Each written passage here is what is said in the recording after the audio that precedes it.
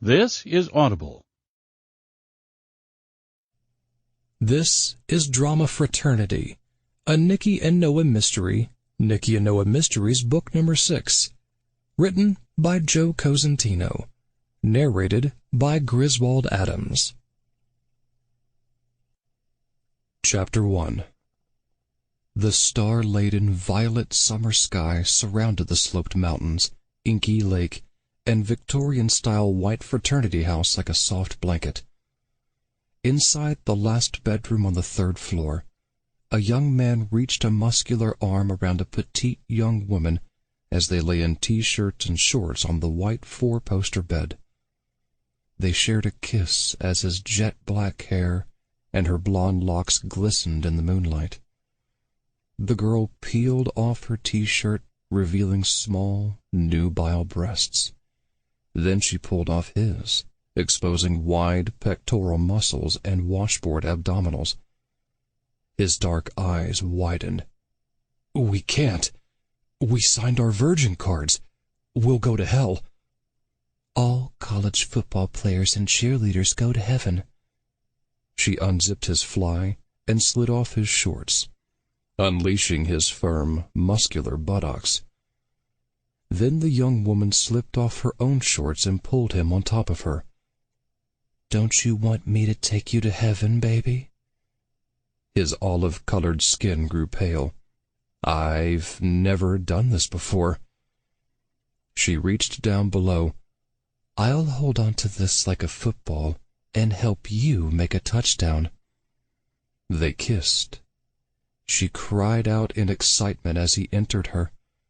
Her cries soon turned to moans of pleasure as she pulled his hips in closer to her, and then up and down in a solid rhythm.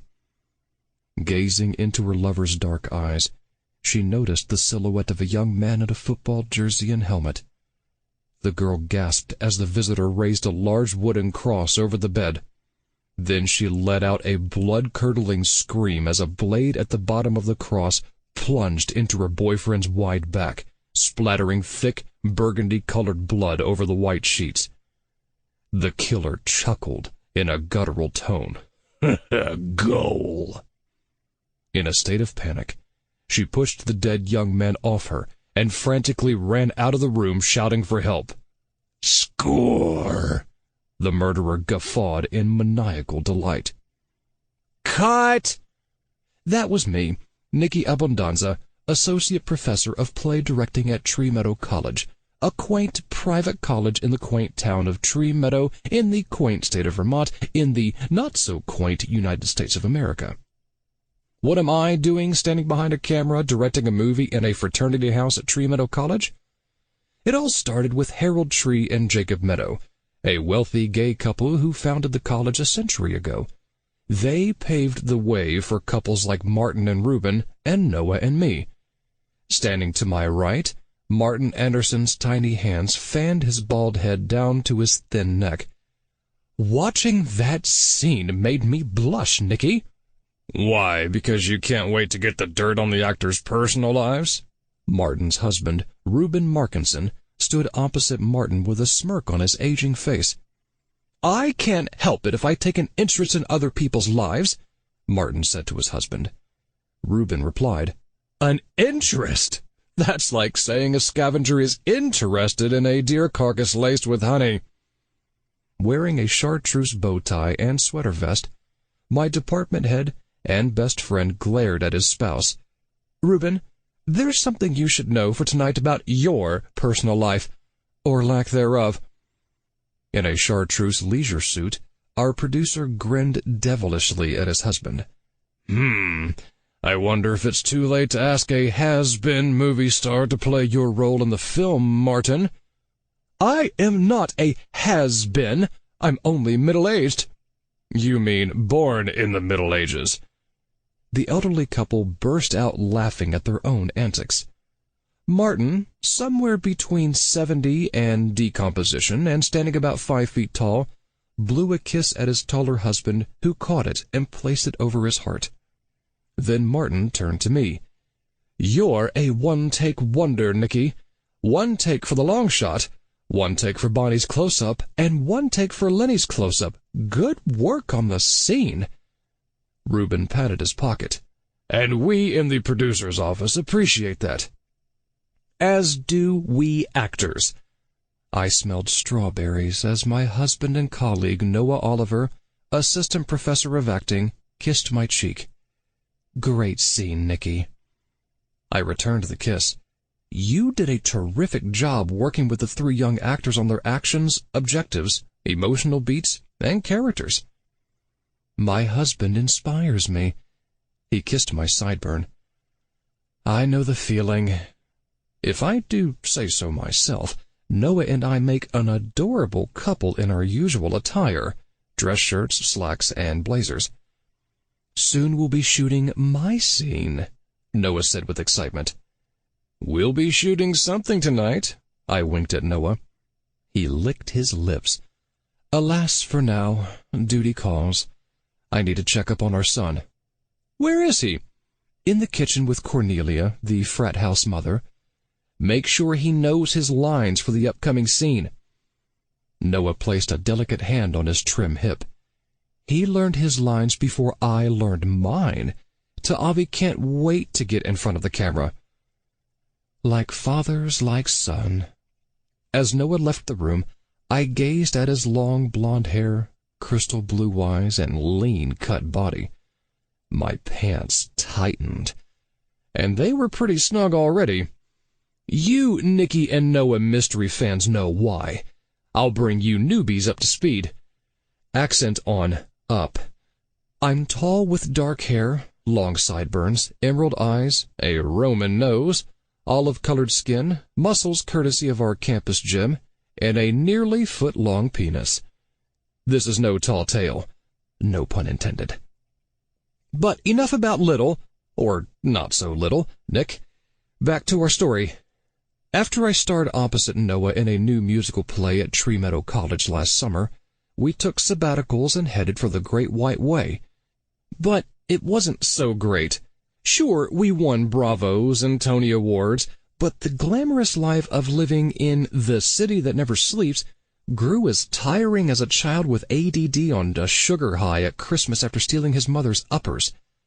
No longer dazzled by the bright lights and flashing marquees of Broadway, we longed for our little hamlet and our not-so-little Victorian house, actually the college's house, in Tree Meadow, especially when an offer came my way to direct Tight-End Scream Queen, a low-budget indie slasher film.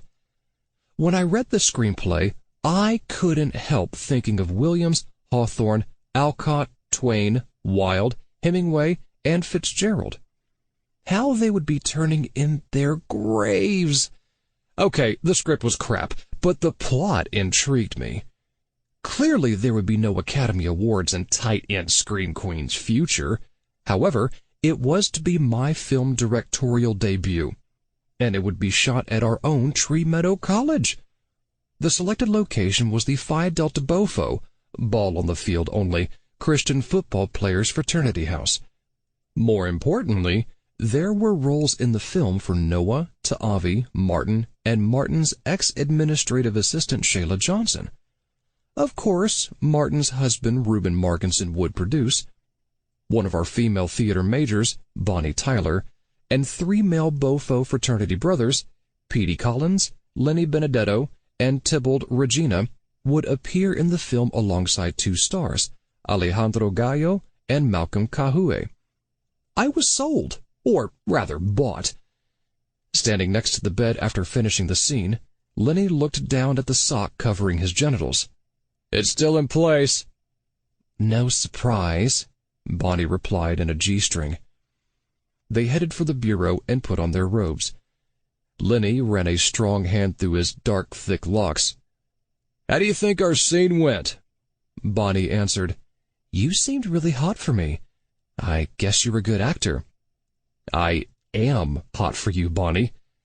And Alexander the Great was hot for Roxana, Bonnie said while putting on her eyeglasses. I joined them. The scene was sheer magic, you two. Thanks, Professor. I had to use my imagination like Professor Oliver taught us in acting class. Bonnie smirked at Lenny. since that's the most action Lenny has ever seen in bed. Lenny pulled Bonnie over to the window and whispered, "Is this about the abstinence until marriage pact the brothers signed at Bofo?" "Yes. Shooting this scene was the closest we've gotten to each other in months, Lenny," Bonnie said with a pout. Lenny lifted her chin with his thick thumb. "Don't make me choose between my love for you and my love for Jesus." Bonnie flicked back her blonde hair. "Didn't Jesus have enough men with the 12 disciples? Why does he need you too?" Lenny drew her into his strong chest. "Bonnie, you know my faith is important to me." "And am I important to you?" "I'd kill for you, baby." I noticed the star of our movie, Malcolm Kahue, take off his football helmet and sit on my director's chair. Not one to be territorial, except over my husband, son, house, college, something I'm directing, or any thought in my head if someone disagrees with me, I moved over to Malcolm. "Are you feeling okay?" The 23-year-old looked up at me with bedroom gray eyes. He stretched his arms, and bulging biceps appeared like melons on sale outside a fruit market. No pun intended. "Playing this role is killing me." "Yes, how difficult it must be to put on a football uniform, wave a wooden cross, and get paid thousands of dollars. You did fine in the scene, Malcolm, and equally well in the exterior scenes we shot around campus." His dimples appeared. "It's a whirlwind. Only a week to shoot a whole movie. I had 2 months to shoot Full Moon in upstate New York." "I'm sure playing a young werewolf who mooned people presented quite a challenge for your bubble butt." "But this role in Tight End Scream Queen is hitting me right here." Malcolm pressed his fist between his wide pectoral muscles. "I want to do justice to the character of Davy Doubt." "Perhaps you'd like to speak with our author for some background information?" I pointed to a young Asian man in his 20s, sitting on a powder blue wingback chair next to the fireplace. Malcolm looked over. "He's the real Davy Doubt, right?" I nodded. "Except his name is Robert Lee, and, like you, he never murdered anyone." Malcolm opened his mouth, seemed to think better of it, and then headed over to Robert. With technicians hauling the camera, lighting equipment, and sound equipment out of the bedroom, Malcolm stood in front of Robert. "I need to get inside you." "Excuse me?" Robert's dark eyes jutted from side to side. Sitting in the adjacent wingback chair, Malcolm said, "I want to know what makes you tick." Robert clutched onto the script at his lap. "Are you a method actor?" "Yeah." "Malcolm's method is to get better roles than this one." "What do you want to know about me?" Robert's voice broke like an aging choir boy on his knees before a priest. Malcolm leaned over and his pectoral muscles nearly ripped the football jersey in two. "Are you nervous about something?" Robert used his wrist to wipe the sweat off his forehead. "I've never talked to a movie star before." Malcolm grinned. "Did you see Full Moon?" He nodded. 6 times. "I connected with that character right away." "A stuttering werewolf with fleas who shows his bare behind to people?" Which, of course, was a metaphor for somebody shy on the inside who hides it by acting brash on the outside. Malcolm rested his leg over the arm of his chair. "Of course." Robert glanced back and forth excitedly between his quivering arm and Malcolm's shapely thigh, only inches apart. Malcolm placed a hand on Robert's shoulder. "What are you doing tonight?" "Heading back to the Tree Meadow Hotel to check over the scenes for tomorrow's shooting." "That place is too quiet. I can't think straight." "I have the feeling you've never thought straight, Malcolm." "Come to the party with me." "The party?" Robert wiped his sweaty palms against his navy chinos. "The frat house is throwing a party tonight to welcome the cast and crew and celebrate completing the first day of filming. You're the screenwriter. You should be there. We'll find a sofa without beer stains, and you can answer my questions." Robert raised his hand as if asking a teacher if he could speak. "No beer stains. This is a Christian football fraternity house. I understand they don't allow liquor, drugs, or sex, but I bet they allow rock and roll." Robert laughed uncomfortably at his own joke. Thankfully, Robert doesn't write comedy. See you at the party. Malcolm rose. Don't disappoint me. I'm a monster when I don't get my way. As Malcolm headed toward the doorway, he bumped into Soil Thomas. The thin 20-year-old dropped red-stained bed pillows onto the floor and said, I'm sorry. Whatever. After he left the room, Soil pressed her dirty blonde hair behind her large ears. I strutted over. Everything all right, Soil? She nodded. I'm not accustomed to being around celebrities. I'm the frat house maid, not a movie maker. Soil picked up the pillows. I'll wash the ketchup and tomato juice off the pillowcases, sheets, bedspread, and curtains. You're doing a great job as prop mistress, Soil. I meant it. The fake blood looks terrific on film. Her pale cheeks turned scarlet. Thank you, Nicky. I asked, will you be at the frat house party later? She nodded, playing with the pocket of her faded sunflower house dress. Mom did the cooking, and I'm serving. Ah, Mama Cornelia, as the boys call her. Mom loves her boys. Ta'avi is enjoying your mother's blueberry pies. She smiled. Your son is adorable. No arguments here. Realizing someone was standing on my other side, I turned to Blanche Gallo, our director of photography. Soil darted out the door like a conservative politician in a public men's room during a raid. The pretty blonde looked sexy in her form-fitting cranberry sweater and jeans. Blanche said, I've got all the shots lined up for tomorrow's shooting, Nicky. Great! Has Alejandro arrived yet? At the mention of her husband's name, Blanche's 30-year-old face aged 20 years. He's at the hotel, she said as if an afterthought. He'll be joining me at the party. Good. Take care of our star. I winked at her. I made my way out the door and down the long staircase to the kitchen at the back of the frat house. Ta'avi was sitting at the long wooden table with blueberry stains on his lemon-colored polo shirt.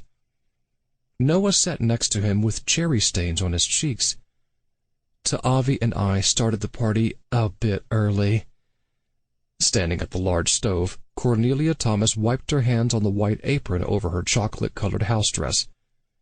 Ta'avi is my favorite food tester. I smiled. And you, Noah? I'm a growing boy, too, Noah said with a smile. I whispered in his ear, You will be later tonight. Walking over to Cornelia, I took in the magnificent scents. What's on the menu for the party?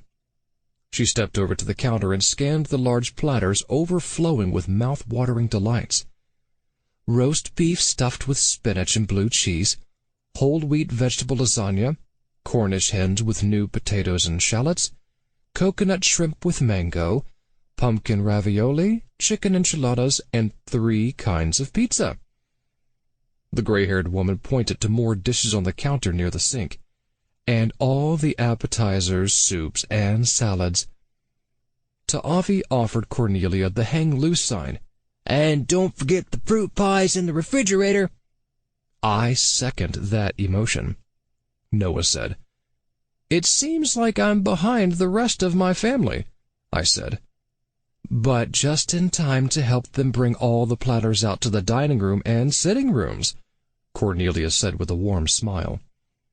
As Noah and Ta'avi began carting off the food, I stood next to Cornelia. Thank you for catering the party and catering our film shoot. She grinned. What's a few more boys to add to my table? Now I know why the fraternity brothers love you so much. My boys are good Christians and good football players. Nicky, don't ever let anyone tell you the future of our country is in danger. These young boys will make us proud one day. I kissed her cheek. It seems like you make them proud right now. She waved me away and then turned toward her daughter doing dishes at the sink. Soil, help Nicky bring out the rest of the food. The girl wiped her face with her hand, leaving a trace of dish soap on her cheek. Okay, Mom. In minutes, the four of us had placed all the food and soft drinks on the sideboard in the dining room and on the break fronts in the two sitting rooms. I noticed that the fraternity house, like Noah's and my house, was typically Victorian in its structure.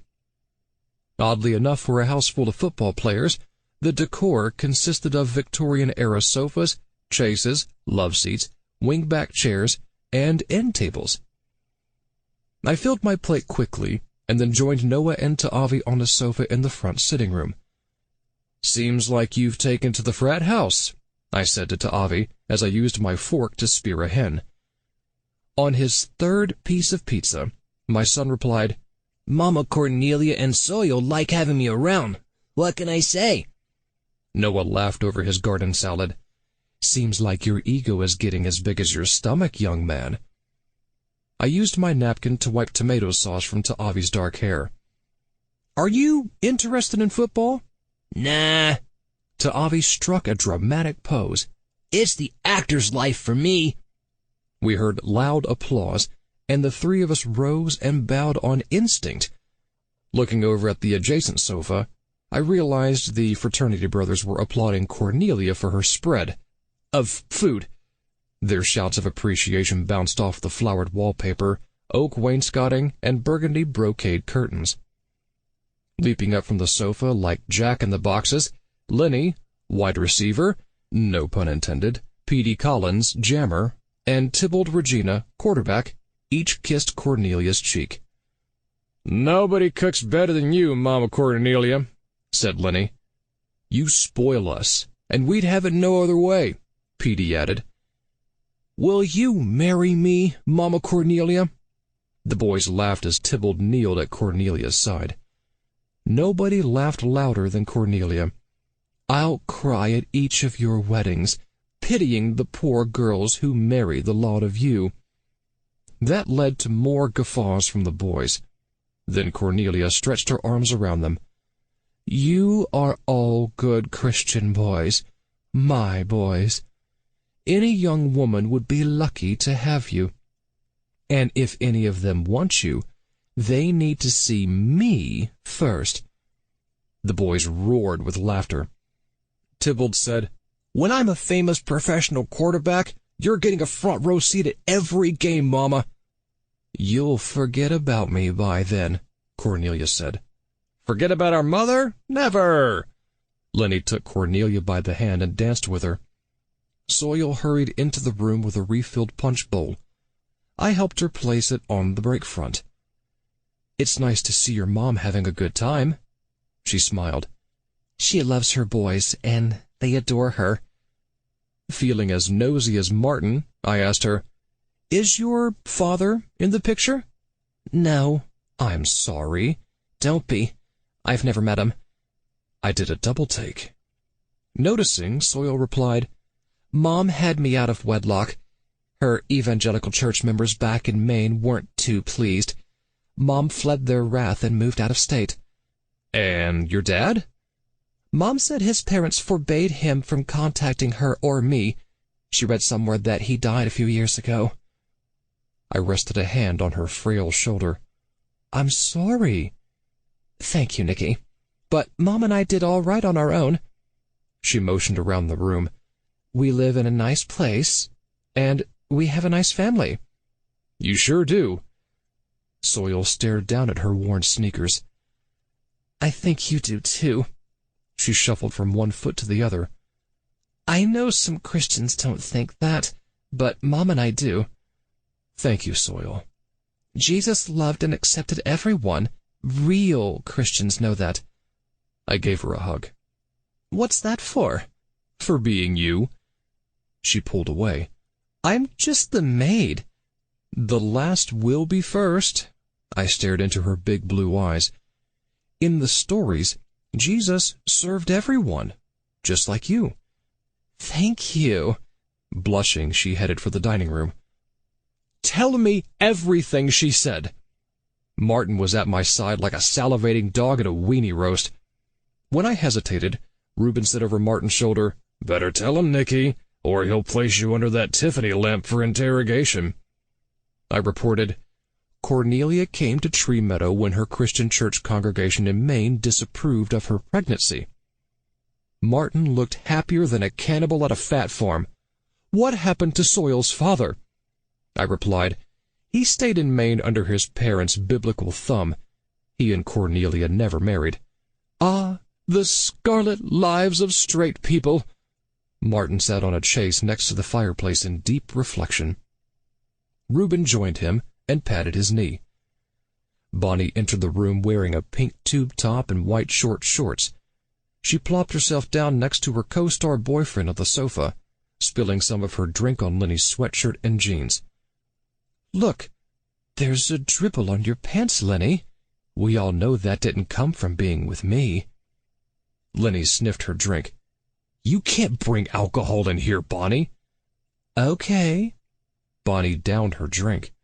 Then she reached into her purse, took out a small bottle, and refilled her glass. Lenny grasped her shoulder. "You're making a fool of yourself." She waved her drink, spilling some on the sofa. "I'm not the one living in a Christian frat house partying on fruit juice." Accent on the fruit. Bonnie should have done a scene from Who's Afraid of Virginia Woolf in acting class. Bonnie scanned the 3 football players. "No alcohol, no drugs, no sex. See no evil, hear no evil, do no evil. 3 closet case Christians." Try saying that 3 times fast. "Hiding behind your virgin cards." Jammer Petey wrapped his arm around Bonnie. "I'll show you how gay I am, Bonnie." She nuzzled her blonde locks into his and traced a finger around Petey's pecs, barely contained by his t-shirt. "Is there a real man under those muscles?" "Want to find out?" Their blue eyes met. Bonnie's finger continued down to the bulge in Petey's denim cutoffs, which barely housed his muscular thighs. She asked, "What about your virgin card?" Petey's dimples appeared. "It's in my room. Want to come see it?" Lenny reached over Bonnie and grabbed Petey by his thick forearm. "Get off her, Petey!" "I definitely plan to get off tonight," Petey replied. Lenny rose to his feet like a warrior entering battle. "Bonnie's my girl!" She joined him on wobbly legs. "I'm as much your girl as Tybalt is, Lenny." Quarterback Tybalt, dark-skinned and built like a wall around Mexico, rubbed his large forehead with his thick fingers. "Keep me out of this, Bonnie." "I bet that's not what you say to Lenny and Petey after lights out," Bonnie replied. In his fire engine red t-shirt and black slacks, Tybalt rose like an erupting volcano. "Just because frat house brothers are celibate, that doesn't mean we don't have sexual urges." Spoken like a priest at an altar boy induction. Bonnie cackled. "Oh, I believe you have urges, guys. For each other." "That's totally nuts," Lenny said. "It's nuts, all right," Bonnie laughed. "You guys want each other's." Lenny took her hand. "I'm walking you back to the dorm." She wrestled free. "What's wrong, Lenny? The rainbow of truth hurts." "We're not gay," Tybalt shouted. Bonnie cooed. "The lady doth protest too much, methinks." With all of Bonnie's absences and latenesses for theater history class, I'm surprised she remembered her Shakespeare. Soil passed through the room to replenish 2 platters of food. As she was leaving, Bonnie grabbed her thin arm. "Soil, have you ever been kissed?" Soil turned scarlet. "No. Why?" "Okay, guys. If you're straight, kiss Soil." "That's crazy," Tybalt replied. "Bonnie, will you shut up?" Lenny said. "I'm game," Petey replied with abandon. Shy Soil looked from face to face and then ran out of the room. Next to me on the sofa, Ta'avi turned to Noah. "Dad, what's celibate mean?" Noah replied, "Write it on your vocabulary pad and we'll go over it at bedtime." Always concerned for others, no emotion for me to follow Soil. I found her sitting at the kitchen table in tears. Soil, Bonnie was drunk. I know. She wiped her large eyes with a napkin. Don't let her get to you. I sat next to her. She didn't. Then why are you crying? When I see how boys react to girls like Bonnie and how they react to me, I realize I'll never have a boyfriend. I took her small hand. Of course you will. You're a beautiful young woman with a kind heart.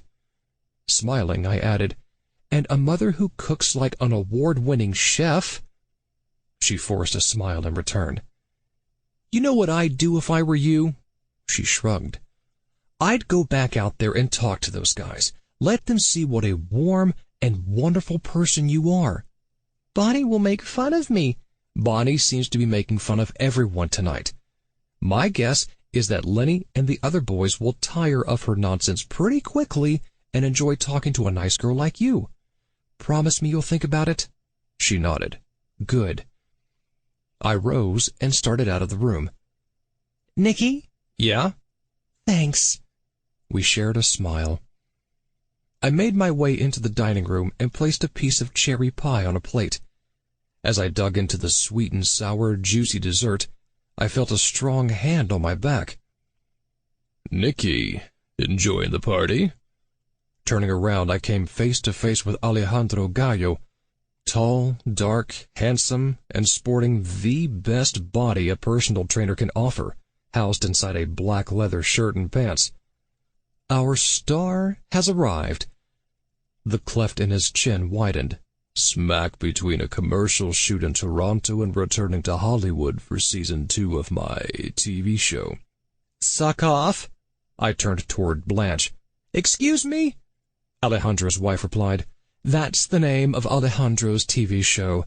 He plays a sexually compulsive vampire who can't get enough blood or sex.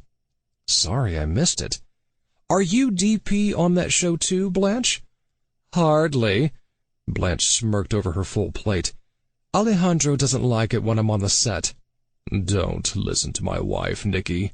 I'm madly devoted to her. He kissed her cheek, which is why I'm thrilled to be all yours for the next few days. Alejandro licked his lips and looked me up and down like a conservative politician meeting an oil magnate who does fracking on the weekends. Keeping things strictly business, I said, I'm looking forward to your scenes as Detective Detective Irajali. Oops. Talking to my crotch, Gallo replied, I can't wait to get inside the part. He put his arm around me. You and I should grab a drink and chat, so I can wrap my head around the script. This is a Christian football fraternity house. No booze allowed. Alejandro glanced into the front sitting room across the hall at Bonnie waving around her bottle. Looks like all the fun is happening in the other room. They are your co-stars, I explained. Alejandro looked over at the young football players, and his dark eyes glistened. We'll talk later, Nicky. Blanche glared at her husband.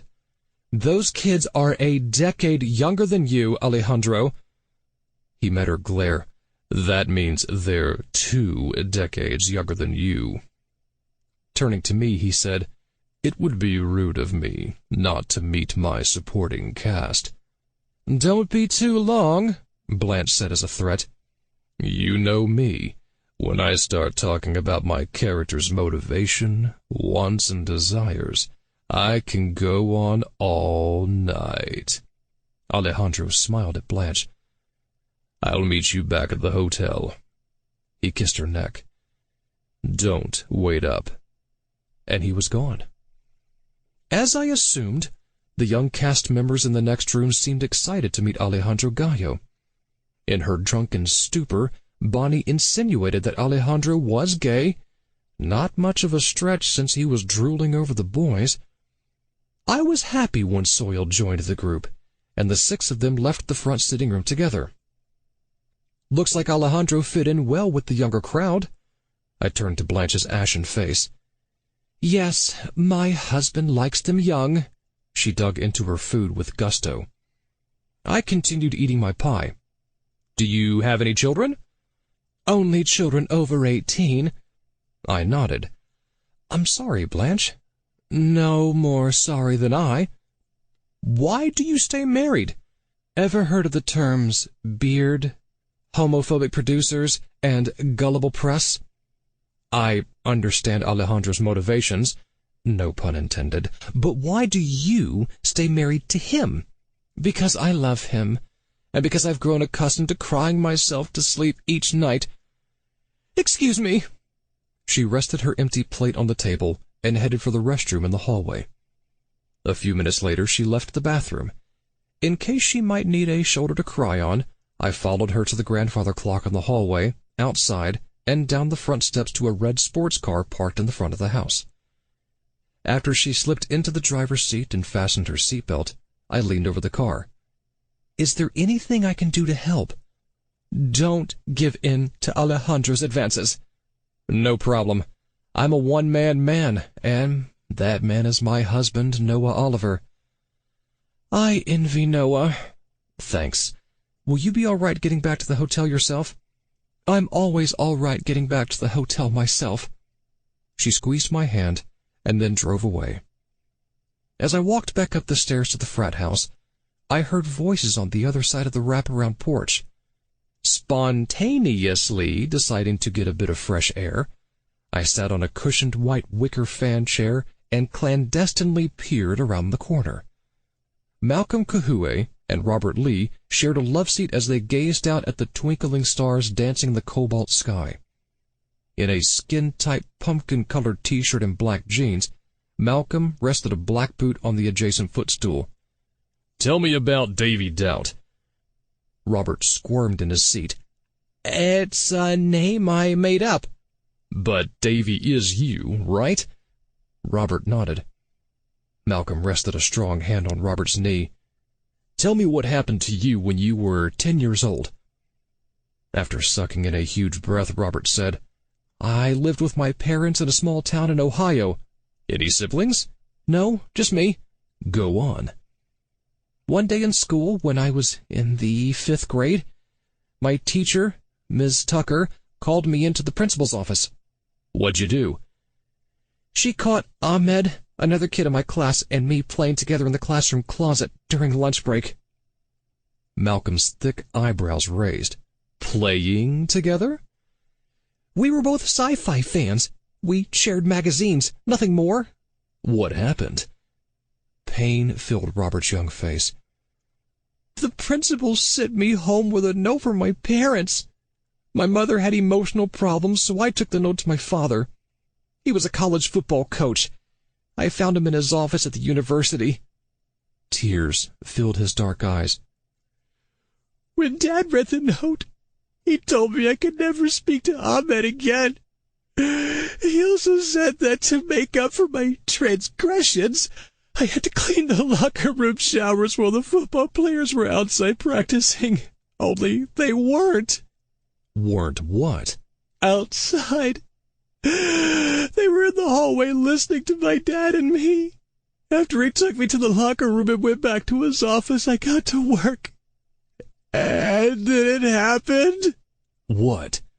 The college football players came into the locker room. They were evangelical Christians who belonged to the same fraternity house, and they had all signed pledges of abstinence until marriage. And they were no doubt as horny as a priest at grade school show and tell. Robert wiped his eyes with the sleeve of his polo shirt. One of the players told me to straighten out before I grow up queer. Another one said he would show me what happens to faggots in a locker room. I tried to run away, but he caught me. The other guys turned on the showers to muffle my cries for help. Then the first guy stripped off my clothes, pushed me over a bench, unzipped his fly, and took me from behind. Poor kid. I screamed and cried out for my father, but he never came. Malcolm leaned his muscular arm on the back of the love seat. What happened? As if seeing it all in front of him and reliving every horrifying moment, Robert said, "One at a time, the other players joined in, calling me names, pounding into me. I never felt such pain before. With each thrust, it was as if they were killing a part of me." "What'd you do?" "I screamed until I lost my voice. After the last guy had finished, they all left. I lay on the floor of the shower room, watching my tears mix with the shower water, their cum and my blood all swirling down the drain. Like me." Robert's face turned to granite.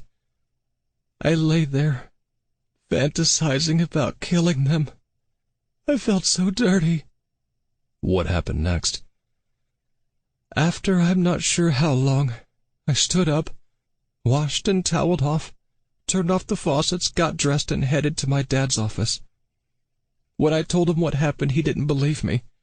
He said his players are good Christian boys who would never do something like that. Waving the note from the principal in my face, he said that I must have provoked them, and when they refused my advances, I no doubt fantasized about them doing that to me. The more I tried to make him understand, the angrier and more persistent he became. Finally, he told me to never ever mention this to anyone, or he would send me to a psychiatric ward or a juvenile prison, where they'll do worse things than you pretended happened to you in the shower room." "And you never told anyone else?" "No." "Where's your dad now?" "He died a few years ago. Of suicide. I found him in his car parked in our garage. Next to him on the front seat was a note asking for my forgiveness." Malcolm rested his elbows on his knees, causing his biceps to swell like footballs. "And when you went to college, you played football? Tight end?" Robert nodded. "In Nebraska. That's when I started having flashbacks about what happened to me in the locker room when I was 10 years old. Eventually the memories of what had happened to me mixed with my fantasies." "Your fantasies?" "Since a lot of the guys on my team were evangelical Christians, when I went into the locker room showers, I couldn't help imagining they were the same guys who did that to me 10 years earlier. Then I started to envision myself wearing my jersey and football helmet, carrying a wooden cross with a blade sticking out of it, and killing each of them. When I told the college psychologist about it, he said I was having displacement revenge fantasies. He recommended that I write a diary to chronicle my feelings." "And your diary turned into a screenplay?" He nodded. "My psychologist wife was a literary agent. She found my diary on his desk one day and read it. She called me and recommended I add in sex scenes before each murder and turned it into a screenplay. So I did. After I graduated, she shopped it around to some studios, and we got an offer." Malcolm faced Robert and placed his hand on Robert's cheek. Finally, some empathy from Malcolm for what Robert so painfully endured. "What you told me will help the arc of my character. I'll thank you when I win an Oscar." Malcolm stood and walked into the house through the back door. Robert placed his hands over his face and wept into the still night air. I walked over and sat next to him. "I'm so sorry that happened to you." He wiped his eyes with the backs of his hands. "You heard?" I nodded. "I happened to be passing by." "Are you seeing anyone to talk about this? My shrink is on vacation this week." "If you want to talk, thanks, Nicky." He rose. "I think I talked enough for one night." He headed for the back door. I walked to the other side of the porch and found Noah, Martin, Reuben, and Ta'avi. "Here you are." Noah put his arm around our son. "It's Ta'avi's bedtime." As we walked down the porch stairs to our cars, Martin said, "You didn't miss much at the party, Nicky. After the young people left the front sitting room, I was stuck with the old fogies. "Misery loves company," Reuben retorted with a smirk. Since Noah was driving, the three of us arrived home in 2 minutes. I exited the passenger seat on rubbery legs, massaging my white knuckles. After walking up our front stairs, across the wraparound porch, through the front hallway and up the oak staircase, we all stripped to our t-shirts and boxers. While Noah went over to Avi's vocabulary list into Avi's bedroom, I headed to the study to peruse my script for the next day's shooting. Then I joined them into Avi's room.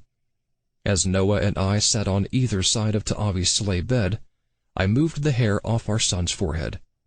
"Did you have a good day?" Ta'avi nodded. "But tomorrow will be better. Dad and I get to do our scenes for the movie."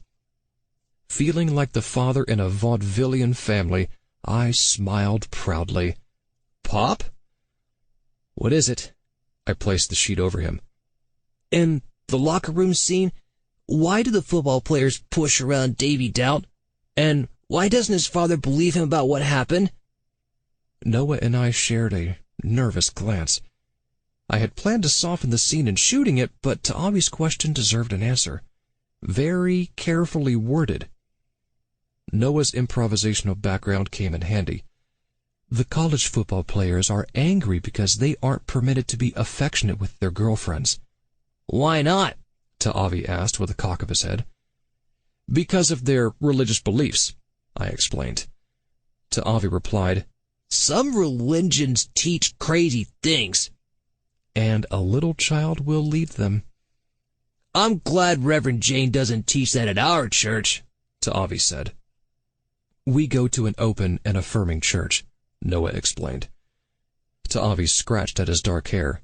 "Shouldn't all churches be open to everyone?" "Good point."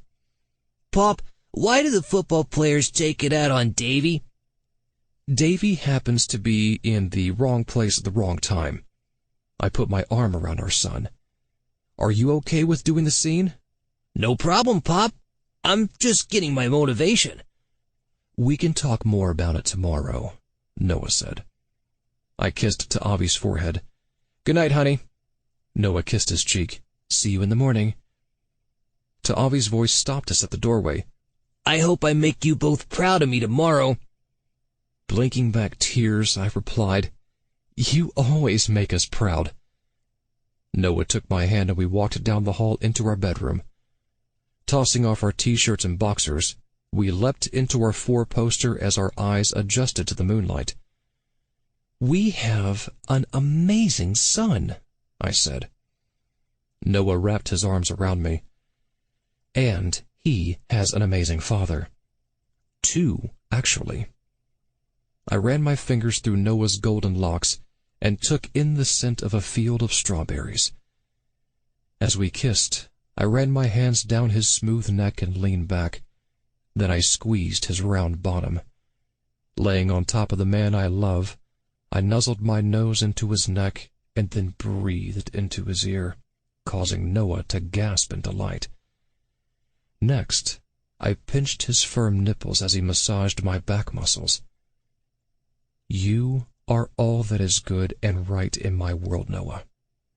My world is you and our family, Nicky." Noah squeezed my pectoral muscles and ran his fingers over my abdominals. I kissed his porcelain-like skin down to his navel and flicked it with my tongue. Working my way down to his blonde bush, I licked his scrotum. Taking his long, thin, curved manhood into my mouth, I sucked softly and then more firmly as he squeezed the top of my head and writhed in delight. When I tasted Noah's pre-cum, I let him slide out of my mouth. He scooted downward and rested my groin on his face. After taking each of my balls in his mouth, he licked my long, thick shaft and then stretched his mouth open wide to engulf my mushroom head. I groaned as he sucked harder and harder. When I couldn't hold back a moment longer, I pulled away, pressed Noah's knees to his chest, and entered him slowly. Gazing down at him, I recalled when we first met at the college, how we fell in love, the night we committed to each other, our wedding, and adopting Ta'avi. I never thought I would love anyone as much as I love Noah, my friend, colleague, partner, husband, and my life. Once Noah had accommodated my girth, he reached out for my buttocks and pressed me deeper inside of him. One with the man of my heart, I pressed forward again and again, thrusting further and further into his soul, until we both shouted our orgasms, me inside my paramour, and Noah lacing his ivory chest with the product of our love. As I fell asleep in Noah's arms, I had a suspicion that something ominous was about to happen again at Tree Meadow College, and it was going to happen soon. I woke early the next morning and gazed out our bedroom window at the swirls of vermilion, tangerine, and gold adorning the sky and reflected in the lake below. After showering, I woke Noah and Ta'avi. Once all dressed, we ate buckwheat blueberry Brazil nut, try saying that 3 times fast, pancakes in our breakfast nook, with no nuts for Noah due to his allergy to all things nuts, except mine. I downed my various vitamin, mineral, and herbal capsules with pineapple juice. Noah poured maple syrup onto Avi's pancakes. "Nicky, your supplement stack keeps getting bigger." "It's not so big." You won't hear me say that very often. Noah pointed to the mountain of pills in front of me. "We could open a vitamin shop. It gives me an energy boost." "You have plenty of energy." Noah winked at me. Ta'avi cocked his head and asked between bites, "What's in all those pills, Pop?" I replied, "Green tea extract, fish oil, ashwagandha, ginseng, yohimbe bark, coenzyme Q10, reishi mushroom, and linoleic acid." "Can I take some?" "How about finishing your milk instead?" Noah said. Ta'avi drained his milk. "But what if I run out of energy today on the set?" I replied, "That's about as likely as your dad driving within the speed limit." After a gentle kick under the table from Noah, we left and he sped us to the campus parking lot like an action movie car chase playing on fast forward. As we walked over the tiny bridge and through the columns to enter the campus, I saluted the bronze statues of our college's founders, gay couple Harold Tree and Jacob Meadow. Since it was a beautiful summer day, the sun shone down lovingly on the Kelly green lawn and graceful trees brimming with emerald leaves. Walking across campus, we enjoyed the sweet scents and colors of gardenias, roses, sweet peas, lilies of the valley, hyacinths, irises, and lilacs bordering the cobblestone walkway. After entering the gymnasium building, we headed into the men's locker room. I was relieved to find my dedicated film crew had already set up the camera, boom mic, and lighting equipment. I also noticed Lenny, Petey, and Tybalt dressed in their football jerseys, standing near the showers. They looked tired, no doubt from the previous night's party, but seemed ready to shoot their scene. Ta'avi was shuttled off to the bathroom by the costume mistress to change into his dress shirt and slacks. Noah was already in a dress shirt that matched his azure eyes, gray slacks, and a gray blazer. Cornelia Thomas stood in the corner of the room behind a table brimming with yogurt, fruit, cereals, drinks, apple turnovers, and other breakfast items. She straightened the sleeves of her brown house dress, looking happy to feed her boys whenever they got hungry. In a beige peasant blouse and jeans, Blanche Gallo went over the camera placement for the upcoming scene with me. I asked her, "Is Alejandro coming to watch?" She shook her head, and blonde locks jiggled around her pretty face. "He's at the hotel sleeping off last night's party." Reuben appeared at my shoulder in a fuchsia leisure suit. As producer, he said, "Time is moving on, Nicky, and time is money." Martin was at my other shoulder, wearing a fuchsia bow tie and sweater vest. And my husband knows all about time moving on. The costumer ushered Ta'avi to the shower area, and Noah coached the 3 college students and our son on their acting for the scene. Hearing a soft moaning sound coming from behind a locker, I darted over to find Robert Lee huddled in a corner. He wore the same clothes from the night before. After helping him to his feet, I asked our screenwriter, "What's wrong?" "I can't stop the flashbacks, and watching this scene will only make it worse." I put my arm around him and walked him out of the locker room and into the hallway. "Don't watch the scene. If I need you, I'll find you." Robert slumped onto a bench and wept into his hands. I didn't want to leave him alone, but I had to direct the upcoming scene. I thanked the movie gods when I spotted our star, Malcolm Kahue, heading our way. "Malcolm, please look after Robert." He nodded and sat next to the screenwriter. In a cherry t-shirt and tight black jeans, the actor put his arm around Robert. "Let's talk some more about my character." With Robert in egotistical but safe hands, I raced back into the locker room. After calling, "Quiet on the set," "I always wanted to do that," I said. "Roll sound, roll camera, slate, action." Shooting out of sequence, we first shot the locker room scene where Noah, Coach David Doubt, directs his son Ta'avi, Davy, to clean the shower stalls. The long shot and close-ups went off without a hitch as Noah and Ta'avi displayed a natural father and son relationship. My plan was to shoot the attack scene next in an artsy manner with slow-motion close-ups on Ta'avi's terrified face, the football player's angry stares, the tiles of the floor, beads of water, and drops of blood. Audio of the football players taunting Ta'avi and Ta'avi's pleas for help, muffled by the running water, would be added in later. As we shot the scene from different angles, I was prouder than a peacock with a rainbow fan of Ta'avi's heart-wrenching performance. When we finished the last take, I bent down and wrapped my arms around my son. "You were terrific." "My dad's taught me everything I know." He winked at me. I rose to Cornelia at my side, who said, "And weren't my boys terrific, too?" Lenny, Petey, and Tybalt blew her kisses. "We love you, Mama Cornelia." Tybalt said with a bright smile, "I may become a movie star." Cornelia clutched at her bosom. "You're all good Christian athletes. The wanton ways of Hollywood aren't for you." "Okay, then I'll stick to my goal of becoming a professional quarterback," Tybalt said. She laughed merrily, hurried over to her boys, and hugged them into her chest. We moved on to the coach's office to shoot the segments occurring before and after the shower scene. As the tech crew set up for the shots, I found Soil Thomas in a turquoise house dress checking the props on the desk. Noticing her hands were shaking, I said, "The office looks great. You're doing a fine job, Soil." She forced a smile. "You don't have to say that, Nicky."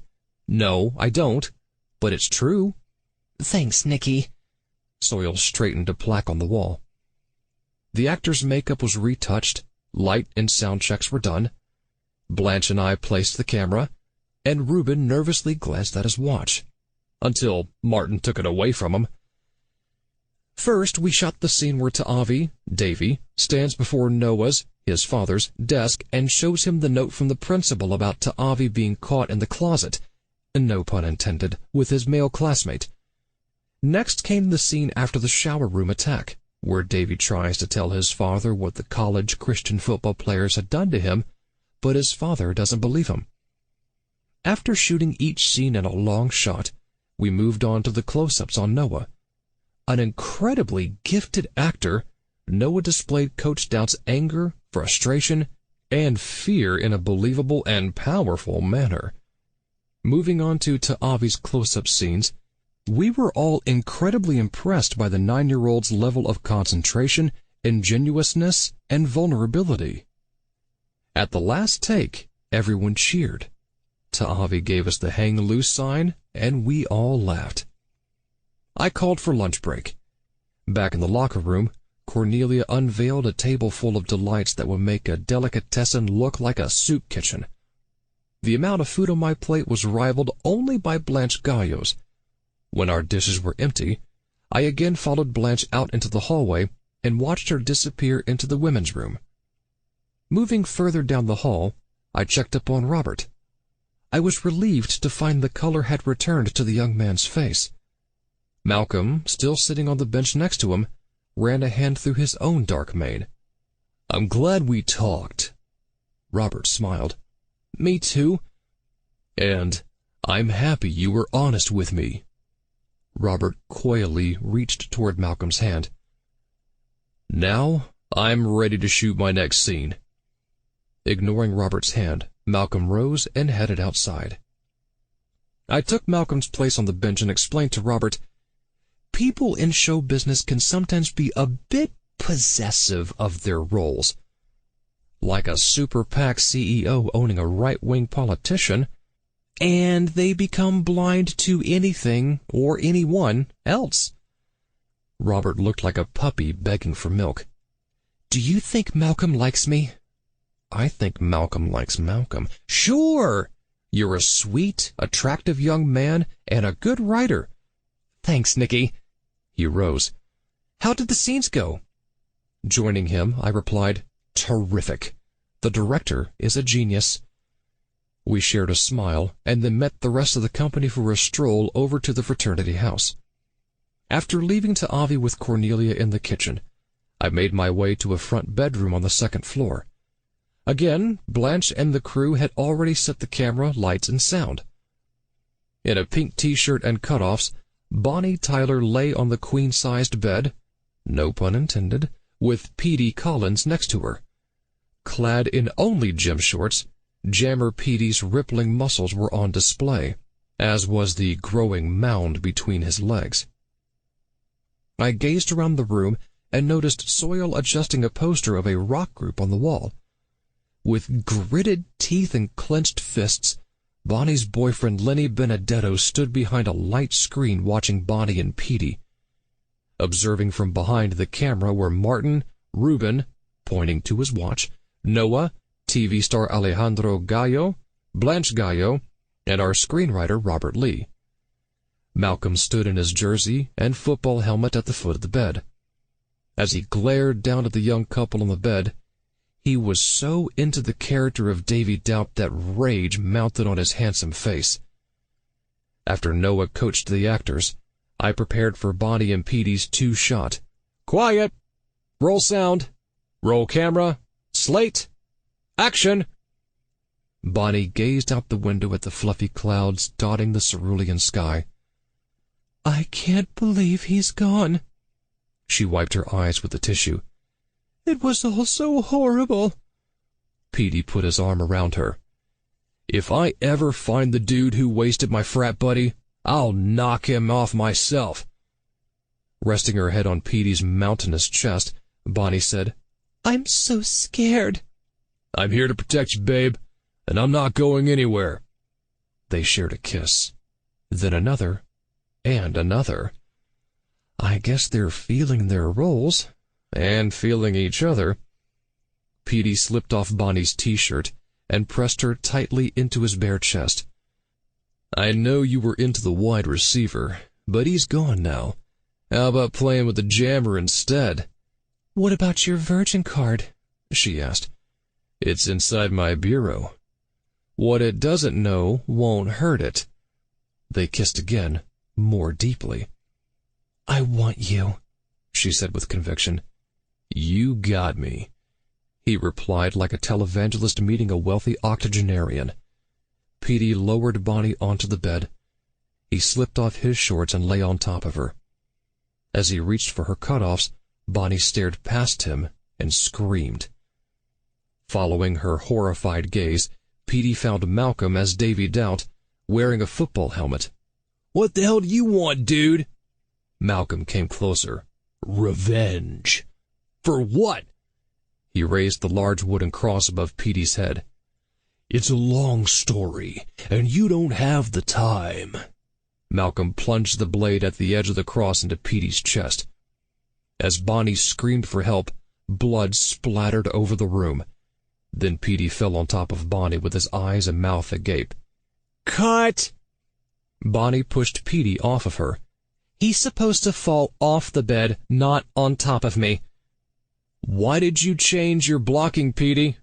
Noticing a river of red oozing from his chest, I hurried over and checked Petey's pulse. The jammer has been turned into jam. Chapter 2. I thought you left Tree Meadow for the bright lights of Broadway. Detective Jose Manuelo scratched at the rolls of stomach fat protruding underneath his dark suit jacket. Standing between him and the police officers taping off the area around Petey Collins' bed, I offered him my pearly whites. I missed you terribly, Manuelo, so I had to come back. Yeah, I figured that was it. He scratched at his dark wavy hair. Care to tell me about this? I glanced out the window at Martin and Reuben down below doing damage control with a local television reporter. Shouldn't I address the media first? You know how adorable I look on camera. You'll look even more adorable to the convicts in a jail cell. No talking to the press, Nicky. Then I have to get back to shooting my film. He grabbed my arm. Production is halted. For how long? Until I say so. Where's your respect for the arts, Manuelo? We have to wrap this film by the end of the week. A big budget extravaganza, Nicky? I feigned tears. You know how much it hurts me when you mock my art. Spill what you know, Nicky, and I might let you resume production on your art tomorrow morning. Is that any way to talk to your crime-solving partner? You aren't my crime-solving partner. I agree, Manuelo. I solve the crimes and you get in my way. Now, did you send the cross to the lab for prints and fiber testing? Of course. What do you think I am, an idiot? Clearly. Lab testing is useless in this case. Come again, Sherlock Holmes? Lots of people touch the props on a film set. Is the body being examined? Of course. A complete waste of time. His dark eyes turned into black lines. And why is that? We already know Petey Collins was killed by the blade in the cross prop. You can release the body to whomever wants it. His parents, who are Comey and Jane Collins. Daddy's a prominent local Republican who owns oil pipelines and fracking companies. He's also head trustee at Tree Meadows Grand, Godly, and Glorious Church. Try saying that 3 times fast with communion bread in your mouth. Mommy's the church secretary.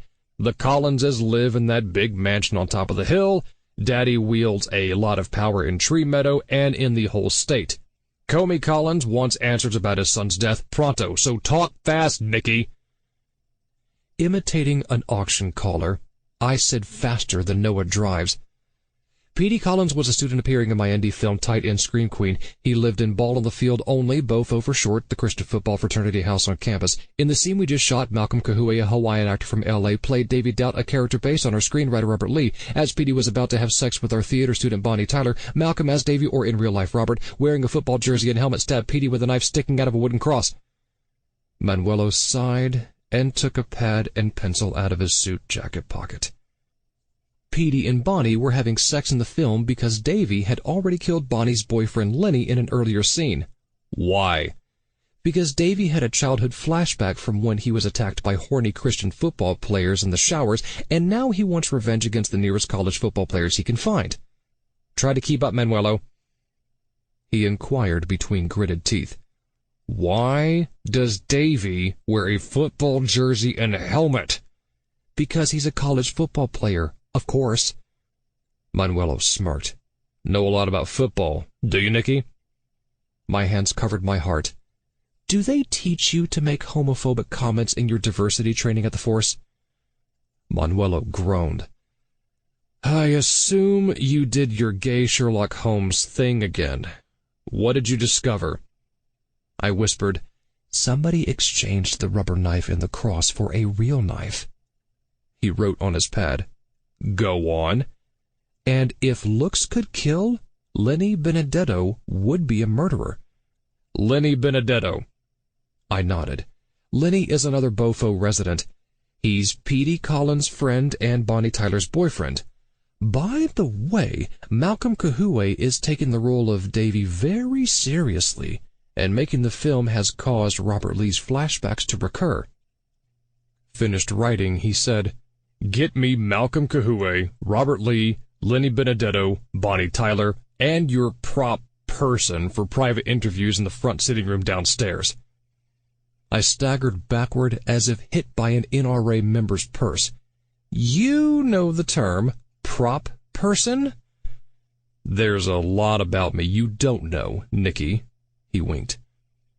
5 minutes later, Manuelo and I sat in the front sitting room on a maroon love seat. I took Manuelo's hand. "This is cozy, Manuelo." He pushed me away as Malcolm Kahue entered and perched himself on a rose-patterned wingback chair opposite us. Manuelo asked him, "Mr. Kahue, when you picked up the prop to kill Petey Collins at the scene, why didn't you notice the real knife lodged inside the cross?" Malcolm crossed his ankle over his knee.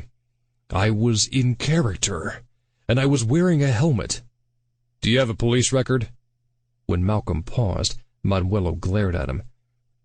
"I can check." Malcolm looked down at the Chinese rug. "No record." "Did you have anything against Petey Collins?"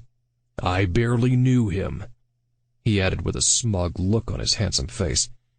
"He's a local." Coming to Malcolm's defense, I said, "I doubt any rational person would kill someone under all those lights with so many people watching. But maybe Malcolm isn't rational." "Are you his lawyer?" Manuelo asked me. "I'm his director, and that's a far more important relationship." After Malcolm was dismissed, Robert Lee was next on the hot wingback chair. "Why did you write a movie about killing college football players?" Manuelo asked. Robert's voice shook like the ingredients of a smoothie. "It started out as therapy." "But he never actually killed anyone," I explained. "Robert only had fantasies about the football players." "I'm sure you know a great deal about that," Manuelo said to me. I winked at him. "Like you fantasize about me, Manuelo?" "I admit I've envisioned killing you a few times, Nicky." He asked Robert, "Do you ever black out when you have these fantasies?" Robert shook his head and sweat beads flew around his head. "Where were you when the scene was shot?" Manuelo asked him. "Watching," Robert swallowed hard. "Next to the prop table." Uh-oh. A few minutes later, Lenny Benedetto fidgeted with the arms of the witness stand. The wingback chair. "How did you feel when your girlfriend made love to Petey Collins in the scene?" Manuelo asked the young football player. "I didn't like it," Lenny replied. "Were you and Petey Collins on good terms?" Manuelo asked. Lenny wasn't that good of an actor. He clenched his fist and his biceps ballooned. "Sure, we're fraternity brothers," he grimaced. "But Petey shouldn't have come on to Bonnie last night at the party." "How were things between you and Bonnie Tyler?" Manuelo asked. Lenny pulled at his Bofo sweatshirt. "She wanted. Bonnie insinuated that all the brothers took an oath." I translated into the language of sanity. "The Christian frat brothers pledged an oath of chastity until marriage. Bonnie and Petey weren't totally on board with that. Lenny was, so Bonnie questioned Lenny's sexuality."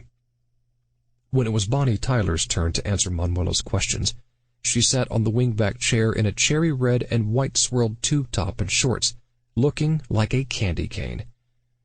"What was your relationship with Petey Collins?" Manuelo asked, readying his notepad and pencil. "He was in the movie with me." "Were you two romantically involved off-screen?" Manuelo asked. Bonnie adjusted the lightweight eyeglasses on her button nose. "No, Petey and I had sex. No romance."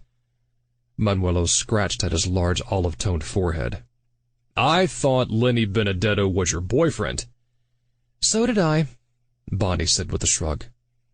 Trying to help Manuelo see inside the frat house looking glass, I said, Lenny signed a virgin promise card here at the frat house. Like her character in the movie, this frustrated Bonnie. Manuelo asked, "Didn't Petey Collins sign the card too?" Bonnie smiled. "He used invisible ink." Manuelo slid to the edge of the love seat. "You don't seem too broken up about Petey dying in bed next to you." "Actually, he died on top of me, until I pushed him off." I couldn't resist. "Bonnie, was Lenny aware of your relationship with Petey?" She nodded. "How do you know?" "I told him." Forgetting I wasn't directing a scene, I asked her, "What was your motivation?" She seemed like a little girl. "To get Lenny to notice me." Manuelo put his hand over my mouth. "What did Lenny do when you told him about Petey?" Her blue eyes softened. "He cried." Finally, Soiled Thomas rocked back and forth in the wing-back chair. "If only I had checked the cross before the start of the scene." "Isn't that your job?" Manuelo asked. Soil ran her shaking hands through her stringy hair. "I had checked it earlier, so I didn't look at it again." She wiped a tear from her cheek. "If I had, Petey wouldn't be dead." I leaned over and took her hand.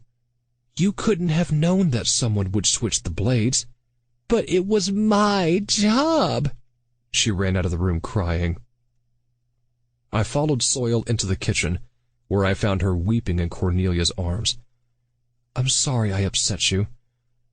Soil pulled away from her mother. "It's not your fault, Nicky. It's mine." She wiped her eyes with the sleeve of her house dress. I rested a hand on her bony shoulder. "Soil, I've seen my share of murders, and a murderer will use whatever means necessary to carry out a crime. No matter how watchful we are, he or she could have used anything to kill Petey." "But he used one of my props, right under my stupid nose." Soil ran out of the room and up the back stairs. With tears streaming down her chubby cheeks, Cornelia said, "I'll deal with Soil later." She sat at the kitchen table and ran a hand through her gray hair. "My poor Petey. He was a good Christian boy. Why would anyone want to kill him?" "That's what we're trying to find out." "Do you think someone was trying to set up Soil as the murderer?" I sat next to her. "Is there anyone who has it in for your daughter?" Cornelia laughed sadly. "No, Soil has no friends. I'm her only family," she sighed. "She needs more than me and her chores around here. I was hopeful last night at the party when you told her to talk to the other young people." "Where did they go after they left the front sitting room?" "Upstairs to Petey's room. I heard them laughing and playing music. My heart leapt for joy." She wiped her face with a handkerchief. "And Ta'avi has been a little blessing for her, too. Soil adores him. I can't blame her." "Speaking of Ta'avi, where is he?" "One of your technicians drove Noah and Ta'avi home, so the boy wouldn't hear all the talk about the murder. Ta'avi will be disappointed." "I'd better join them." Cornelia walked me through the hall to the front door. "I heard you have a knack for solving mysteries. Please figure this one out soon, Nicky. I don't want to lose any more of my boys."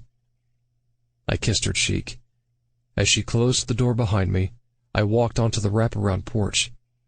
Hearing shouting from a bedroom on the second floor, I recognized the voices of two of my actors, but they weren't rehearsing a scene. Wide receiver Lenny Benedetto said, "Of course I didn't tell Manuelo. You better not tell him either." Quarterback Tybalt Regina answered, "Do you think I'm totally stupid, dude?" "We're both totally stupid, dude." After a pause, Petey said, "Tib, we did some things we regret. Let's not take it out on each other." "Dude, all that matters now is that we keep our trap shut about everything. My career in football could ride on this. So could your future." "I couldn't agree more, bro." I made my way to Noah's sports car and drove home along the windy roads surrounded by jagged mountains. It was nice seeing the view without gripping my seat for dear life. After entering our house and walking up the long oak staircase, I followed the light to Avi's bedroom. Sitting on the side of the bed, Noah said, "We just went over to Avi's vocabulary pad." Nestled under the sheet, Avi said, "Now I know what nymphomaniac means."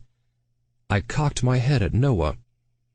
Lenny was angry at Bonnie, and Avi overheard, Noah explained. Sitting on the other side of the bed, I adjusted the sheet under Avi's chin. "Are you okay about what happened to Petey Collins?" Avi looked as giddy as an alcoholic at his 5th happy hour. "Can I help you solve the case, Pop?" "No," Noah and I said in unison. "A cute couple thing we do." "Why do you guys always get to have all the fun?" Avi whined. "Because we're guys, and you're still a boy," I explained. Avi replied, "I want to dress up and investigate people, too." Noah tweaked his nose. "Leave that to us."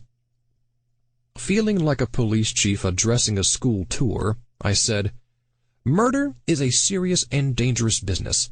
Let the professionals handle things." "You mean Detective Manuelo?" Avi asked. "No, your dad and me."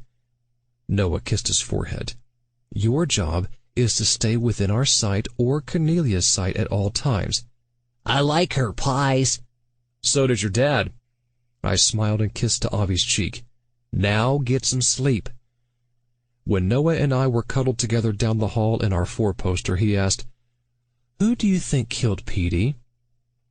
I squeezed him in closer to my chest and smelled strawberries. Lenny was jealous over Petey's affections for Bonnie. Blanche Gallo was envious of the college student's attentions on Alejandro, and Lenny and Tybalt are sharing a secret. I kissed the top of his golden hair. My Watson kissed my sideburn. I'm all for becoming the character, but Malcolm Kahue seems to be taking his role as Davy Doubt a bit too personally. So does Robert Lee, who I found crying in the fetal position in the gym locker room. Noah's blue eyes expanded. "I can't believe we're involved in another murder mystery, Nicky." "We seem to entice murder like a gay bar attracts a gay conversion therapy graduate." Noah hugged my back. "I have the feeling more people will get killed. You need to solve this soon." He kissed me and then rolled over onto his side. As I spooned the man of my dreams, I thought about Petey Collins and wondered who would be next. The next morning, post-breakfast, and supplements for me, Noah sped us to the campus like a taxi driver in New York City on uppers. After dropping Avi off with Cornelia in the frat house kitchen, Noah and I headed to the theater building. I exhaled in relief when I realized Manuelo had permitted us to continue shooting. The crew had, aptly, set up my faculty office as a detective's office. Alejandro Gallo sat at my desk in a royal blue suit with Bonnie Tyler, wearing a peach spandex blouse and shorts, perched on the visitor's seat. Blanche Gallo and I set up the shots as the technicians tested the sound and lighting. Noah coached the actors until I called for quiet and rehearsal. In the scene, Alejandro, Detective Iragli, questioned Bonnie on the murders of Lenny and Petey. When we were ready to shoot, Bonnie took off her eyeglasses, and we filmed the master shot. The close-ups followed. I could see why Alejandro was a successful television actor. He was totally comfortable in front of the camera and seemed to make love to it with each beat of the scene.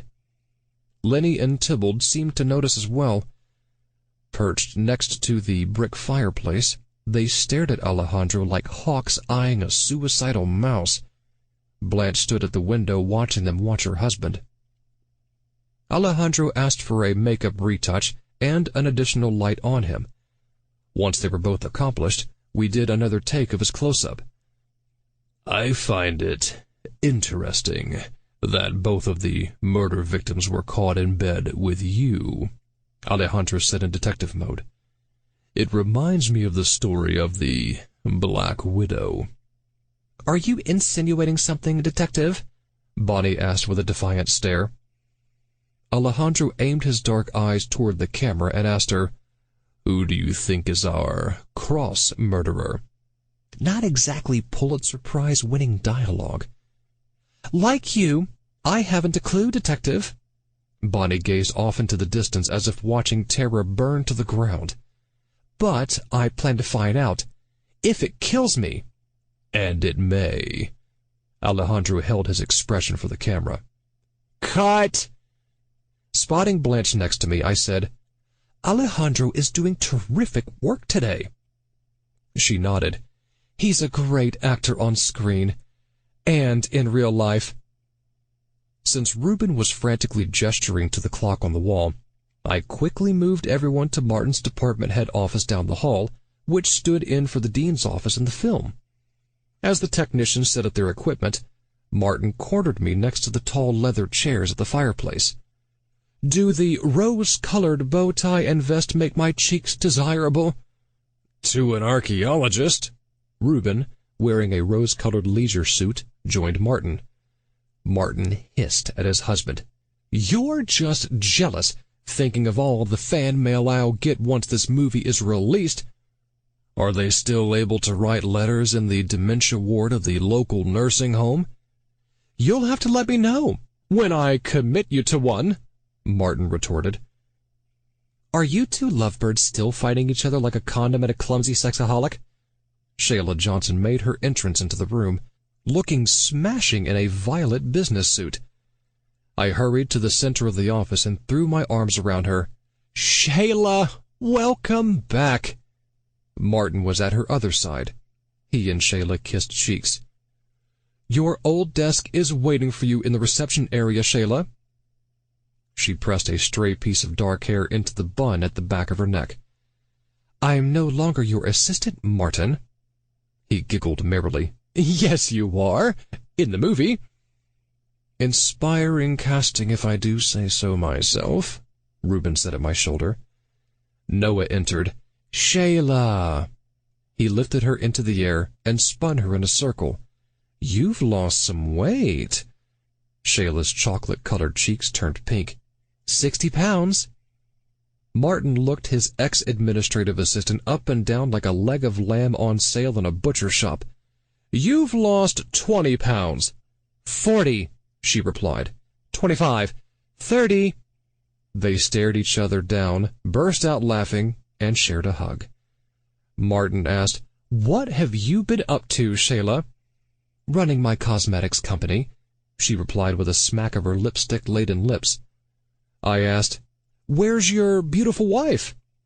"Out on the 98th tour of Hello, Dolly," Shayla replied. "They're in Sulphur, Oklahoma tonight." She chuckled. "If that doesn't kill her, nothing will."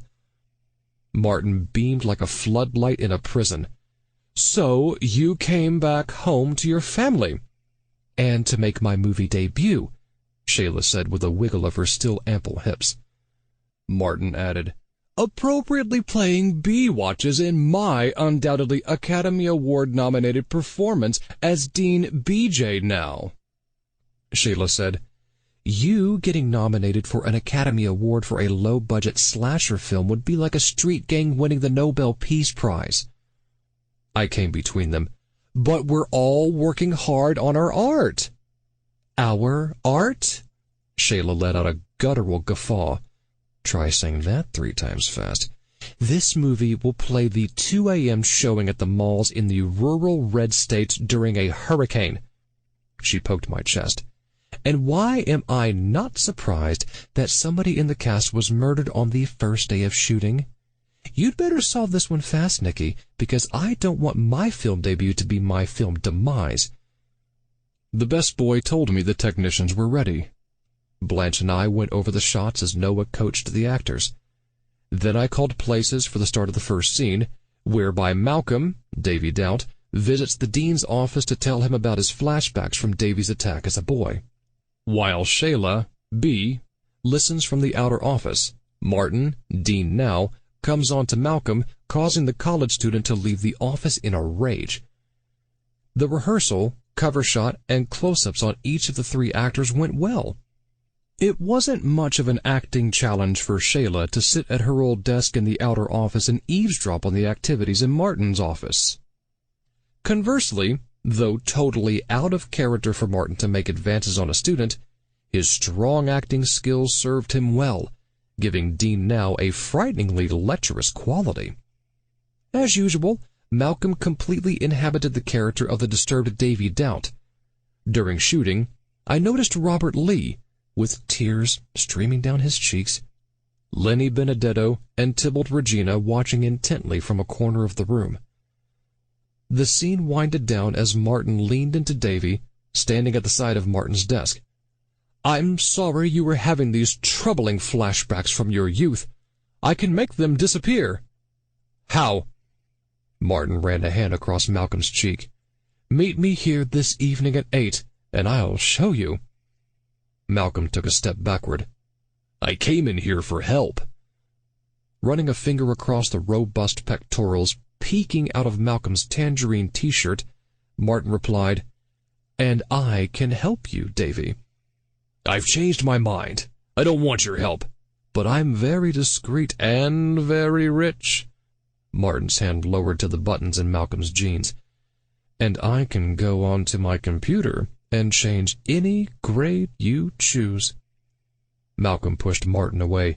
"You're as sick and perverted as the football players who attacked me when I was a kid." He stormed out of the office, leaving Shayla to shake her head at Martin in disgust. After the last take, I called out, "Cut!" and the crew applauded. Martin executed a deep bow, blowing kisses to the techies. I called for lunch, and we all hurried toward the frat house, excited as Republican legislators selling a government-owned wildlife preserve to a large corporation. We entered the Beaufort Fraternity house and found Soil laying out her mother's mouth-watering feast on the dining room table. The cast and crew members carried their overflowing plates into the two sitting rooms. I joined Noah and Ta'avi at the kitchen table, as Ta'avi told us which ingredients went into each dish. "You really like Cornelia and Soil, don't you?" I asked. On his second piece of chicken pot pie, Ta'avi replied, "They sure know the way to a boy's heart." Cornelia and Soil bent over Ta'avi and each kissed a cheek. "We love having him visit us," Cornelia said. "He's like a ray of sunshine on a foggy day," Soil added. Cornelia said, "I hope Ta'avi plays football when he's older, and he joins the fraternity." "Not likely." Ta'avi offered them the hang loose sign. Cornelia's eyes filled with tears. "I'm sorry. Ever since Petey was taken from us, I can't stop crying. I didn't sleep a wink last night just thinking about it. He was one of my boys." She took a handkerchief from her pocket and wiped her eyes. "Speaking of my boys, Soil, go upstairs and tell Lenny and Tybalt that lunch is served." With a large serving platter of food in each hand, Soil said, "I'm sure they'll hear the commotion and come down." "I'll tell them." "Thank you, Nicky." Soil carried the rest of the food to the dining room. "Be right back." I made my way up the back stairs and stopped at the entrance to Lenny's bedroom. Hearing voices through the closed door, I pressed my back against the wall and listened. "Is that a threat?" Alejandro Gallo asked. Lenny Benedetto replied, "Take it how you like it, and I know how you like it. You don't know who you're dealing with, boy. Actually, I know quite a lot, and I'm ready to start talking. You're playing a dangerous game, Lenny. A game I intend to win, dude. We'll see about that." Alejandro whipped open the door. I raised my hands in front of my face and connected my thumbs. "I'm checking the angles for our shooting later this afternoon." Alejandro raced by me and barreled down the back stairs. A few moments later, Bonnie Tyler hurried up the front stairs. I disappeared into an open bedroom and peered out from behind the door. Bonnie stomped into Lenny's room. Back in the hallway, I placed my ear against Lenny's closed door. "Lenny, we have to talk," Bonnie said. "This thing has gone too far. I'm through talking with you, Bonnie. Talk to Tybalt. You talk to Tybalt. Been there, done that. Did you two have a lover's spat? I'm not gay, Bonnie. Didn't I prove that to you? Hearing a moaning sound come from the bathroom down the hall, I walked over and knocked on the door. Everything all right in there? Blanche Guyot opened the door and stepped outside. I had to use the facilities. Upstairs? In a boys' frat house? The downstairs bathroom was in use. See you down there, Nicky. I'm starving. Blanche pranced down the front stairs and headed for the dining room buffet. A door opened down the hallway, and Tybalt Regina appeared with his dark muscles bursting out of a raspberry t-shirt and denim cutoffs. Remembering my mission, I said, "Lunch is served downstairs." "Thanks, but I need to talk to Lenny." Tybalt disappeared into Lenny's bedroom. "Nicky, can I speak with you?" Robert Lee stood at the foot of the front stairway. "Not while I'm eavesdropping." "Sure!" I hurried down and followed Robert to a powder blue chaise in the turret of the rear sitting room. Once we were seated, Robert asked, "Have you seen Malcolm?" "He left after we shot his scene." "Where did he go?" "Isn't he at lunch?" Robert shook his head, and dark hair flew in various directions.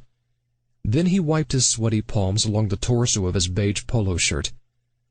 "I hope he's okay." Ah, young unrequited love. I remember it well with my gym teacher in 3rd grade. Okay, I was an early gay bloomer. Malcolm probably went back to his hotel room to study his lines. Sliding to the edge of the chaise, Robert said, "Malcolm told me he wanted to talk to me at lunch about Davy Doubt." "I'm sure he'll turn up soon. In the meantime, enjoy the buffet." I patted his trembling knee and returned to the dining room. Noticing Blanche Guyot holding an overflowing plate, I said, "The food is great, huh?" "I made this for Alejandro, but since he's nowhere in sight—" She rammed a stuffed mushroom into her mouth. Bonnie and Tybalt came down the front stairs and headed to the buffet table. Malcolm entered through the front door. I met him there. "Malcolm, Robert is waiting for you in the back sitting room. What kept you?" He scratched at a bicep. "After my scene, I went for a walk to clear my head." He brushed past me. A few minutes later, I heard a thud coming from the 2nd floor. After sprinting up the front stairs, I found Lenny Benedetto sprawled out on the floor of his bedroom with blood gushing out of his head onto a large wooden cross nearby. Looks like the wide receiver received a blow to the head. Chapter 3. An hour later, Martin, Reuben, Noah, and I sat on 4 tall leather chairs in Martin's office at his cherry-wood fireplace mantel, sipping hot cocoa from delicate rose-patterned china cups. Martin adjusted the monogrammed rose napkin on his lap. "This is horrible! It's an abomination!" I rested my cup on a cherry-wood end table. "Yes, murder is a vile thing." Martin did a double-take. "I'm not talking about the murders. 2 young men died before I heard about their sex lives." Getting the conversation back on the sanity track, Noah asked, "What did Manuelo say, Nicky?"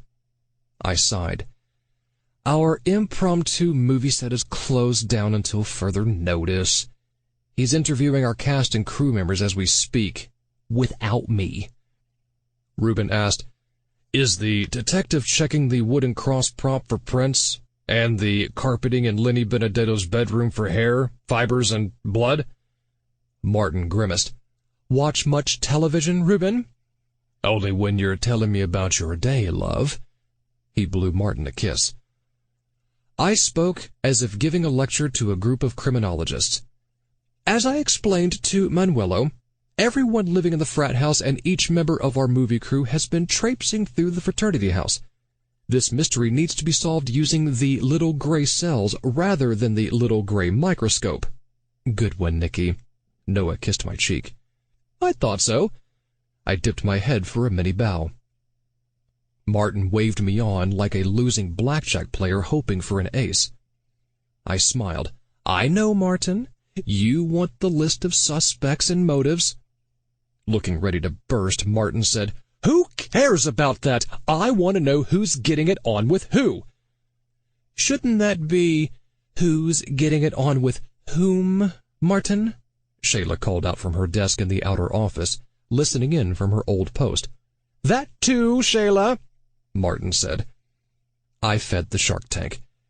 Our theater student, Bonnie, and murder victim 1, Jammer Petey, had gotten together.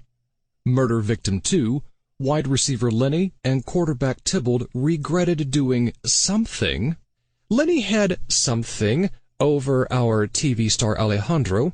Lenny, Alejandro, and our movie star Malcolm aren't putting out for Bonnie, Alejandro's wife Blanche, and screenwriter Robert, respectively. Martin shivered contentedly like an impotent man recalling a past orgasm. Noah rested his cup on the mantel. "It's interesting that Lenny and Petey were murdered in the same manner as their characters in Robert's screenplay." "And with the same murder weapon," Reuben added. Martin asked, "Do you think Robert is reenacting his screenplay? Or that Malcolm has taken the term believable acting too far?" Noah rested a hand on my knee. "Nicky, what if the murderer is a crazed religious fanatic seeing himself as a soldier of God murdering sinners with the cross of crucifixion?" "Or Bonnie could have killed Lenny," Martin explained. "Sexual frustration can drive someone insane." "Tell me about it," Reuben said. Ignoring his husband, Martin said, "If Lenny and the older Alejandro had gotten it on, wife Blanche could have killed Lenny out of jealousy, another powerful emotion." "That emotion I wouldn't know about," Reuben said. "What about Tybalt?" I heard myself say. "Our quarterback is vying for a career in professional football. Where does he fit into the equation?" "Since he's tight-lipped, there's only one way to find out." Martin asked his spouse. "What way is that?" Reuben rose like a 1940s movie musical star before his opening number.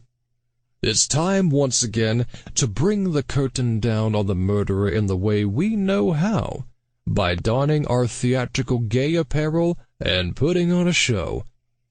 "It's about time you guys got there," said Shayla. "I'm ready for my entrance," Reuben said. After we came up with our plan, Noah took Reuben to the costume and makeup shops. I checked in with Ta'avi, who was under Cornelia's watchful eye in the frat house kitchen. Since Manuela wouldn't let us shoot, Noah and I met up at his car, and he drove us at the speed of lightning to the grand, godly, and glorious church a few miles away. Noah and I entered the white marble church hallway, passing bookcases filled with voter guides and numerous donation boxes perched below printed instructions. "Give what you've got, or God will get you good." Try saying that 3 times fast. We entered the gold sanctuary, surrounded by extravagant stained glass windows, and we sat in a pew toward the rear. Standing at the altar, Pastor Carl Bounty looked like a character in an old black and white film with his white skin and hair and black eyes and suit. He was oddly shaped, like a voter redistricting map created by a Republican governor. Bounty moved behind the podium and directed his long nose and piercing voice toward the congregation. "Petey Collins was a fine Christian boy, valued member of our church, successful Tree Meadow College student, gifted football player, and beloved ball-on-the-field-only fraternity brother." He pointed to a middle-aged, nondescript man and woman in a black suit and dress respectively, openly weeping in the front pew.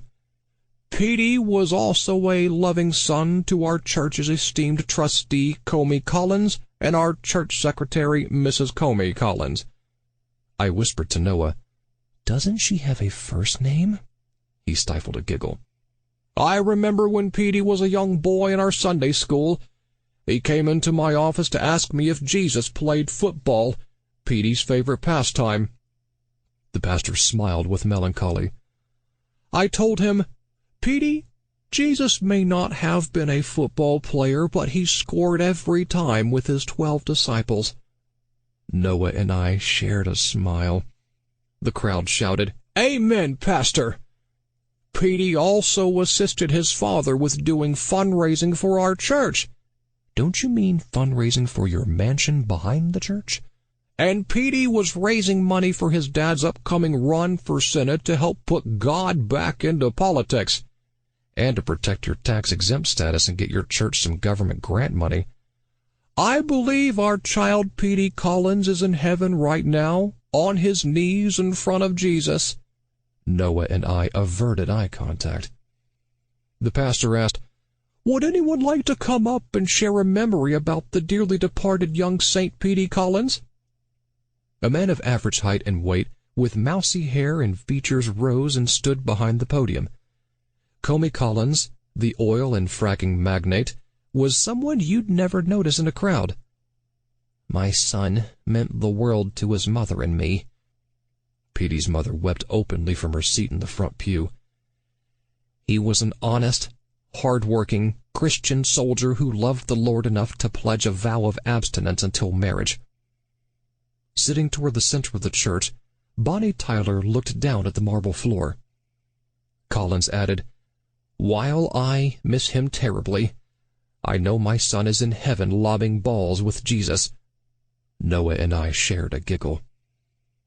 Bonnie was next in a white fluffy dress that started at her neck and ended at her ankles. On behalf of my boyfriend Lenny, Noah whispered to me, when is Lenny's funeral? I whispered back, Manuelo said Lenny's parents want his body flown to them in Georgia. Bonnie continued, Petey and Lenny were best friends, and they valued their virgin cards more than their own lives. Feeling like Mary Richards in the Chuckles the Clown episode, I burst out laughing and then covered it by coughing. Bonnie ended with, I will miss them both forever, and no doubt miss having sex with Petey. Next, there was an uncomfortable titter in the audience as Tybalt Regina took to the microphone in a button-down black shirt and slacks. When Noah looked at me inquisitively, I whispered to him, I'm guessing when the sun goes down, the congregants put on white robes and hoods. The African-American powerhouse took stood on the altar commanding everyone's attention. Petey was my friend, my congregant, and my frat brother. If I make it as a professional quarterback, I'll never forget my buddy Petey. After more nervous shuffling from the congregation, Tybalt was finally replaced by Cornelia Thomas. In a black house dress, the Bofo house mother spoke through her tears. I've been praying all day and all night long, begging the Lord to show me why he took my 2 boys. Speaking of boys, where's Ta'avi? Noah whispered. In the frat house kitchen with soil and a pie, I whispered back. I miss them more every hour. Too choked up to continue, Cornelia made her way back to her second-row seat. Resuming his place behind the podium like a king on his throne, Pastor Bounty gazed out at his sheep. Before we take the collection for God, as his messenger, I want to share with you the reason why Petey Collins and Lenny Benedetto were murdered. A crime-solving minister? He said gravely, Those 2 Christian martyrs fell under the clutches of an ungodly team of movie makers from Hollywood. I was born in Kansas, like Dorothy Gale. These carnal smut peddlers lured our boys into appearing in their ungodly movie, which is full of graphic sex and violence.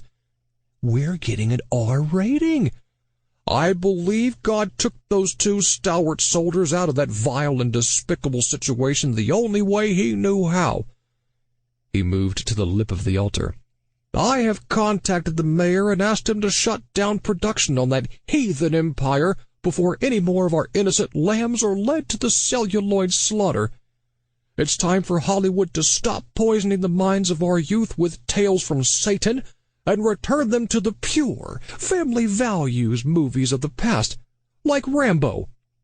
The congregation cheered and praised Bounty, the Lord, and Rambo. Noah and I walked to the lobby and stood in front of a sign reading, Find the sick, hungry, poor, homeless, destitute, downcast, and immigrant and locked them in jail. Noah's handsome face drained of color. Nicky, what if, because of Pastor Bounty, we can't finish our movie? I'll call Manuelo tonight. I spotted Malcolm and Robert sitting on a gold bench nearby.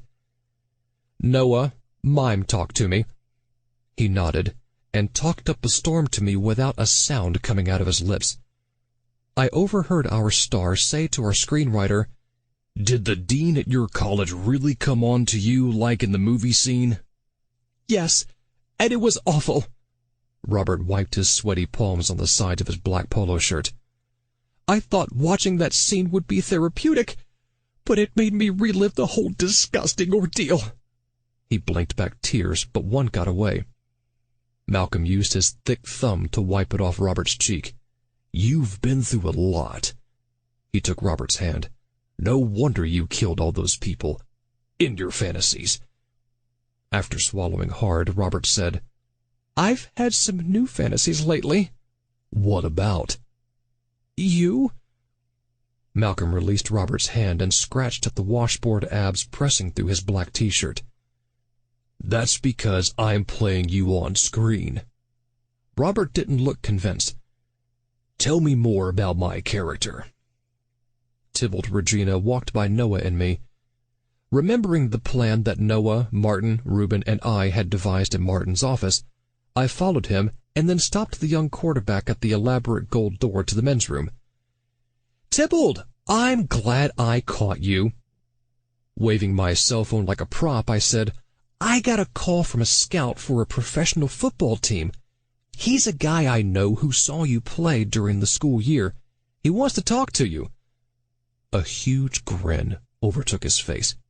"That's terrific." So much for mourning over Petey. "His name is Harry Balls, and he wants to meet you at Papa Pepperoni's in an hour." Tybalt nearly hit the roof, which wasn't so far for him to reach. "I'll be there." He hugged me to his chest and nearly cracked a rib. "Thank you, Nicky." And he was gone. Noah and I left the church and stood on the white marble front steps. Noticing a local reporter and camera operator on the sidewalk below, Noah and I smiled at each other like junkies working at a medical marijuana station and raced toward her. The young woman looked like a porcelain doll and spoke like a truck driver. "Tree Meadow Theater Department professors Nicky Abundanza and Noah Oliver have just come from the funeral of poor Petey Collins, the college student who was brutally murdered, along with his fraternity brother Lenny Benedetto, on the set of Nicky and Noah's new movie, Tight End Scream Queen. Nicky and Noah, how does it feel to once again be faced with a serial killer at Tree Meadow College?" I leaned in front of Noah and gazed into the camera. "Have no fear, fine audience. Noah and I will once again catch the murderer and bring safety and civility back to Tree Meadow College and to the world." Am I channeling Batman? Noah leaned in front of me. As Nicky's Watson, I am always by his side, aiding and abetting his investigation. "So, tell us about the movie." The reporter's lips resulted in spraying saliva on Noah's profile. When Noah reached for his handkerchief to wipe his face, I approached the camera. Tight End Scream Queen is a brilliant film directed by me, Nicky Abundanza, and starring Alejandro Gallo from TV's Suck Off and Malcolm Kahue from the film Full Moon. And Noah Oliver in the role of Coach David Doubt, Noah said, pressing his shoulder against mine. Feeling like Mama Rose, I added, "And our son Ta'avi as young Davy." "Your son?" she asked. "Yes, Noah and I have a son who is in the movie." The reporter looked as if she had just vomited in her mouth. "We aren't here to discuss your activist agenda. This is a family news hour, gentlemen." That runs footage of rape, murder, and war. "Our family," meaning my husband, son, and I, watch the news regularly. I told a little white lie. "And we're a Nielsen family. We decide which shows stay on television." She grimaced. "Yet all avowed homosexuals are not in so-called family relationships. I understand your theater department chair, Martin Anderson, seduced young actor Malcolm Kahue on your set while you two watched." That was a scene we shot for the movie. I explained. "Do you think young viewers should be subjected to pedophilia?" I replied, "The movie is not intended for a children's audience, and Malcolm Kahuwe and his character Davy Doubt are both over 18. She pressed on like a snow plow in Alaska. "But Martin Anderson is 3 times the age of Malcolm Kahuwe." Martin will just love hearing that. "Are you condoning a hawk going after a chicken?" she asked. I answered, "Martin Anderson didn't go after Malcolm Kahuwe." "Yes, he did, and that's a fact," she said. "No, it isn't," Noah said. "It is an alternative fact." She smiled proudly. "Now, let's move on to your screenwriter, Robert Lee, whose film chronicles the killing of Christian football players. Isn't it obvious that Mr. Lee is simply acting out his fantasies to kill the young men who refuse their beds to him?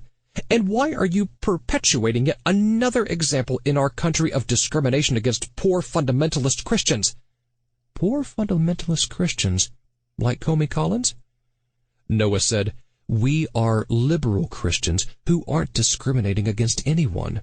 Robert Lee wrote the story he wanted to tell based on his childhood memories." The reporter sniffed in obvious disbelief. "I understand your theater student Bonnie Tyler had sexual relations with both murder victims." "In the movie only. In real life, she had sex with just one of them." She said, "It is a fact that Bonnie Tyler had sex with both Petey Collins and Lenny Benedetto." "No, she didn't," Noah said. "Yes, she did. It's an alternative fact," the reporter replied. "Do you think Bonnie Tyler is seducing, then killing virgin Christian football players and yet another example of attacking defenseless religious conservatives?" "Defenseless religious conservatives? Like Pastor Bounty?" "I don't—" "Is it true that Petey's father, Comey Collins, is shutting down your film production?" I stared dramatically into the camera. "Our investigation and the shooting of our movie will continue until we bring the culprit to justice, on screen and off." Smiling, I added, "And until we make a fine slasher film." Noah and I posed regally until the camera light and the reporter disappeared. Noah drove faster than a comet to the frat house, where we picked up Ta'avi and brought him to our house. Then Noah and Ta'avi went inside to start dinner, and I drove my sports car to Papa Pepperoni's restaurant in town. As I entered, the smell of tomato sauce, garlic, oregano, basil, and cheese filled my senses. I sat down in a red plastic booth behind a large styrofoam urn filled with plastic grapes. A plastic salami, cheese wedge, and garlic bulb hung from the ceiling above me, and cheap copies of famous paintings highlighted various settings from Italy on the walls. After ordering a slice of Sicilian pizza from an overweight teen with acne, I peered around the urn at Reuben Markinson sitting in the next booth. Only it wasn't Reuben. It was Noah's latest creation, Harry Balls. Wearing a skull cap, fake goatee, gray 3-piece suit, and a huge gold ring in the shape of a football, Harry, waited for his prey. Tybalt Regina entered the restaurant looking like a Mormon who had lost his magic underwear. Reuben waved him over. They shook hands, and Tybalt sat across from him. Reuben lifted his drink. "Join me in a glass of wine?" "No, thank you, sir." Tybalt's muscles nearly burst out of his obviously borrowed dark blue suit. "Thank you for meeting with me, Mr. Balls." Reuben looked as delighted as an anti-gay politician meeting a blind man in the back room of a gay bar. "My occupation takes me all over the country to cruise, scout, for the best young college football players." Tybalt slid to the edge of his seat, which wasn't difficult since the seats were made of plastic. "What professional team are you scouting for, sir?" A look of horror permeated Reuben's made-up face. "Make up a team, Reuben." My employer wishes to remain anonymous." Reuben finally got out. My pulse came down to 200. "But I can tell you, it is one of the biggest professional football teams in the nation." Reuben swallowed his drink. Not a big alcohol drinker, he choked violently. After the choking had subsided, he winked at Tybalt. "I'm accustomed to a much younger vintage." Get to the investigation, Reuben. The reason I asked you here is that my employer is seeking a hot new quarterback for the team. Tybalt grinned from ear to ear. That's my position. I know. I've seen you play. And I think you may fit the jersey perfectly. Unable to contain his enthusiasm, Tybalt shook Reuben's hand again and again. Thank you, sir. It's been my goal since childhood to play professional football. Yes, we all have goals, don't we? Reuben sat back in his seat. I remember being a boy of 8 or 9, watching the football games on television, gazing at the jammer and tight end, wishing I could make a pass and score. Cut the comedy, Reuben. Tybalt asked, Do you need me to fill out an application, meet your boss, do a scrimmage with some of the team members? Reuben rolled the remaining liquid in his glass around in a circle, sniffed it, took a swig, and coughed violently. Enough with the prop, Reuben! Reuben finally explained, The owner seeks inclusion and diversity on the team. I'm African-American, Tybalt announced proudly. And that's great. Reuben's smile turned to a frown. But unfortunately, it's not enough. Not enough? The owner wants to do his part to remove the stigma of openly gay professional football players. So he's seeking a new player, no pun intended, who is gay. Tybalt clammed up like a Republican senator at a Greenpeace rally. I'm a Christian who lives by the Bible. Ah, the Bible, of course. It aptly states that a woman who is not a virgin when she marries should be stoned to death. He rubbed at his fake goatee. So you wonder why all those Christian bakers who refuse to make wedding cakes for gay couples don't put pebbles in the batter for their straight female clients. When his goatee loosened, Reuben quickly pressed it close to his chin. A line appeared between Tybalt's bushy eyebrows. I don't understand, sir. Reuben explained. My point is, why can't a Christian be gay? After all, Judas betrayed Jesus with a kiss. Really, Reuben? Beads of sweat appeared on Tybalt's large forehead. I signed a virgin until married card at my fraternity. That isn't necessarily a problem. He leaned in closer to Tybalt.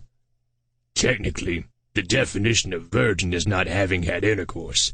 So, you can still be a virgin but have had other types of sexual experiences. I'm not gay, if that's what you mean. Are you at least bisexual? No. Bi-curious? No. Enjoy Dancing with the Stars? Tybalt shook his head. Reuben threw his hands up in the air. Ah, what a pity. You could have been a very big football star making millions of dollars. Not to mention a deodorant commercial actor and model on billboards in Times Square wearing only your tidy whities. He rose from his seat. Wait! I'm sorry, Mr. Regina. I have other college students to see. Since I'm headed to Provincetown, I'm guessing my time would be more fruitful there. Good one, Reuben. Tybalt grabbed Reuben's arm. I had an experience with another guy. Reuben slowly sank down into his seat. Were you two playing handball? Looking down at the red checkered plastic tablecloth, Tybalt replied, Nobody knows about this. Everyone thinks we're straight. We worked really hard on that. Hard on that? Reuben giggled. Stay focused, Reuben.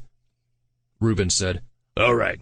Since we're in an Italian restaurant, why don't you tell me who ate your sausage? A poet you aren't. Tybalt took in a deep breath and then whispered, My frat brother Lenny and I got together in his room. It was the first time for both of us. Isn't that what every bottom says? By the way, which of you was on the bottom? Martin is rubbing off on you, Reuben. Tybalt squirmed in his seat. We didn't get to that. What did you get to? Kissing and other oral things. Only we did it once. Pity. Why? It's not enough for my employer. A lick of a lollipop, no matter how juicy, does not a diabetic make. I'm sorry, Mr. Regina. Tybalt looked both ways and then whispered, During a break from shooting our movie at the frat house, an actor from Hollywood made a pass at me. Were you interested? Very. Was the pass completed? No. He's married, and about 10 years older than me. Well, it seems like we have no further business. He rose again. Tybalt joined him. But I'll be seeing him tomorrow. I could start things up again. Reuben handed Tybalt a card, no doubt a prop from Noah. If anything happens between you and this actor, give me a call. We can talk about your possible future professional career. Thank you, sir. Tybalt took the card. I'll be in touch. Once Tybalt had gone, I congratulated Reuben on his fine performance and then drove home. That evening, Noah, Ta'avi, and I sat in our dining room at the oak table between the bay window and the Victorian hutch. We feasted on crab and shiitake mushroom stuffed peppers, pistachio-encrusted salmon with no nuts for Noah, kale, blue cheese, apple whole wheat dumplings, and a stack of supplements for me. Noah kissed a piece of kale off the cleft of my chin. How did Reuben do his hairy balls? Our friend is becoming quite the performer, under our tutelage. I split open a dumpling with my fork and inhaled the steam's sweet aroma. As always, your costuming and makeup were perfect. Ta'avi dug into his salmon. When do I get to play pretend to help catch the murderer? You're acting in the movie. Isn't that enough? Noah asked. It's never enough. Ta'avi winked at his reflection in the silver candelabra. He's our son. Noah sipped his skim milk. How is Cornelia holding up? She was really upset about losing Lenny and Petey. Ta'avi offered us the hang loose sign. To take her mind off things, she made me a cherry pie. My suggestion. He's definitely our son. When we finished dinner, I cleaned up downstairs, and Noah and Ta'avi exited up our flared staircase to review Ta'avi's vocabulary list. When I entered Ta'avi's bedroom, they were on the word star billing. He's most definitely our son. Noah and I kissed Ta'avi, tucked him into his sleigh bed, and walked down the hallway. In our bedroom, Noah and I stripped to our boxers and T-shirts and jumped into our four-poster. Bathed by the silver starlight from our window, we leaned against the oak headboard and cuddled underneath our white comforter. Noah asked, "What did Reuben uncover today?" I scooped his bottom. Evidently, frat boys Lenny and Tybalt had gotten it on. Noah did a double take and I smelled strawberries. Were they lovers? I think it was an experiment, like most sex between two closet gay men. Noah nodded in understanding, and his locks jiggled like yellow gelatin. And our star made a pass at Tybalt. Malcolm? No, Alejandro. But Alejandro's married to Blanche.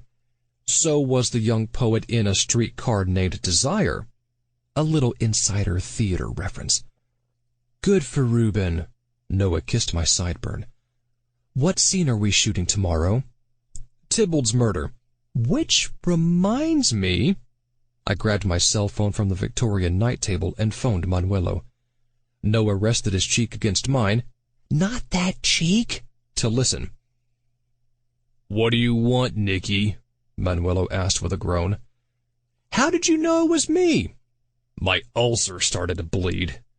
Which reminds me, didn't I tell you not to talk to the press? My short-term memory is going. He said, get it back. My phone was jammed with calls after your television performance.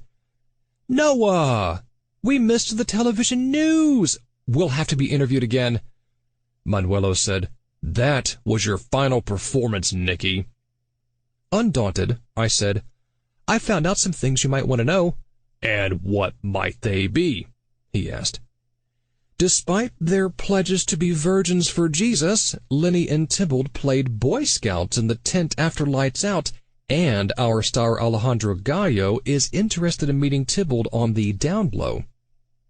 Don't you theater people ever keep it in your pants? I squeezed Noah's butt, and he giggled. Manuelo asked, what was that? I replied, my husband. Are you two doing it while we're talking? We usually save that for watching your TV news interviews, I replied. And why are you so obsessed with my sex life? Doesn't your wife put out for you anymore, Manuelo? My sex life is perfectly fine, thank you. Manuelo exhaled loudly. Are you blowing in my ear, Manuelo? No matter how much you beg, I won't have phone sex with you. Noah nudged my shoulder in reprimand, so I came to the point. Time for business, Manuelo. I thought you were already giving me that, he said. We need to resume shooting our film tomorrow, I explained. Manuelo replied, The mayor and governor won't allow it. You mean Pastor Carl Bounty and Comey Collins won't allow it? I'm sure they had something to do with it. Yeah, to the tune of $1 million donation to the mayor's and governor's re-election campaigns. Nicky, for once I'm not doubting you. There were 2 murders on your campus, but I don't want there to be a 3rd. Then let me finish my movie, so I can catch the murderer. No. And give you all the credit. Even you can't say that with a straight face. Straight face? More homophobia, Manuelo? I should bring you up on discrimination charges. Manuelo couldn't stifle his chuckle. Please let me finish the movie, Manuelo. I'll kiss my hypoallergenic pillow tonight and pretend it's you. And I'll thank you at the credits of the movie. In tiny print at the end when everyone has left the movie theater, I'll also give you 10% of the box office gross from Iran.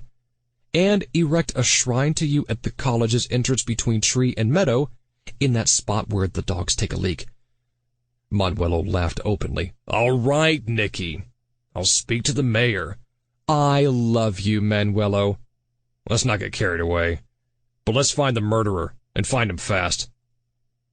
I placed my cell phone on the night table, and then threw my arms around Noah.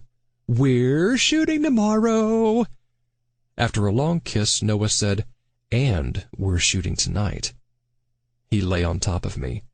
Action.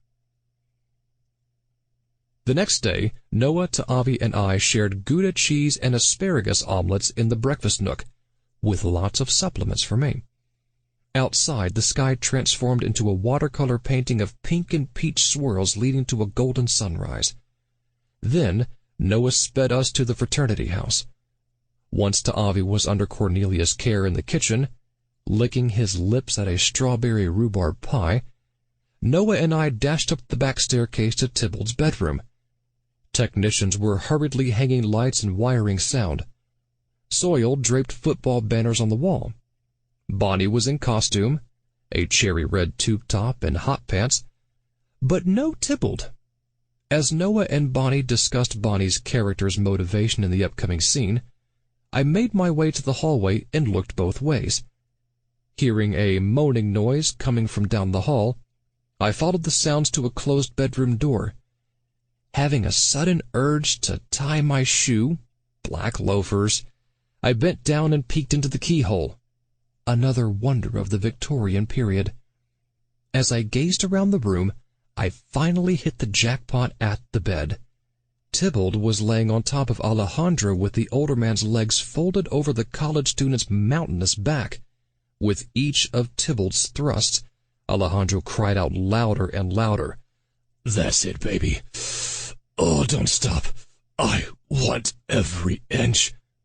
Alejandro massaged Tybalt's massive butt muscles as Tybalt buried his face in the crease of Alejandro's thick neck and stroked the TV star's mushroom-like dick. Here you are. Can I show you the camera placement for the shots, Nicky? I looked up to Blanche Gallo in an off-the-shoulder maroon blouse and jeans. Munching on a huge triple chocolate donut, she asked, Are we shooting in there next? Leaping to my feet like a teenager caught with a National Geographic on his bedsheet, I said, That room isn't good for shooting. No pun intended. Her sandaled feet were planted like the roots of a 100-year-old tree. It's a corner room, so there should be plenty of sunlight from the windows. Let me take a look. I barred the doorway. We need to shoot the scene in Tybalt's bedroom first. Tybalt's MIA. Maybe he's in there. She reached around me for the brass doorknob. No, Blanche! The door and her mouth opened wide. Tybalt pulled out of Alejandro like a truck leaving a burning tunnel, with his long, thick, dark pole swaying back and forth like a metronome. The college student rose, ripped off his condom, and threw on a t-shirt and jogging pants. Alejandro got dressed quickly as well. When she was finally able to speak, Blanche said, "Who? What? Where? When? Why?" The rules of good journalism. Dressed, but not decent, Alejandro said, "Blanche, this isn't what it looks like." "Really?" Blanche's legs buckled underneath her, and she sat on the window seat. "How does my husband getting banged up the ass by another guy not look like adultery?" Tybalt scurried out of the room like a conservative politician at a women's rights march. Alejandro sat next to Blanche on the window seat. "I was drunk." "At 9 a.m.? "And you've always known about my openness to new experiences." "You sure seemed pretty open a few minutes ago." "But it didn't mean anything, Blanche. You're the only one I've ever loved. Almost as much as you love yourself." He took her hand. "But you can't tell anyone about this." I walked backwards toward the door like a film playing in reverse. "I'd better leave you to—" "Wait, Nicky." Alejandro rose and put his arm around me. "Let's keep this between the four of us. For the good of the movie. And for the good of your career as a straight heartthrob." Blanche stood next to her husband. "We'll talk about this back at the hotel. For a long time. Now I'm going to the ladies' room." No doubt for a good cry. When we were alone, Alejandro squeezed me in closer to him. "Thanks for keeping my secret, Nicky." "Not a problem, since I have no intentions of doing so." "Hey, do you and Noah ever play with a third?" "Sure." His face lit up like a sparkler meeting a firecracker. "When my husband and I play rummy with our son." I left Alejandro and walked back to Tybalt's bedroom to find Tybalt and Bonnie sitting on the bed, bathed with movie light and crowned with a boom microphone. Malcolm stood over them in his Davy Doubt football gear. Martin cornered me near the desk. "Reuben told me about Lenny and Tybalt's past ball game." Reuben posed proudly. "We have hairy balls to thank for uncovering that piece of information." Yes, Reuben's performance was sheer magic. I applauded, and Reuben bowed grandly. "Can the curtain call, kids." Try saying that 3 times fast. Martin glared at me. "Reuben's little drama was at Papa Pepperoni's, not the Palace Theater." Reuben milked the situation like a newborn. "Jealous of my acting chops, Martin?" "You never acted a day in your life until I taught you how," Martin said. "And, Nicky, you looked like the tiger who ate the closet gay celebrity. What do you know?" After I whispered to Martin the latest news about Tybalt and Alejandro, he convulsed merrily and then took his post near the wall next to Reuben. Noah led the 3 actors in a quick rehearsal. When they were through, our screenwriter, Robert Lee, appeared next to Malcolm Kahue as Davy. "You are terrific in this scene, as always." Malcolm smiled. "Talking to you has given me insight into Davy Doubt's quest for revenge." Robert's cheeks turned the color of his crimson polo shirt. "You helped me too." "Yeah?" Their gaze was broken by Blanche Gallo, who returned and went through the camera placement with me. I whispered in her ear, "Are you all right?" "I haven't been all right for a long time. Neither has my marriage. I'm tired of crying myself to sleep each night. It's time I wake up and smell that rat sleeping next to me." Soil puffed up the pillows on the bed, checked the rubber blade in the wooden cross prop, readied the fake blood funnel, and then stood near the wall with Robert. I yelled, "Quiet on the set. Sound. Roll camera. Slate. Action." I so loved doing that. On the bed, Bonnie massaged shirtless Tybalt's thick neck and shoulders. "Is that better?" A tear brimmed in each of Tybalt's eyes. "Good work, Noah." "Not really. I miss my wide receiver and jammer. They were my house brothers. Bonnie joined the waterworks. I miss them too. And that horrible detective thinks I killed them. Why? Because that psycho football player committed the murders when they were with me. Tybalt placed his large, thick arms around her. Tell me what I can do to help. Hold me. His body enveloped hers like a bear hugging a kitten. After they kissed, and they kissed again, he said, If I hadn't signed that virgin card... Shh! She slipped off his sweatpants and Tybalt's firm bubble butt was once again on display. However, this time his large tool was hidden inside a size XXL sock facing away from the camera. I looked over at Blanche in a corner of the room. Clearly having a flashback from finding Alejandro and Tybalt in bed together, she wept openly and then stuffed another donut into her mouth. Bonnie slid off her blouse and then said to Tybalt, The two people we both loved more than anyone in the world were murdered. We need comfort. God can't be against that. Tybalt replied, I guess not. Can I comfort you?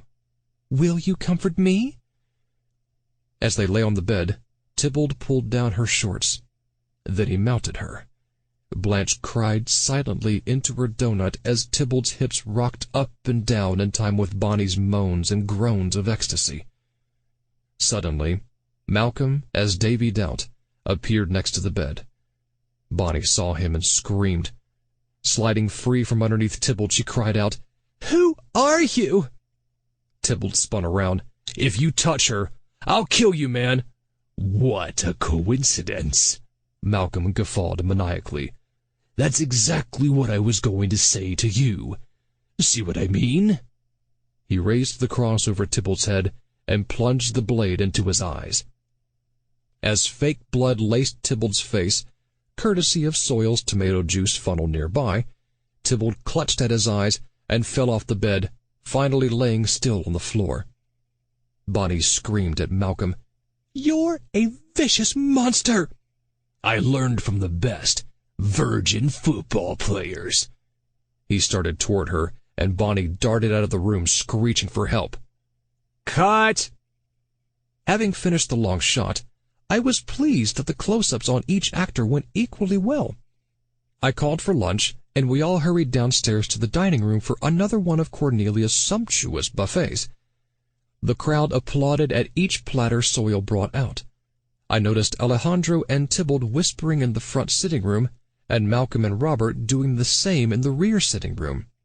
Blanche stood next to me in the dining room with her plate overflowing with food. She scarfed it all down and then excused herself for the ladies' room. Hearing the doorbell ring above the noise of the crowd, I headed for the front door and opened it. Comey Collins stood in the doorway with a dour look on his middle-aged face. I stared at him inquisitively until I remembered my manners. Mr. Collins, I am so sorry about what happened to your son, Petey. Can I talk to you? Of course. I opened the door. On the porch? Sure. I followed Mr. Collins to the white wicker love seat on the wraparound porch. Once we were seated, I said, Detective Manuelo and I are doing everything we can to find out who murdered Petey. I didn't come here to talk about my son. My spine stiffened. If you're trying to convince me to stop filming, I didn't approve of you making your smut in a Christian fraternity house. But that's not why I'm here either. I reined in my Italian temper. Why are you here, Mr. Collins? After reaching into the breast pocket of his suit, he pulled out a thick envelope, the color of his pasty face, and handed it to me. Opening it, I asked, What's this? An order for you to appear in court. His dark eyes were colder than a witch's breast in winter. Upon reading the first paragraph, I dropped the papers onto my lap. You've got to be kidding me. I don't kid with legal matters, Mr. Abundanza. Noah and I are legally married.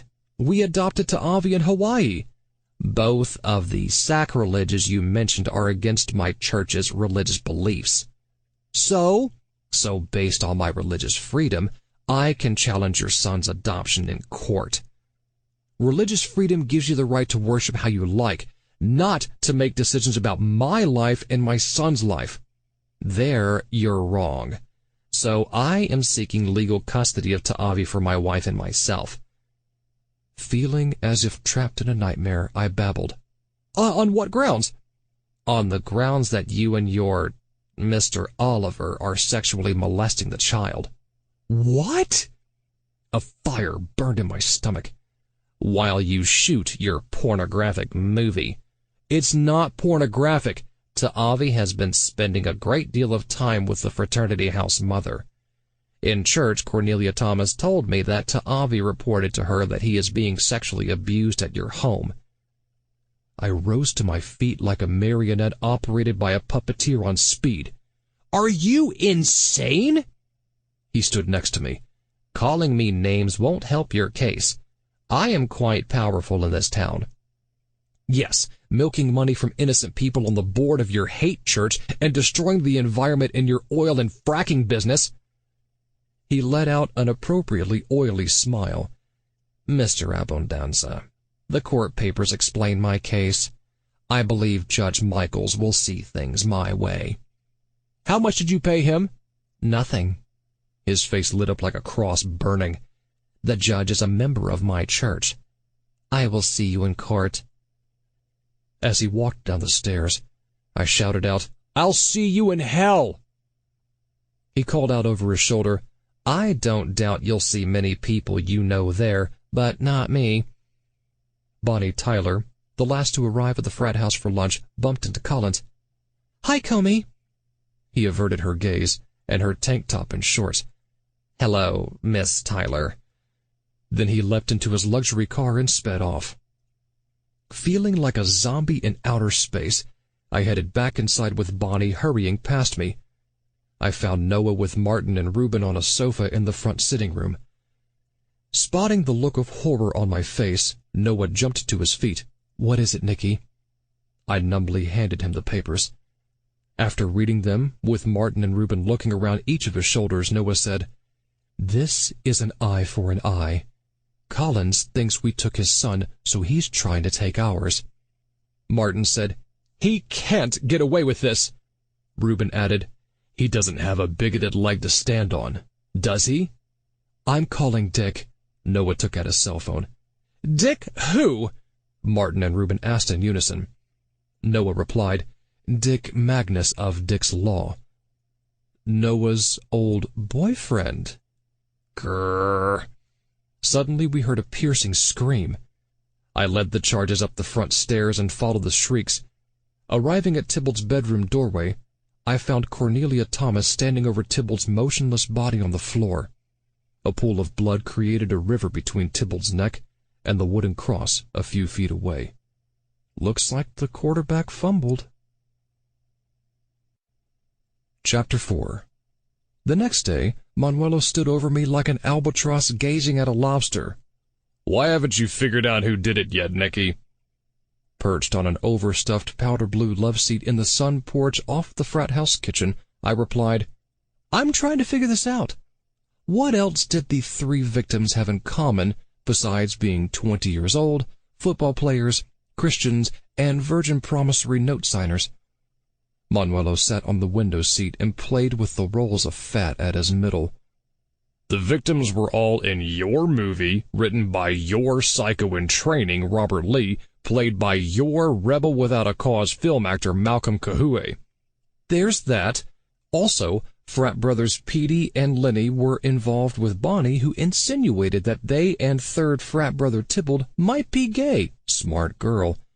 Lenny and Tybalt were connected, to put it kindly, as were Tybalt and our star Alejandro Gallo, to Blanche Gallo's understandable concern." Manuelo scooped his pad and pencil from his inside jacket pocket. "I didn't know about Tybalt, Regina, and Alejandro Gallo." "Try to keep up, Manuelo. And Comey Collins wants revenge for his son's murder." "Revenge?" "He's suing Noah and me for custody of Ta'avi." Manuelo groaned. "I'm not even going to try to pretend to understand that one. but I can understand the governor's order to stop production on your film. And more importantly, to have my job if I don't arrest the murderer soon. And I will. I rose and sat next to Manuelo on the window seat. Placing my arm around his sagging shoulders, I said, "But only if I can finish my movie." He froze like a conservative politician meeting a constituent in the 99%. "Get your arm off me, Nicky." "My crew members have eaten breakfast and lunch and are ready to shoot. Can I finish my movie, Manuelo, please?" "Upstairs is a crime scene, and off limits." "We're shooting in the theater building." "No." "Pretty please, Manuelo, with one of Cornelia's cherry pies on top?" Looking like a pit bull facing a kitten, he replied, "I'll see what I can do." "And I'll finish my movie." I kissed his cheek. "Thank you, Manuelo." "Don't ever do that again." I shrugged. "All right, next time you can kiss my cheek." I sprang to my feet. "Feel free to see yourself out, detective." I strutted past Manuelo's clenched jaw and fists and made my way into the frat house's large Victorian kitchen. The lemon color on the walls of the room and the sun streaming through the window were darkened by Cornelia's drab spirits. She sat at the table weeping into her handkerchief. Ta'avi and Soil stood at opposite sides of the older woman, patting her shoulders. Sitting at the table, I said, "I'm so sorry about what happened to Tybalt." Cornelia wiped her wet eyes and blew her red nose. "I cooked for them, cleaned their bedrooms, washed their clothes, sat up nights with them when they were sick. They were Christian, all-American football players. Why would anyone want to end their young lives?" The waterworks continued.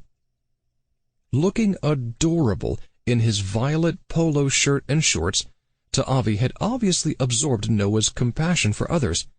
"Don't worry, Cornelia. My dads will solve the mystery." Cornelia looked up at me with dark bags under her dark eyes, which matched her dark house dress. "Please, Nicky, find out who did this to my boys and why." "That's exactly what I intend to do." I glanced at Cornelia's daughter in her beige house dress. "Soil, can you take Ta'avi to find Noah in the theater building?" "Sure," Soil replied with an understanding nod. "Can't I help you investigate, Pop?" Ta'avi asked. "No." Soil put her arm around him. "Come on, Ta'avi. We'll take a piece of pecan pie to your dad." "My dad's allergic to nuts," Ta'avi said before I did. "There's a whole wheat apple pie in the fridge," Cornelia replied. "Take it to the film crew." "Okay, Mom." After they and the whole pie, were gone, I took Cornelia's hand. "I want someone to pinch me so I can wake up from this nightmare." She took a new handkerchief from her pocket and left the wet one on the table. "They were such good boys." She wept louder. I gently asked, "Will there be a funeral for Tybalt?" She shook her head and gray strands darted out on both sides. "He's being brought back to his family in Alabama after the autopsy." She sobbed uncontrollably. "Cornelia, can you think of anyone who might have wanted to hurt Petey, Lenny, or Tybalt?" "Of course not. They were princes." She wiped her cheeks with her handkerchief. "Did you ever hear any of them arguing with anyone?" "Only with Malcolm Kahue." I slid to the edge of my seat. "About what?" Diagonal lines appeared on her wrinkled forehead.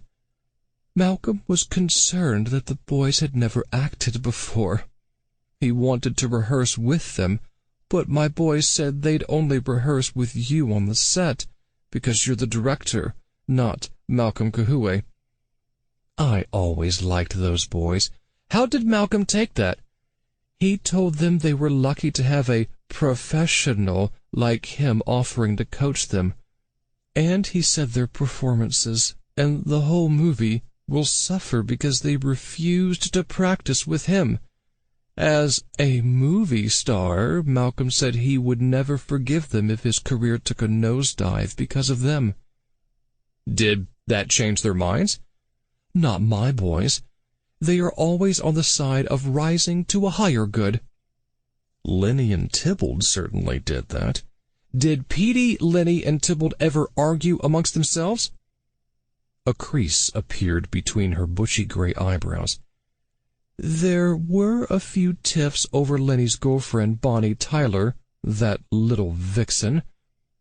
She played up to each of them, challenging their promises to be virgins for the Lord. Bonnie also called Lenny and Tybalt the most awful names when they wouldn't turn their backs on God and fornicate with her. The three of them had some words, but it was all just boys writing each other. And in Tybalt's case, writing the older Alejandro. At the opening night party for your film shoot, even with Bonnie behaving like that, Bonnie, my boy, still found the decency to invite Soil to join their little group. They knew my daughter was lonely and didn't have any friends. I'll never forget how they included her that night, and I know their big hearts are being rewarded in heaven right now, but I miss them so much. I can't sleep at night. Taking a small plastic bottle of pills out of her pocket, she added, I went to the doctor for these. Be careful with those things. I will. Cornelia smiled bleakly. If it wasn't for my sleeping pills, and for Soil and to Avi, I don't think I'd be able to get through this. She wept into her handkerchief. As if starring in a television daytime drama, I said, Speaking of to Avi, I understand from Comey Collins that you believe Noah and I are abusing our son. What? Cornelia turned the color of the cherry pie on the counter. I never said such a thing. Relieved, I said, I believe you, Cornelia, but can you think of a reason why Collins is lying? She blew her nose. He must be distraught over losing Petey. Grimacing, she added, or maybe Bonnie Tyler has him preoccupied. What does Bonnie have to do with Collins? Indeed, she said with a sniff. Feeling like Martin, I asked, Do the Collinses have a good marriage? She raised her double chin. I'm not one to tell tales out of church. I could see she was bursting at the seams of her house dress to spill the details. Collins is trying to take Ta'avi away from Noah and me. Please tell me what you know. She took in a deep breath, and her large bosoms lifted and dropped. Comey Collins was once a very nice man. We were friends before greed overtook him. And he should be the last one to throw stones at you, Nicky. Just ask his wife, Jane. If she's well enough to answer the door. She adjusted the dress over her bulky knees. And that's all I'll say on the subject. Rubbing my forehead, I asked, Is there something you might have told Collins about Ta'avi or Noah and me that Collins might have misconstrued? At the funeral, I mentioned to Comey how much Soil and I love having Ta'avi around the house.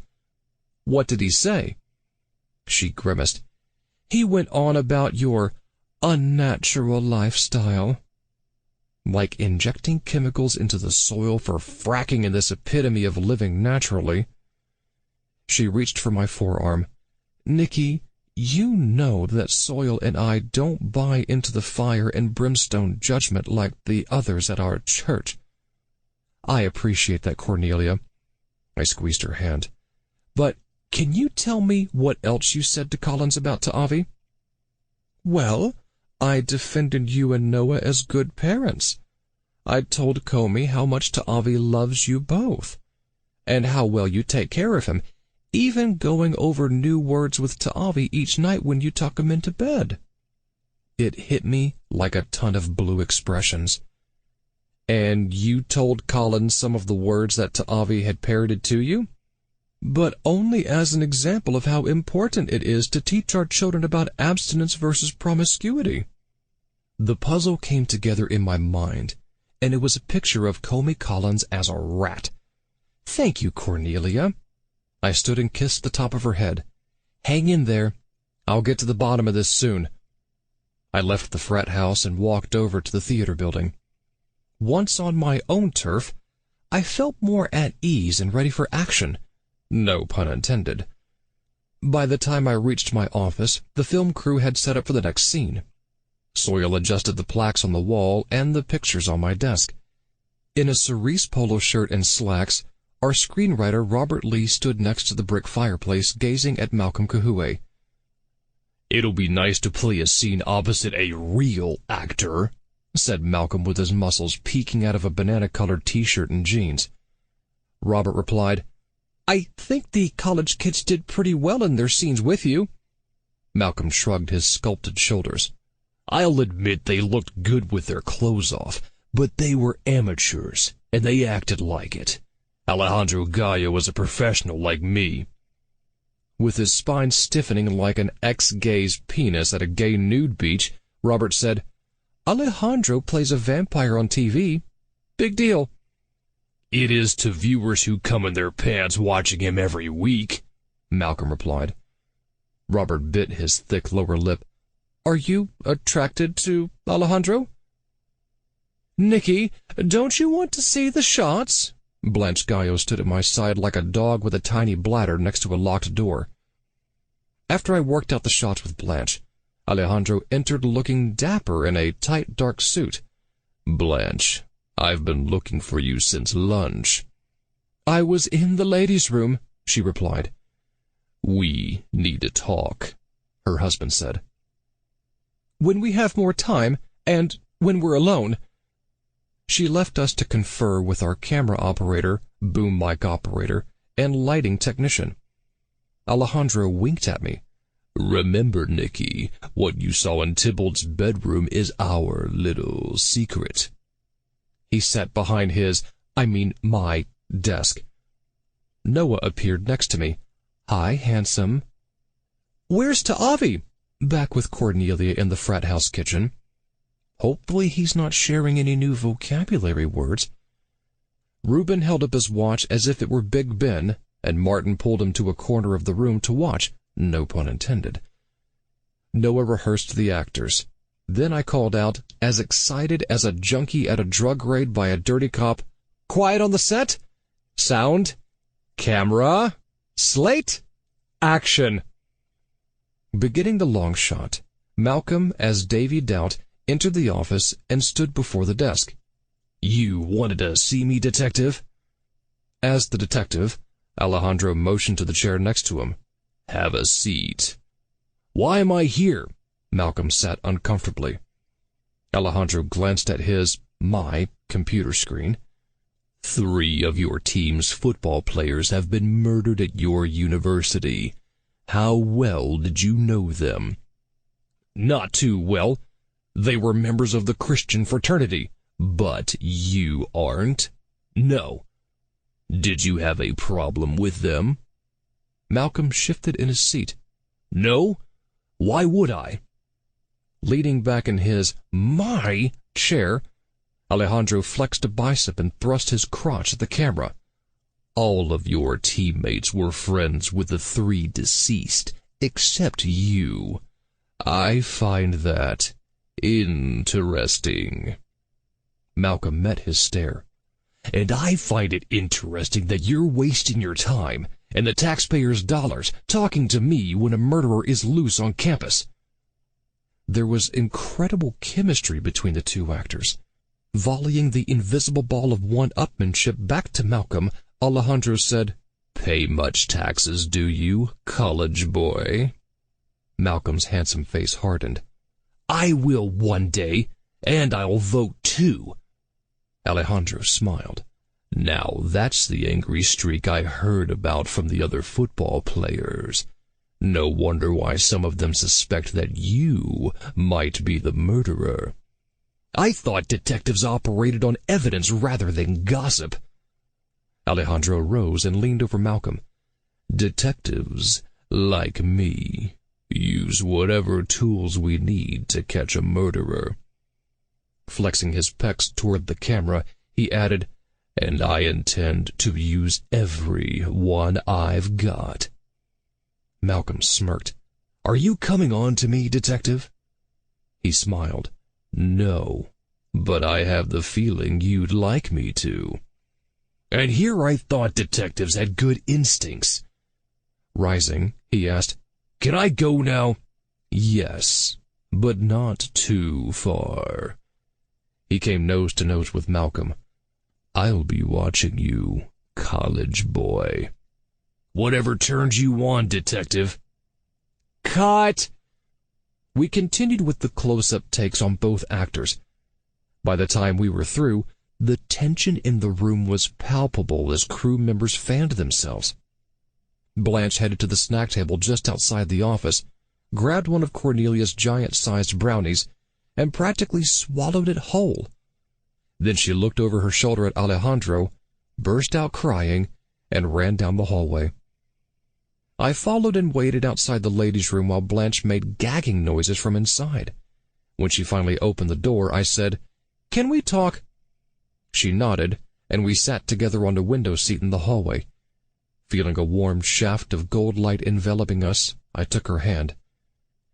"How long have you been suffering from bulimia?" "I'm not bulimic." "You just vomit after each meal?" She looked away. "Blanche, a film crew is like a family. We get to see each other's strengths and weaknesses, but we also get to help each other, and I'd like to help you." She sighed. "I don't think anybody can help me, Nicky." "Blanche, bulimia is an illness like any other. You can see someone, try to figure out why you're doing this, and eventually get cured." Her aqua eyes widened. "I know why I do it. When I feel frightened and lonely, I eat. And after I eat and Alejandro ignores me, I feel fat and worthless. So I vomit. Mystery solved, armchair detective." Wishing I had majored in psychology rather than theater, I asked, "Why do you feel frightened and lonely?" "Wouldn't you, if Noah lusted after everything with a bulge between his legs?" "If Alejandro ignores you, why don't you leave him?" She rocked back and forth, deep in thought. "Do you still love him?" She nodded. "If it's possible to love and hate someone at the same time." "Did you know he was bisexual when you married him?" "He told me he was straight. The first clue that he was lying should have been when he made me promise to say that to the press." "What do you want to do now?" "End my marriage before it ends me. But I don't want to let Alejandro off the hook," no pun intended, "that easily." She grasped both of my hands. "He has been using me for the 8 years of our marriage. My feelings never mattered. Only his image was of paramount importance." Looking as happy as a priest with an altar boy in a vat of holy water, she added, "Nicky, I don't think I need to see a psychiatrist to feel better. I think I need to get even with Alejandro." "How?" "Do you know a reporter who might be interested in a scoop about the secret life of a closet gay television star?" "What's the whole scoop?" She folded her arms over her chest. "I'm saving that for the interview." I devised a plan faster than a Republican politician with a Russian spy. "As a matter of fact, I do know a reporter who would probably be interested in your story." "Would he print it?" I ad-libbed. "He works for a cable television entertainment news network." "Good. They'll report anything. Can you give me his number?" "I can do better than that. Be at the George W. Bush bar in your hotel at 5 today to meet him yourself. I'll introduce you." "What's his name?" "You'll find out as soon as I make it up." Since we were done shooting for the day, I met up with Martin, Reuben, and Noah on the 4 tall leather chairs at Martin's cherrywood fireplace mantel. Martin, in his cerulean bow tie and sweater vest, adjusted the monogrammed cerulean cloth napkin on his tiny lap. "Have you boys heard anything further from that vicious Comey Collins?"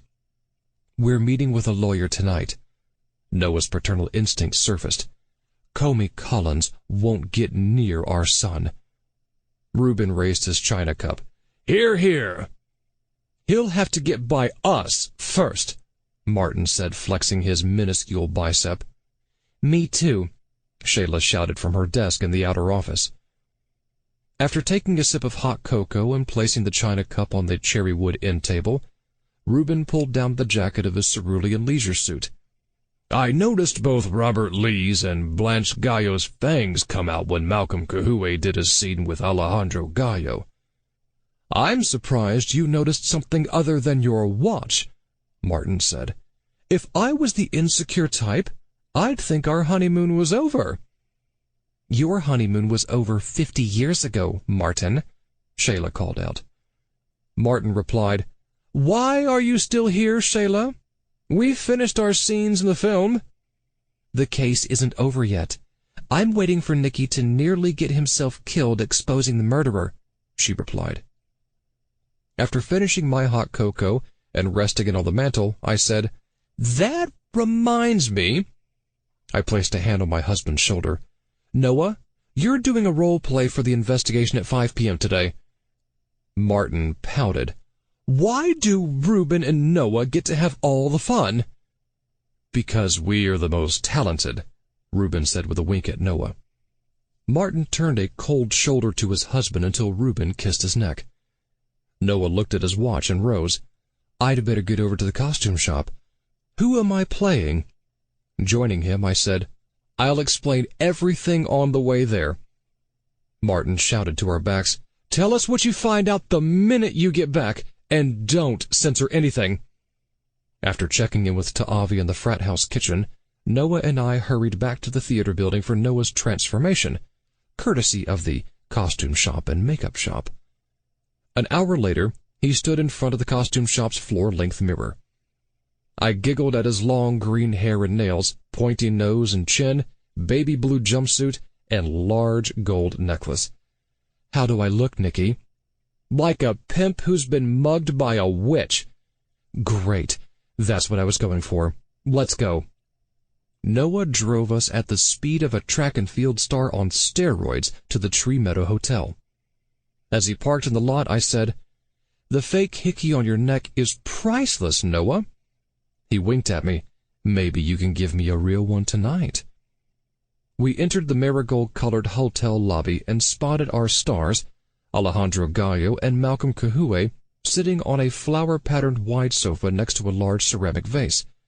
Since they didn't see us, I pulled Noah next to me, behind a huge rubber plant. "It was awesome working with you today, man," Malcolm said. "Right back at you." Alejandro rested his muscular arm around the back of the sofa. "We had a terrific rapport. Probably because we've both studied acting and we have film experience." Alejandro rested his thick hand on the younger man's shoulder. "And there's also the fact that you are an incredibly good-looking young man."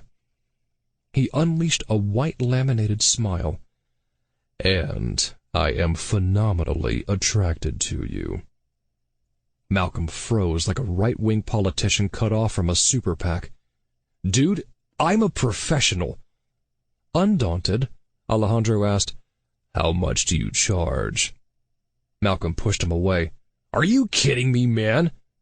"I don't kid around when I want someone." Alejandro placed his hand on the back of Malcolm's head and drew him in close for a deep kiss. Malcolm leapt off the sofa. "I'm an actor, not your boy toy." "Then act like my boy toy." Alejandro stood and ran his hand down Malcolm's protruding pecs and washboard abs until it disappeared into the front of the younger man's pants. Malcolm stumbled backward like an inebriated tightrope artist. "I thought we could talk as actor to actor, work on our techniques." Alejandro opened his arms. "I'm all for working on our techniques, baby, but I think we'd be more comfortable in your hotel room." Looking ready to explode, Malcolm said, "You're a disgrace to our profession." "Call me whatever names you like. Just call me." He placed his hands on Malcolm's bubble butt and squeezed. "Now I know why your movie was called Full Moon. And now I know why your TV show was called Suck Off." Malcolm kneed him in the groin. As Alejandro bent over in pain, Malcolm shouted, "If you ever come near me again, you won't live to shoot," no pun intended, "another episode." Alejandro strained out, "Don't tell anyone about this." "You pathetic closet case. I can't wait to leave this hick town, go to Hollywood, and become a real film actor." "Sure, there won't be any closet cases there." Malcolm stomped off to the elevator and then disappeared inside it. Alejandro staggered after him and took the next elevator up. "May I help you?" A tall, thin man with a long nose that pointed to the chandelier appeared at my side. Coming out from behind the rubber plant, I replied, "We were examining the leaves of this rubber plant." Noah metamorphosed next to me. "My family has been in the rubber plant business for centuries." Picking up Noah's improvisational cue, I added, "His family owns the largest rubber factory in Wisconsin. They make rubber plants, rubber sneakers, rubber fruit, rubber rubbers, meaning the shoes. But they make condoms too, and they recycle everything, except the used condoms, of course. You wouldn't want to use a recycled condom, though I bet you could sell one used by a rock star for quite a tidy sum." "Have a nice night." Noah grabbed me by the neck and we hurried through the lobby and into the bar. After adjusting my eyes to the dimmer light, I spotted a large maple wood counter laden with happy hour culinary treats.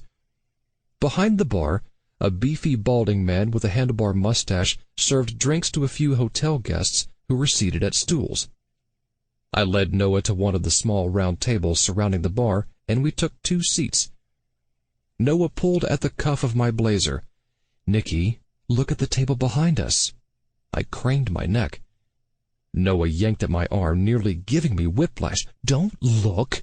"You just told me to look." "Don't be so obvious about it." I snatched a peanut from a bowl on our table and then threw it on the tile floor. As I picked it up, I snuck a look at the table behind us and listened over the golden oldies music. Bonnie Tyler pulled her short shorts down to cover her butt cheeks. "How come we're meeting here?" Comey Collins took off his red tie and placed it inside the breast pocket of his blue suit. "Because the owner of the hotel owes me a favor." Sipping her white wine, she said, "What'd you do for him?" "I pulled some strings to get him the liquor license." He emptied his glass of scotch. "I thought evangelical Christians didn't drink alcohol." "You think too much." She giggled. "That's what Petey used to say." "Don't bring him up." "Why not? I miss him too." "You were Lenny's girlfriend, not Petey's." Adjusting her eyeglasses, she said, "When Liddy didn't man up, Petey filled the void." Pun, no doubt, intended. Collins grimaced, as if watching a Muslim trying to enter the U.S. "Don't talk like that about my son." "Why not?" She grazed her glass along his cheek. "I think it's hot for me to have a little fun in the afternoon with my ex-lover's father." He rose from his chair and grabbed her arm. "Let's go."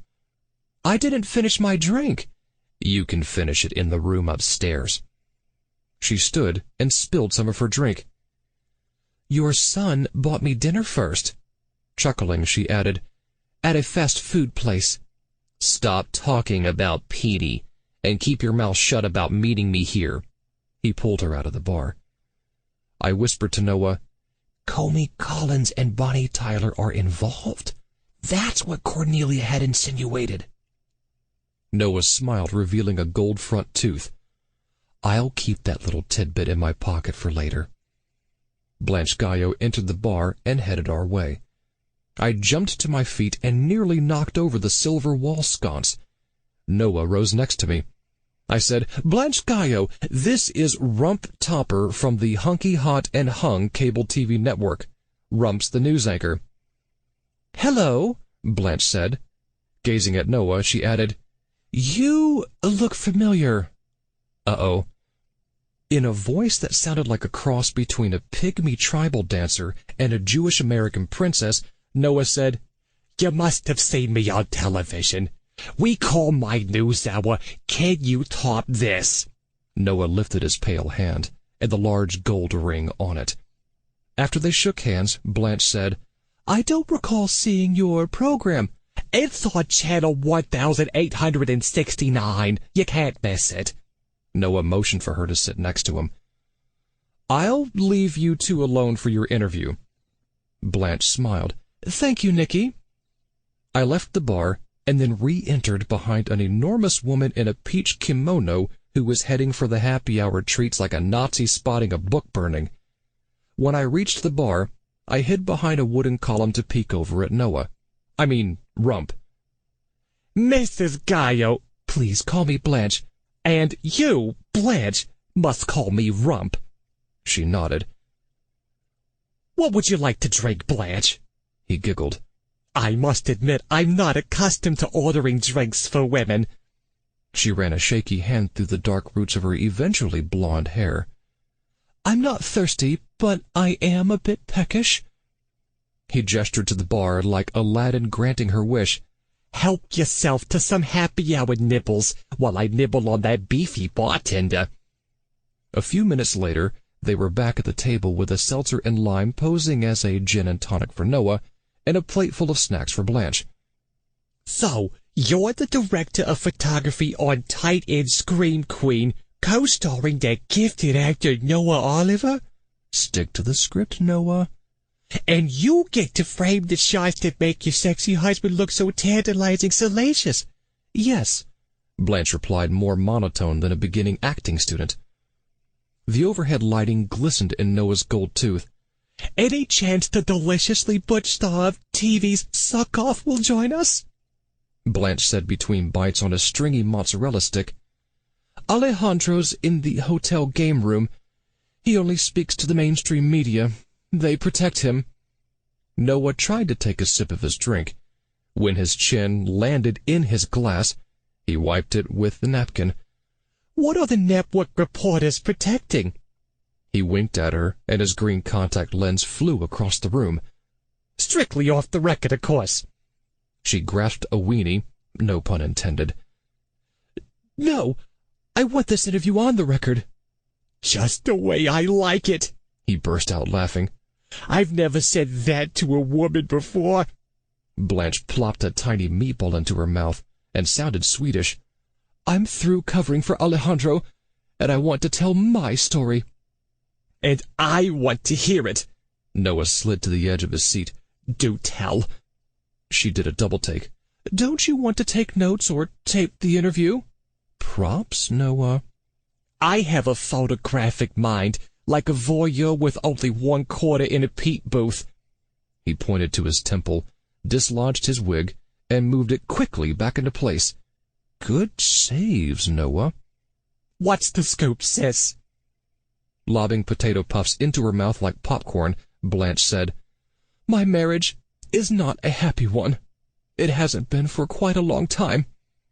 Noah, or rather Rump, laughed so loudly the other patrons looked over at them. "I apologize, Blanchy, but if I did a story on every Hollywood marriage in trouble, I'd never be off the air." He licked his glossy scarlet lips. "Give me the particulars on little Alejandro." "Really, Noah?" "You know. Is it a thin hook, a mini beer can, jelly roll, clubfoot, sprouting mushroom, hide-and-go-seek?" Blanche looked more disappointed than a liberal politician at an alt-right rally. "I'm not here to talk about that." Feigning the exasperation I was feeling, Noah said, "Then what are you here to talk about?" Blanche downed a wedge of brie. "My husband's affairs." "Again, I've heard hundreds of with men." Noah's eyes lit up like a priest finding an altar boy in his Christmas stocking. "That is certainly a story, sis. Tell all." Chomping on crackers like a parrot with a tapeworm, she said, "I knew about the men, but I looked the other way, hoping he'd change, afraid to face the reality that he never loved me. dodging the truth that Alejandro was using me to cover up his true nature. Tears filled her eyes, ran down her cheeks, and landed on her melon balls, on her plate. I thought there was something wrong with me, that if somehow I could be more attractive and alluring, he would notice me. I bought new clothes, had a makeup overhaul, changed my hair, found new recipes, scheduled exotic vacations for us. I visited his television set to keep an eye on him, and when each of my plans failed miserably, I realized that it wasn't me, it was Alejandro, and that no matter what I did, he would never love me. She popped a pineapple cube into her mouth and wept. Noah took her hand. "You poor Polly," sounding like a general during the military's old don't ask, don't tell ban, he added, "but given our boringly litigious culture, for me to report your story, I need you to name names." Her face turned as hard as a porn star's erection. "I know Alejandro's recent conquests, and I'd like to hear about them, hun." "They were college kids in the movie." "Do these college kids have names, Nancy Drew?" Tearing into a spicy buffalo wing, she replied with a hint of a southern accent. "I walked in on Alejandro with Tybalt Regina. He plays quarterback." "Obviously." Noah's green nails waved her on. "And?"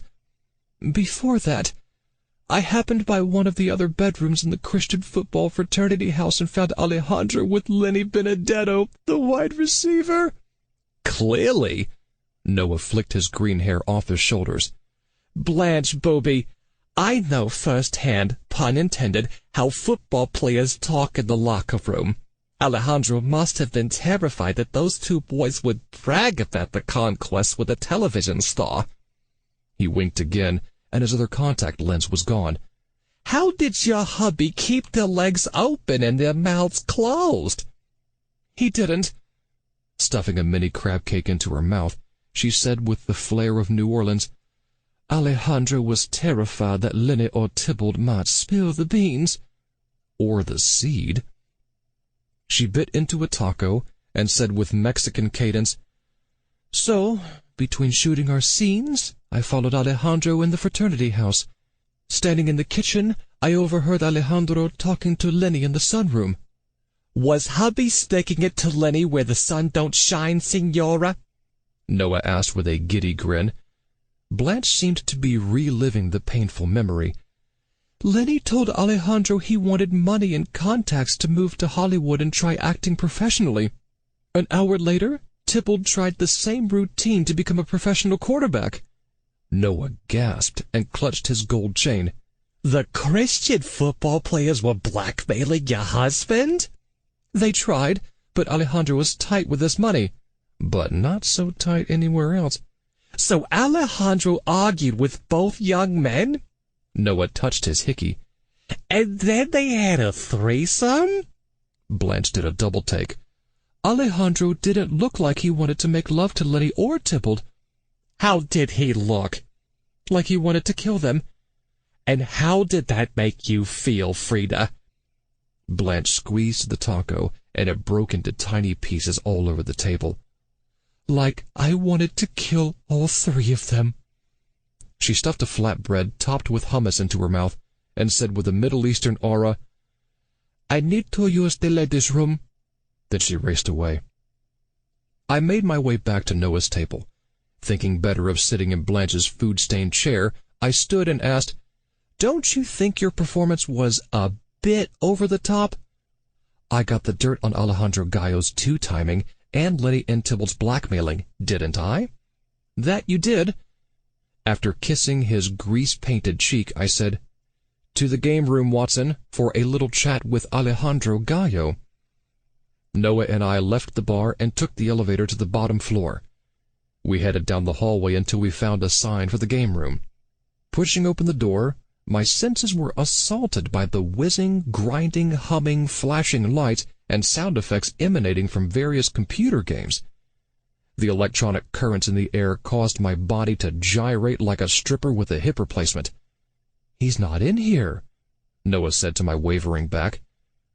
In my jumpy peripheral vision, I spotted a large wooden cross on the floor next to a beeping and blipping machine. Upon making my way through the microelectronic maze, I kneeled and spotted Alejandro Gallo lying lifeless on the vibrating floor. Alejandro played his last game. Chapter 5. You should be barred from directing a play or movie ever again.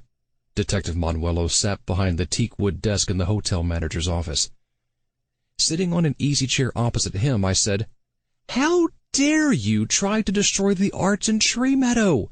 It beats destroying all the people. I didn't kill anyone, Manuelo. He leaned over his desk. Then tell me, how come every time you direct a show, somebody gets murdered? No, not somebody. A slew of bodies to the tune of the governor threatening my job. Focusing on Noah sitting in the easy chair next to mine, Manuelo said, "And what's with the green hair and nails? And the long nose and chin? Is Halloween coming early this year?"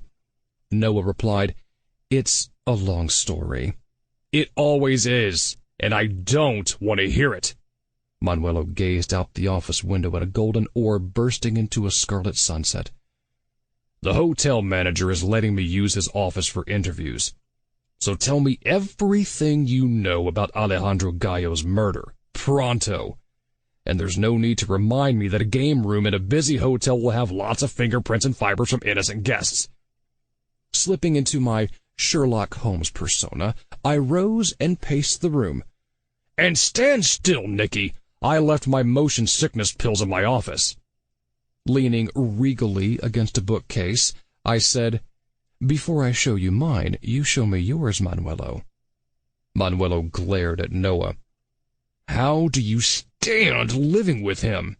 "I don't stand very much," Noah said with a glimmer of fun in his gorgeous blue eyes. "I deserved that." Manuelo motioned for me to continue. "Where's Blanche Gallo?" I asked. "Resting in her room," Manuelo replied.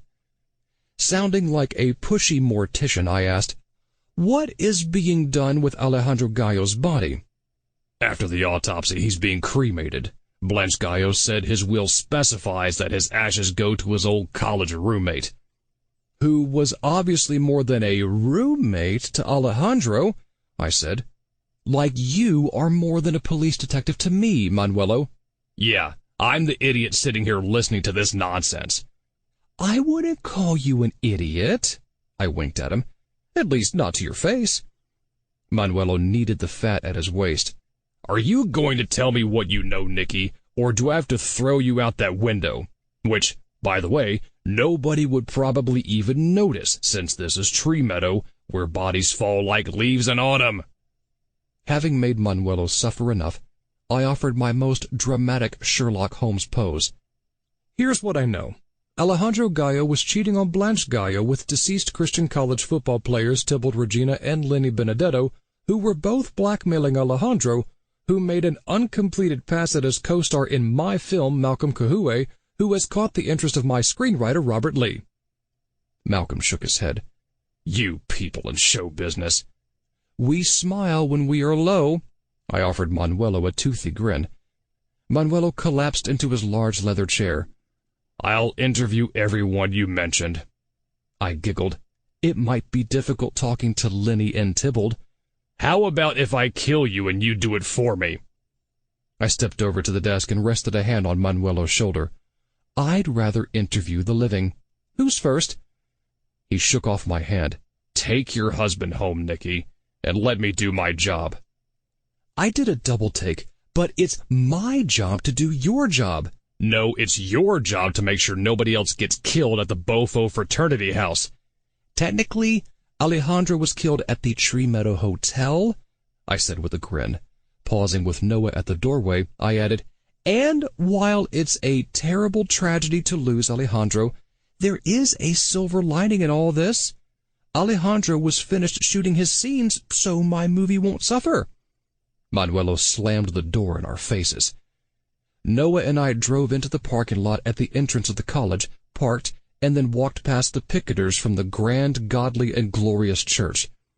I couldn't help noticing their signs reading, "Make money, not movies," Two men should only be together in a boardroom and pollute the environment, not our children's minds. We picked up to Avi at the frat house and then drove home. After dinner and cleanup, we headed upstairs and Noah went over to Avi's vocabulary words. Then we tucked him into bed with a book on his laptop. The doorbell rang as Noah and I made our way downstairs. Noah opened the door to a tall, strapping, Nordic-looking man.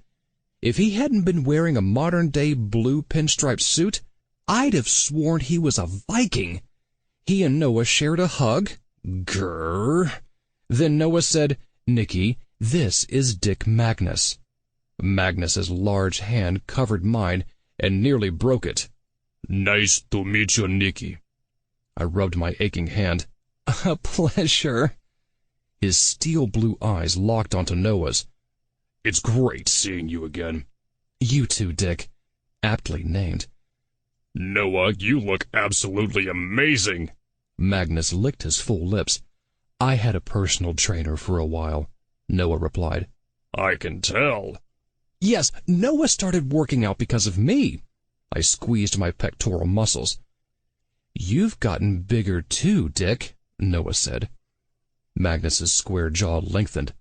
I've been working out evenings at the health club in town and drinking protein shakes.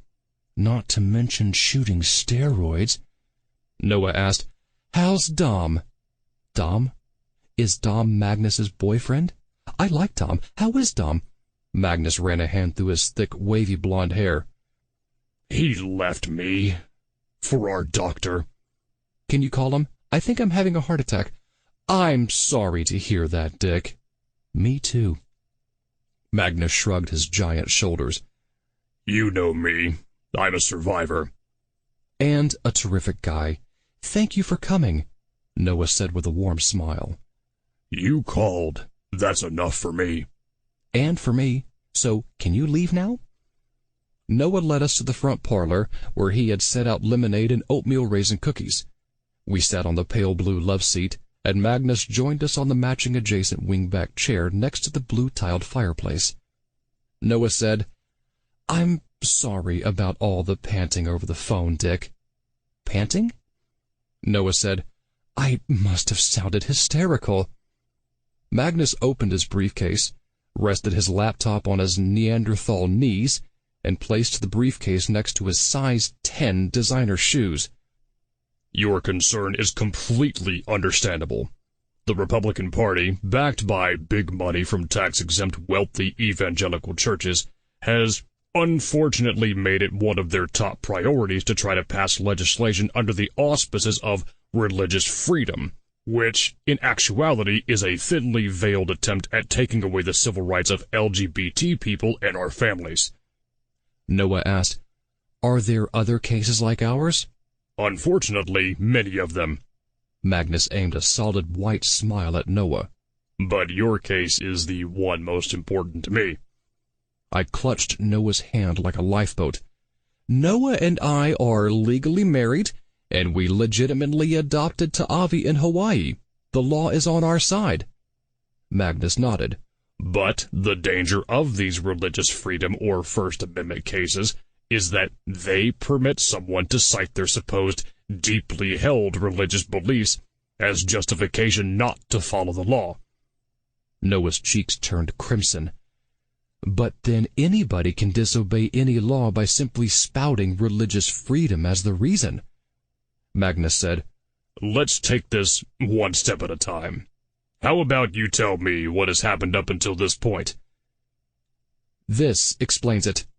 I snatched Colin's legal papers from the Victorian coffee table and handed them to Magnus.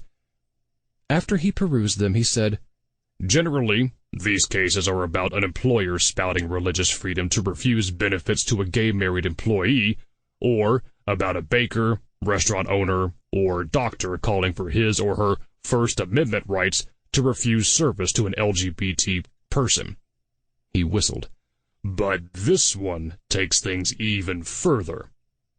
Sighing, he added, Unfortunately, I'm not too surprised. "So, we have to attack back, right?" my sweet Noah said like a bear protecting his cub. No pun intended. Magnus's thick fingers flew over his laptop's keyboard. Tell me about Comey Collins. I replied, He's a trustee at the local Grand Godly and Glorious Church, and he owns a company that creates oil pipelines and does fracking for gas. I hear he's planning a run for political office, Noah added. Magnus nodded. Is he married? Yes, I replied. Children? One. I felt my cheeks blush. Until his son Petey was killed on my movie set. Magnus asked, Could this lawsuit be Collins's revenge? Noah slid to the edge of the love seat. That's what I was thinking, Dick.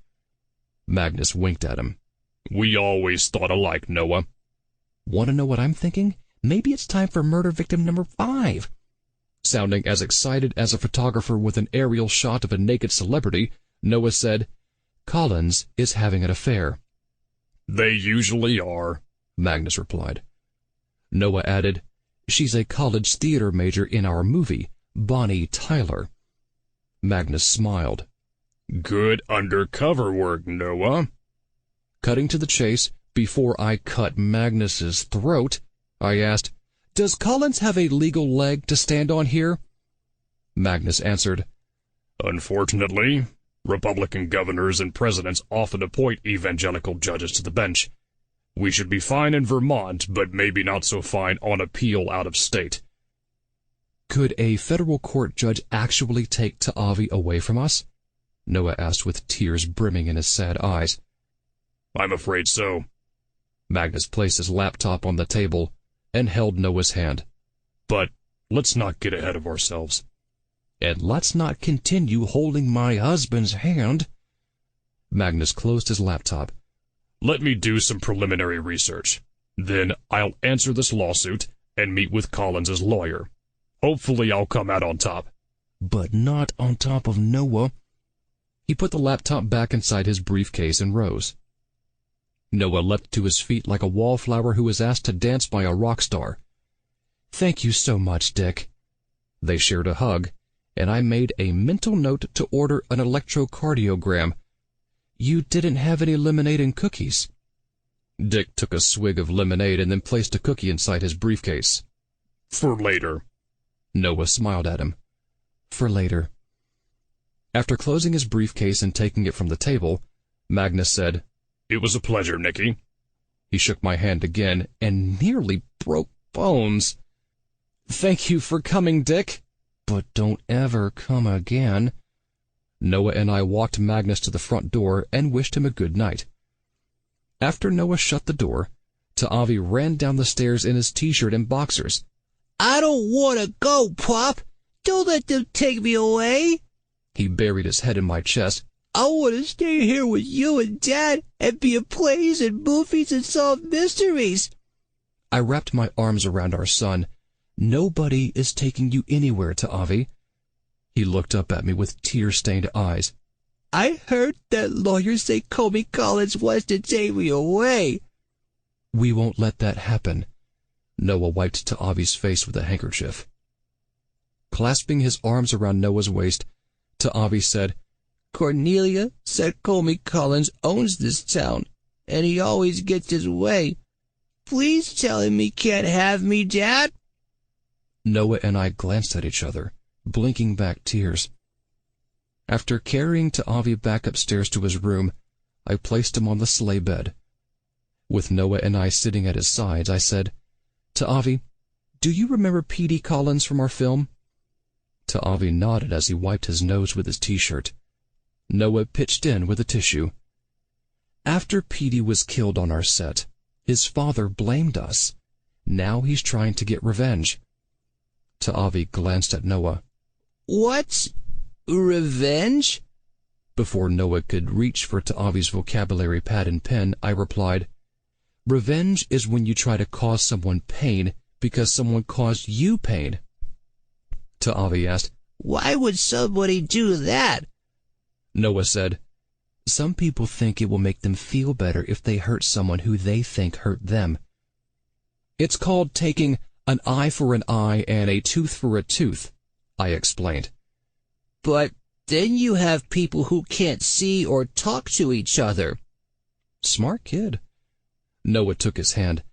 To Avi, no matter what Collins threatens, or how much money or power he and his church have, he will never break up this family.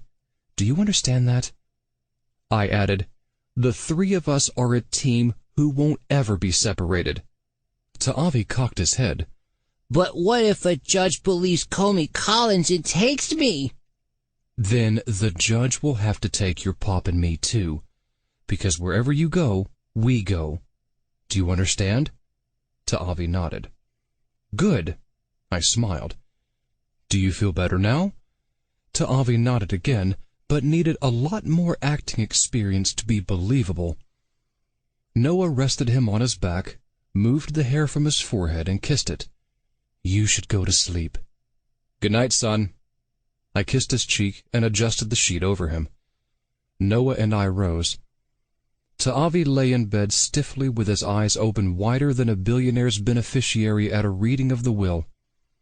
Holding me back at the doorway, Noah whispered in my ear, We can't leave him like that. Heading back into the room, I said, Ta'avi, you don't have to go to sleep just yet. He nodded and stared straight ahead. What would you like to do? I asked. Talk to my grandparents? Noah and I shared a smile. A few minutes later, Ta'avi was seated at his desk opposite the computer screen with Noah and me standing on either side of him like Secret Service agents. I touched the keyboard and Bonnie and Scott Oliver appeared as if through the looking glass. Noticing Ta'avi's frozen look of terror, Noah's mother clutched at the lapel of her peach robe. Ta'avi, if I took a picture of you right now, my friend Judy would think you've seen a ghost. That reminds me. Noah's dad leafed through his television listings. Ghostbusters is on TV in an hour. Mom temporarily pushed him out of the frame. Dad, can't you see our grandson is upset? Ta'avi, baby, what's wrong? I leaned into the small camera on the computer and explained Collins's legal challenge. When I was through, Dad fastened the tie of his lavender robe around his expanded middle. Ta'avi, if that Collins guy tries to mess with you, he'll have to mess with me first. And me. Noah, are you there? Noah leaned into the camera's view. Hi, Mom.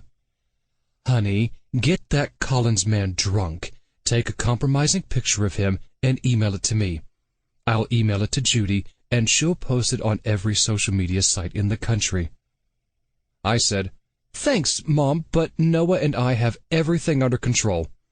Noah added, We've got the best lawyer in Vermont. Is he as good as the lawyer in My Cousin Vinny? Dad asked. Noah explained, It's Dick Magnus. Bonnie cooed, What a nice boy. I remember when you brought him to Wisconsin and he gave me flowers. Grrr. Nice boy, Dad laughed. The guy was a weasel, and the flowers wilted after one day. I always liked Noah's dad. Dad added, And what's his name? Dick. Mom, Noah, Ta'avi, and I said in unison. Right. Dick whined the whole time he was here about how he doesn't like to travel. Dad shook his head. You'd think the guy had gone to China instead of Wisconsin. He was back at his television guide. That reminds me, the China Syndrome is on later tonight. Dick was very polite, Bonnie said with a pout. Dad replied, Until I asked him to watch A Few Good Men with me and he refused. What lawyer doesn't like that movie? Noah said, Dick is sending Collins a letter and meeting with Collins's lawyer on our behalf. Mom said, Collins and his hateful bigots may have wealth and political power on their side, but you have Dick. Mom sighed. What is the world coming to? People using religion to harm others. The same thing happened to Judy and Jack's Tommy and Timmy. Their little Vietnamese daughter wanted a tattoo of Vietnam on her little ankle. The tattoo artist wouldn't do it because she has two dads. Judy wept over dung. Jack was probably happy since he didn't have to pay for the tattoo, Dad said, scratching his balding head. Mom scowled at him. It was the principle of the thing, Dad. The Bible forbids tattoos, and just about everything else. Which goes to show what a hypocrite that tattoo artist was. Bonnie folded her arms over her chest. And to take it out on the girl, she was so upset. Poor little dung dropped to the floor and Jack stepped on her by accident. Tommy and Timmy wiped her up. Thank goodness she wasn't hurt. Still obviously afraid, Ta'avi asked, Grandma, Grandpa, if Collins comes here after me, can I hide out with you two in Wisconsin? It won't come to that, I said. Mom stared into the camera. Ta'avi, you and your dads are our boys. We will always be here for you, any time you need us. And we'll never let anybody take you away from us, Dad added. Mom said, Ta'avi, it took your father long enough to give us a grandchild, and we aren't giving you up now, to anyone. Ta'avi's shoulders relaxed. Dad said, You boys should come visit us. Can I milk a cow again? Ta'avi asked. You can milk all of them. Ta'avi unleashed a half-smile. We'll plan a visit after our movie wraps, I said. Dad perked up. How's it going? I said. Noah and Ta'avi were terrific in their scenes. Will the movie be on TV? Dad asked. You'll be the first to know, I replied. Mom asked, How's the murder investigation coming? Noah, Ta'avi, and I did a double-take. What?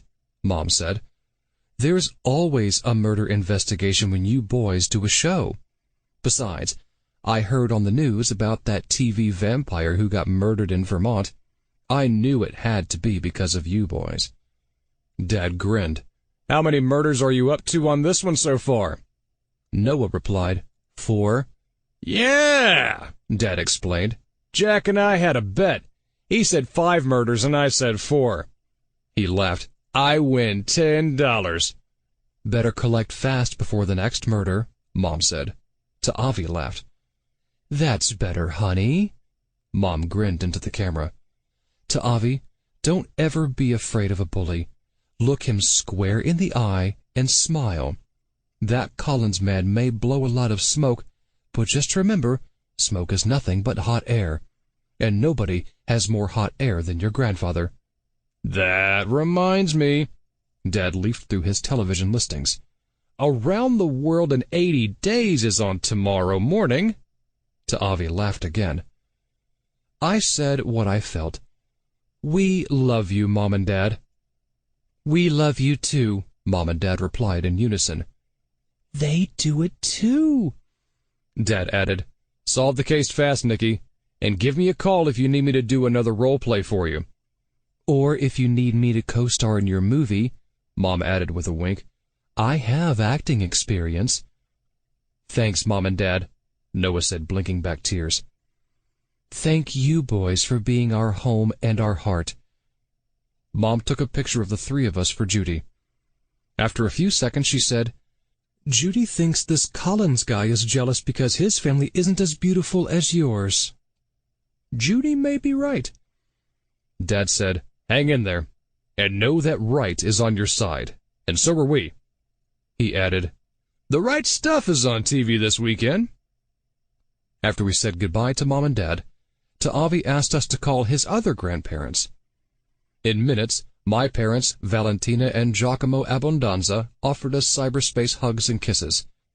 Once I filled them in on Comey Collins's shenanigans, Mama's dark eyes seemed to fill the screen. We'll take care of this, Nicky. Noah and I shared a nervous glance. What do you mean, Mama? I asked. I know, people. This Collins guy won't bother you much longer. My mother? The mafia matron? Dad waved her away.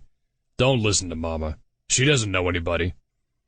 Mama raised the collar of her black house dress and whispered into the microphone. I know Tito Palladiano. Who's Tito Palladiano? I asked. Shh!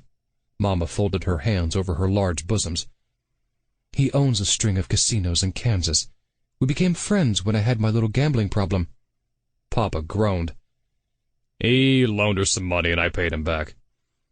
along with a big box full of my tiramisu from the bakery, which he loved," Mama added, as if she had fed a king. Tito was so grateful, he said, "If you ever need anything, Valentina, come see me. You know what I'm talking about. Ha!" "Well, now I need something. Comey Collins on ice." "The man isn't Spumoni, Mama," Papa said. Mama rubbed her pudgy hands together. "Nobody tries to take away Valentina Abeldanza's grandson and gets away with it." She added like a gangster in a 1940s movie. "Collins wants to play with my family. He's going to play with me first." Noah broke in. "Mama, we have a local lawyer taking care of everything for us." Mama replied, "I can do more than a lawyer." Papa rested his bald head in his hands. "You're above the law now, Mama?" "No, but Tito Palandiano is." Mama used her fingers to make the Italian horn sign. "To Comey Collins, your days are numbered." Knowing my parents' flair for the dramatics, and that the fruit didn't fall far from the tree, no pun intended, I said, "We have everything under control here." Noah rubbed his ears, and then said like a mafia don, "We have resources ourselves." Feeling like the only one not in the mob, I said, "Mama, Papa, we'll be fine." "Of course you will," Papa smiled proudly. "My boy always comes out on top." No argument there. "How's the murder investigation going?" Papa asked. Groaning, I asked, "How do you know we're investigating murders again at Tree Meadow?" "What else do you do?" Mama sniffed. "It's a wonder there's anybody left in that town." "And they're doing a movie, Mama. Don't you remember?" Dad asked. "Of course I remember. I'm not the one who forgot to put the cream in the cream puffs." "One time when I was 38 and she's still talking about it." Ignoring Papa, Mama asked, "How is your movie coming along, Nicky? Is Sophia Loren in it?" "No, Mama," I said.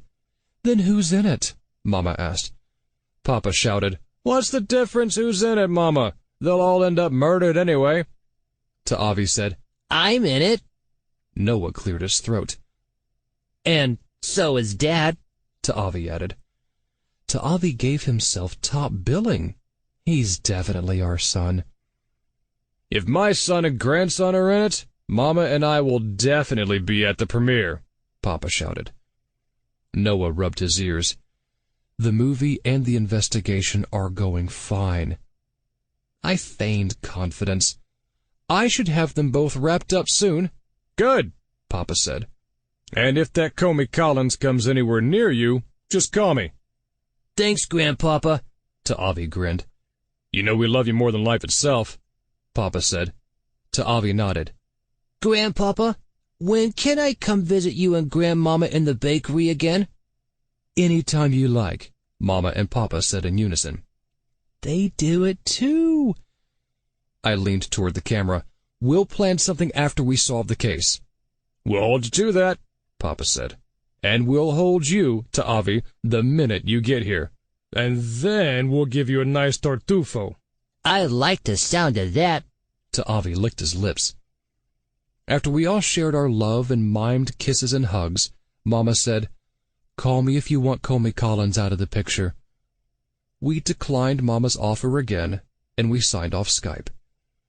As Noah and I tucked Avi back into bed, we were relieved to find the pink color back in his cheeks. "Are you okay now, son?" I asked as I fitted the sheet over him. Avi nodded. Did anybody ever try to take you away from Grandmama and Grandpapa? He turned to Noah. Or Grandma and Grandpa? They wouldn't dare. I kissed his cheek. Noah kissed his forehead. We're a family, and families stay together. Nobody can break us up. I winked at Avi. Just ask Tito Paladiano. Or Jack and Judy, Noah grinned. Avi rested in bed and fell asleep. When Noah and I were back in our bedroom, we cuddled under the white comforter, but I didn't feel comforted. My sensitive Noah noticed something was wrong. He placed his head on my chest. "Are you upset about Comey Collins?" I wrapped my arms around him and drew him in closer, releasing the scent of strawberries in summer. No, we have Tito Palandiano on our side. Noah looked up at me with eyes like pools of water bathed in moonlight. But there's something wrong. Tell me. Resting my back against the oak headboard, I said, "It's good of Dick Magnus to help us." Noah mirrored me and our shoulders touched. "He's a good guy." "It's obvious." "What's obvious?" "That you like him." "He's an old friend. Why wouldn't I like him?" "Because he's more than an old friend. He's your ex." Noah smiled. "That was a long time ago." "Are you sure? It's pretty clear that Magnus still has feelings for you." Noah sat cross-legged. "What are you saying?" "I'm wondering if you still have feelings for him." Noah's jaw dropped like an anti-gay politician's pants in a gay rodeo corral. "Nicky, it didn't take many dates for Dick and me to realize we weren't right for each other." "But you brought him to Wisconsin to meet your parents." "We had already broken up. Dick was going to a conference nearby, and I was visiting my parents. We shared the ride." "But tonight, Magnus looked at you like a top 1%er staring at a tax loophole, and you seemed pretty taken with him, too." "I noticed Dick has been working out, and he noticed the same about me. Sure, he looked great, and maybe he thought I looked good, too, but there's something you need to know." "Uh-oh." "You're my husband, and I love you, only you, more each day." "I feel the same way about you." "I know." Noah rested his head on my shoulder. "And just like we told our son, nobody will ever break up our family." We shared a long, wet kiss. "But, Nicky." "Yeah?" "I like it that you're still jealous of my old boyfriends." I cocked my head. "Do you have any others?" "One or two, but none of them can compare to my amazing spouse." We kissed again.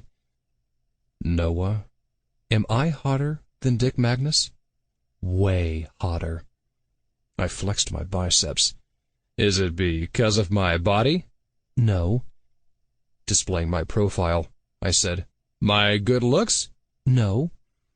"My warm heart, sense of humor, intelligence, creative genius?" "No." Exasperated, I said, "Then why did you marry me?" "Because of all those things." Noah giggled.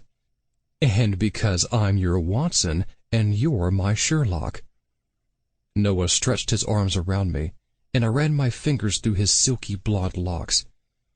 "I am absolutely wild about you, and that's just how I like it." "I think I know how you like it, Noah." "And how is that?" We slid further down the white satin sheets, slipped off our underwear, and made love until peaceful slumber overtook us, content in each other's arms. The Abbondanza Oliver Capule family rose early, showered, dressed, ate breakfast, with a chaser of supplements for me, and practically flew in Noah's car to the campus. As we walked toward the Bofo fraternity house, we spotted Pastor Carl Bounty's pear shape on the front lawn surrounded by his followers, and the local news media. Noah hurried to Avi inside the frat house to find Cornelia, and I leaned against a tree to watch the Right Reverend. With a face like a lobster's and a voice like a dolphin's, Pastor Bounty said, "Dear friends, we are here today with a heavy heart. As you know, our grand, godly, and glorious church has always stood against the sin of science, the myth of climate change, the lie of evolution, the abominations of abortion and homosexuality, the horror of pre- or extramarital sex, the disgrace of a woman not obeying her husband, the atrocity of multicultural education, and the dangerous practice of giving handouts to the sick, homeless, poor, and destitute." So much for the Beatitudes.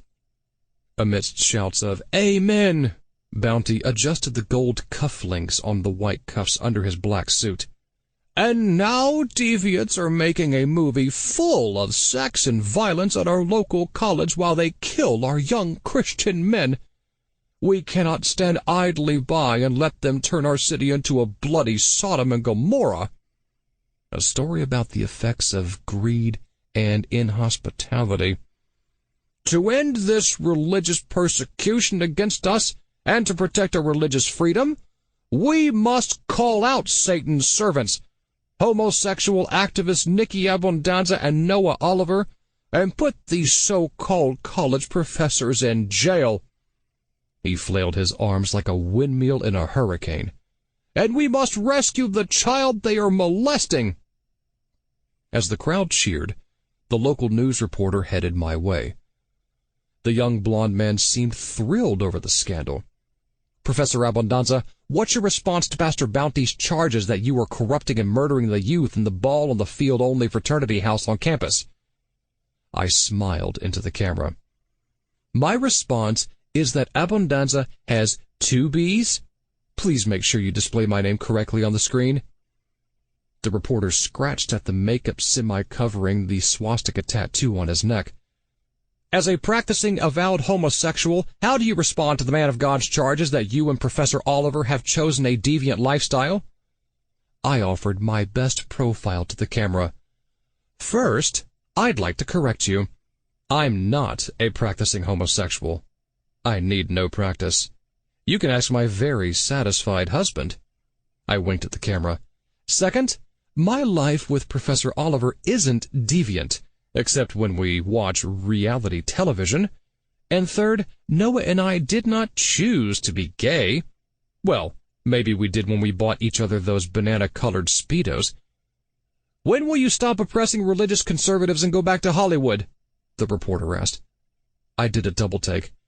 I'm from Kansas, and I've lived in Tree Meadow for many years. No, you haven't. Yes, I have.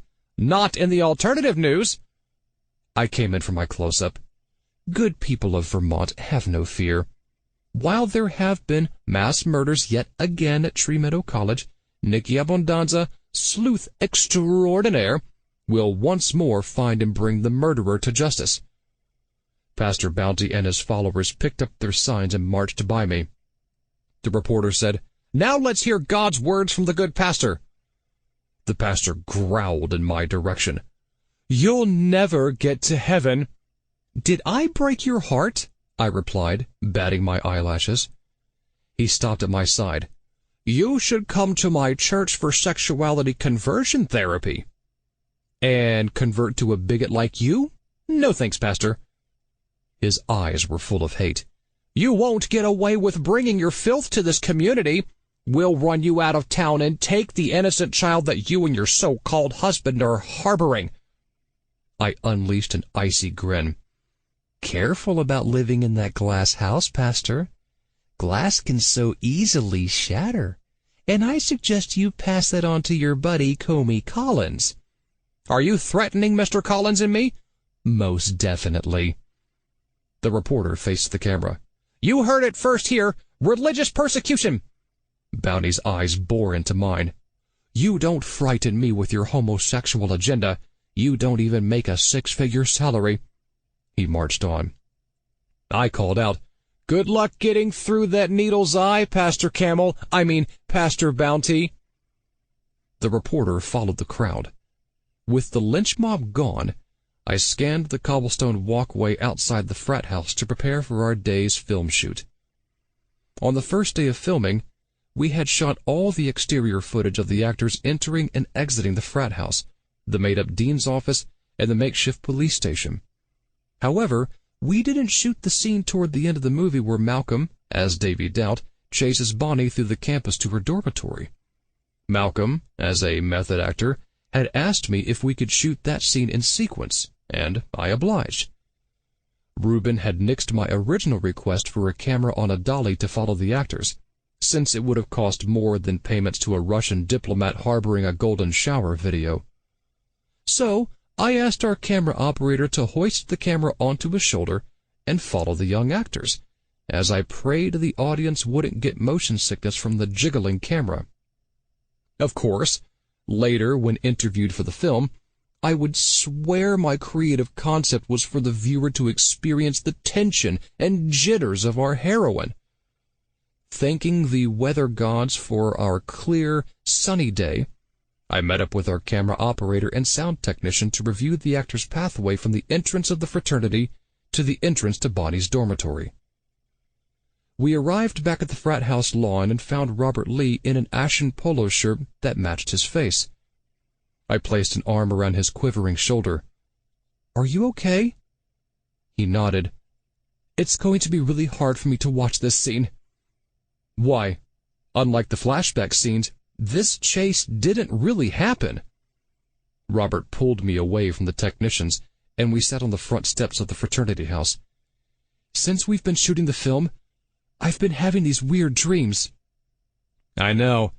You've been remembering what those college football players did to you in your father's locker room when you were a kid." He shook his head from side to side, and sweat beads flew off his forehead like raindrops. "These dreams were different.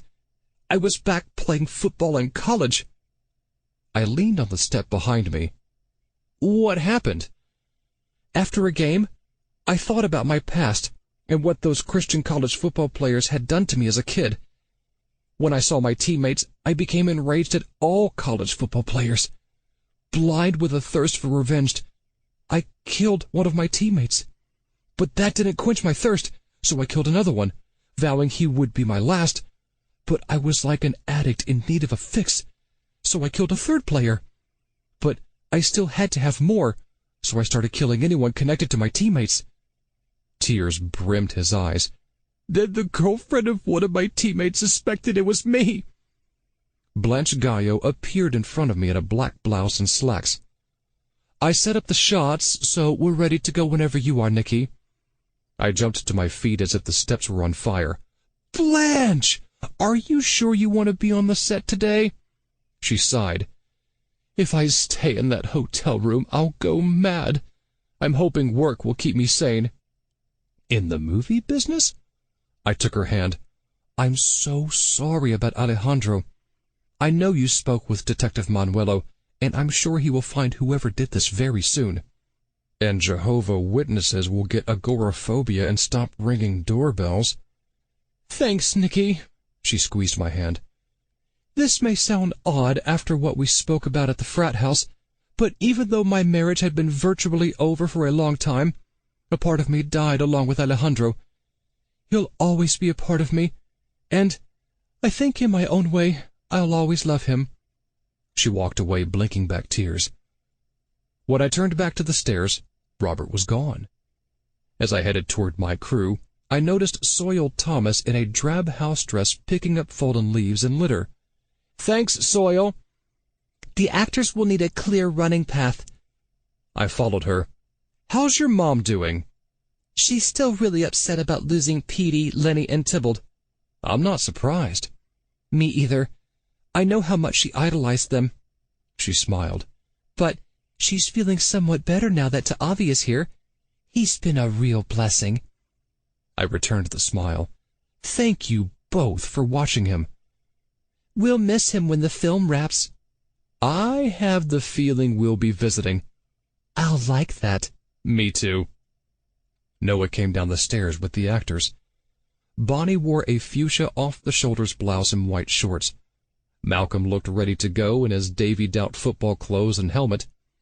Reuben and Martin were behind them. "Let's shoot before we lose the light, Nicky," Reuben said. "We need to keep on schedule."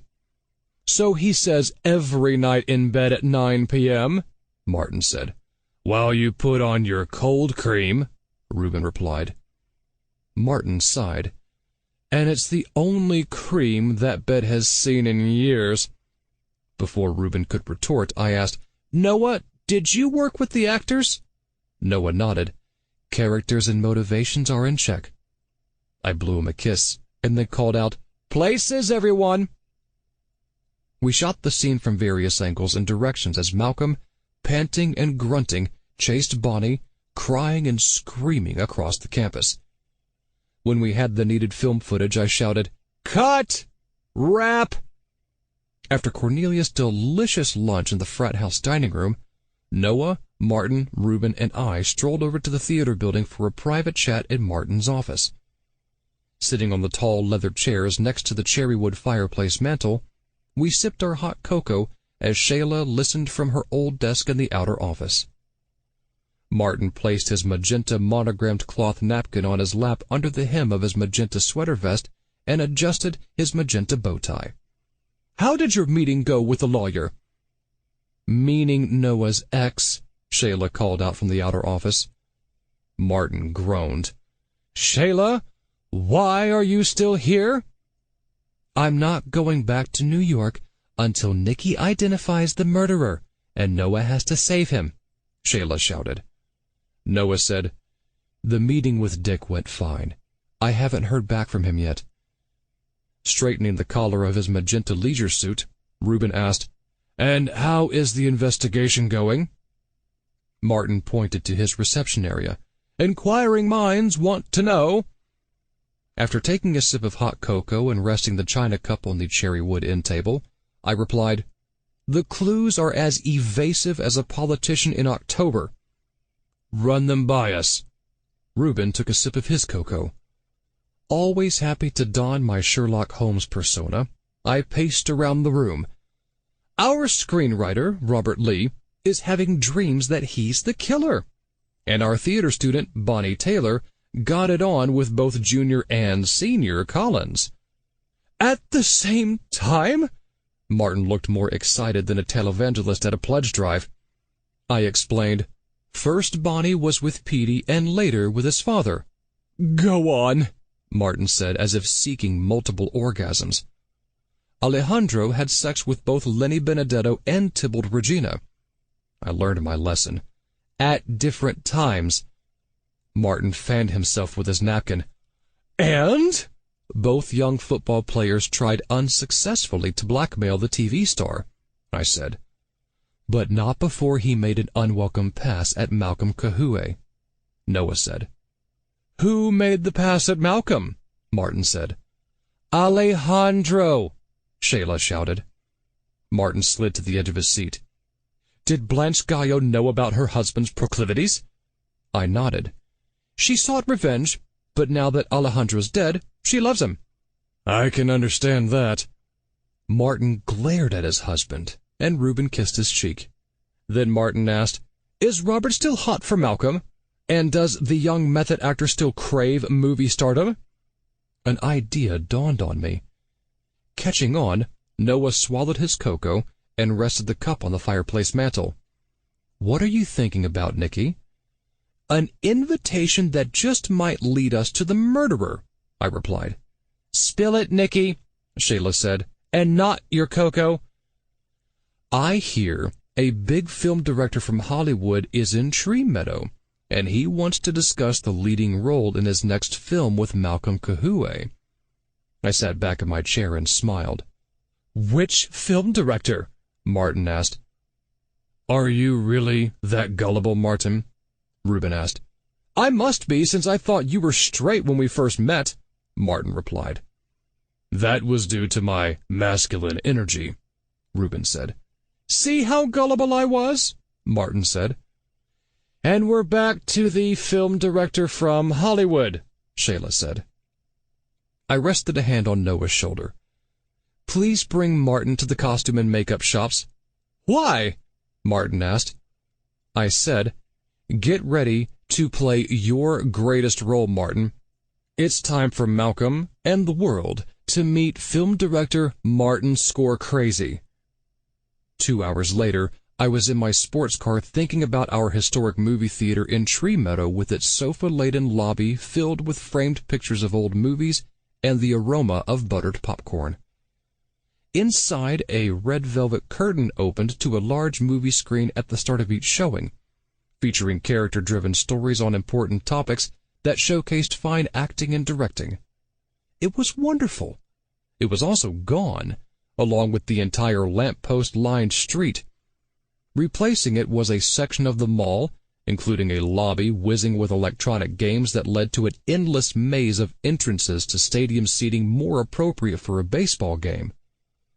Once inside, each of the 25 tiny movie screens housed the identical latest big-budget action-adventure release from Hollywood. After parking in a huge lot with no distinguishable method to remember the location of my car, I headed inside and scanned the lobby. Next, I dodged the screaming children, a snaking line to the harried teenager selling tickets at the box office, and more games than in an arcade. Then I hid behind a stand-up poster of a closet-gay monosyllabic action-adventure movie star. Peering out from behind the poster, I spotted Malcolm Kahue in a tight emerald dress shirt and black slacks that highlighted his rippling muscles. He had slicked back his black hair and applied rouge to his cheeks. Gazing around the lobby, he searched for the great director. Finally, a short, thin, elderly man with a long gray ponytail and beard arrived and stood next to Malcolm. Martin Anderson, wearing a tan shirt, slacks, and blazer, with a huge tan fedora on his head, looked down his enormous fake nose at the young actor. He sounded like a squirrel caught inside a lawnmower. I am Martin Scorecrazy. Hello, Mr. Scorecrazy. I'm Malcolm Kahue. Martin adjusted his sunglasses. I shun any type of publicity. He gestured toward the corner of a plastic sofa on thin silver legs that looked like a prop in a science fiction movie. Let's sit here. After they were seated, Malcolm asked, "Why did you want to meet in a movie theater?" Martin replied, "What better place to discuss your future film career? Besides, I like the anonymity of a mall. There are so many loud, overweight, oblivious shoppers to hide behind and blaring rock music to drown out one's voice." He picked up discarded ticket stubs from the gray tile floor and put them in his pocket. I keep scrapbooks. Keep to the point, Martin. I slipped on a dropped candy roll and had to regroup behind a coming soon poster of the next action-adventure movie. Malcolm said to Martin, "Nicky mentioned that you have directed some of the biggest films in Hollywood. I Googled you, Mr. Scorecrazy, but I couldn't find any of your movies." Martin nodded, and the hat covered his face. After repositioning it, he said, I use another name as a movie director. What's that? It's private. He munched on popcorn from his inside jacket pocket. Then he moved a bottle opener from his left jacket pocket, opened a bottle of soda from his right pocket, and drank. I wish to remain incognito to my myriad of fans, and to my ex-wives and their adopted daughters, who are now also my ex-wives. He sighed. Alimony wipes away those film royalties faster than a conservative politician's promised tax cuts after an election. Cut the comedy, Martin, and ask the questions. Malcolm asked, "Can you tell me about your upcoming movie?" Nobody has seen it, read it, or heard about it. Martin looked both ways. So this is strictly confidential. Do you understand? Malcolm nodded like a rag doll on a boomerang. Martin whispered, I'm writing, directing, and producing a studio film about a mass murderer who sacrifices virgins to the gods on top of Mount Olympus. The working title is Cherry on Top. Martin! After watching footage from your little indie film, Full Moon, I am interested in your your background. Malcolm sat up straight. I studied theater in college and in conservatory before acting professionally. A bushel and a peck off-Broadway led to abs, salutely delicious, off-Broadway, which got me When the Cock Crows on Broadway. Martin scratched at his beard and quickly replaced it. And my friend Nicky Abundangia is quite impressed with your work on Tight End Screen Queen. Malcolm smiled proudly. And now I'm ready to stop looking behind me and move on to a big studio movie. Can I audition for your film? Martin did a double take. Audition? Absolutely not. Malcolm's shoulders slumped. I cast my movies by spending time with my potential actors, understanding their methods, getting inside them and stroking their heads. No pun intended. To see if they can play my characters. Perking up, Malcolm asked, What would you like to know about me? Martin threw his empty bottle into a nearby trash can. How did you prepare for your latest role as Davy Doubt? I talked with the screenwriter, Robert Lee, about his experiences. And did you two become lovers? Malcolm squirmed in his seat. No. Pity. I like my actors to have experienced want and desire. I can tell Robert desires me. And do you desire him? Martin. Malcolm swallowed hard, no pun intended. Who wouldn't? Robert is warm, smart, supportive, kind, and really talented. But I don't want to get involved with anyone right now. And why is that? Because of my career. Lots of movie stars have spouses and lovers. He grinned. Often both at the same time. I want to concentrate on becoming an A-list movie actor. By doing films like Tight End Scream Queen? Tell me about playing a college football player vigilante. A crease appeared across Malcolm's smooth forehead. It's a juicy role. Flashbacks from Davy's abuse as a kid take over his mind. As a 20-year-old tight end, Davy sees his Christian college football player teammates as his past abusers. So he kills them with a knife concealed inside a wooden cross. Martin tented his fingers. How did you get ready to shoot those scenes? I used emotional recall. Martin looked more interested than a priest facing an altar boy inquiring about the facts of life. Please elaborate, and be as specific as you can. Malcolm took in a tortured breath. I was gay bashed in high school. How horrible! Martin clutched the young actor's arm. Tell me every detail. It happened in the locker room after gym class. I was a freshman. 2 juniors came in while I was changing, called me a faggot, gave me a wedgie, punched me in the stomach, pushed me inside a locker and left me there. How did you get out? A janitor found me, and then he scolded me for acting like a fairy and provoking the upperclassmen. So, like Davy Doubt in your movie, you had a traumatic experience in a school locker room. And remembering that time helped you to find the character of Davy Doubt? Malcolm nodded. Tell me more about your acting technique. I'm a method actor. After interviewing Robert, I started to walk, talk, think, and feel like Davy Doubt. When I changed into the football uniform and helmet, I became Davy Doubt. Martin licked his thick lips. What was it like working with real college football players from the Christian Fraternity house and with television's Alejandro Gallo as the detective? Looking away, Malcolm replied, I don't want to talk trash about dead people. But, Martin said like the wolf meeting Little Red Riding Hood, I believe honesty is the key to good acting and good casting. The college kids were rank amateurs. And the late Alejandro Gallo, who was rumored to be so far inside the closet he smelled like mothballs?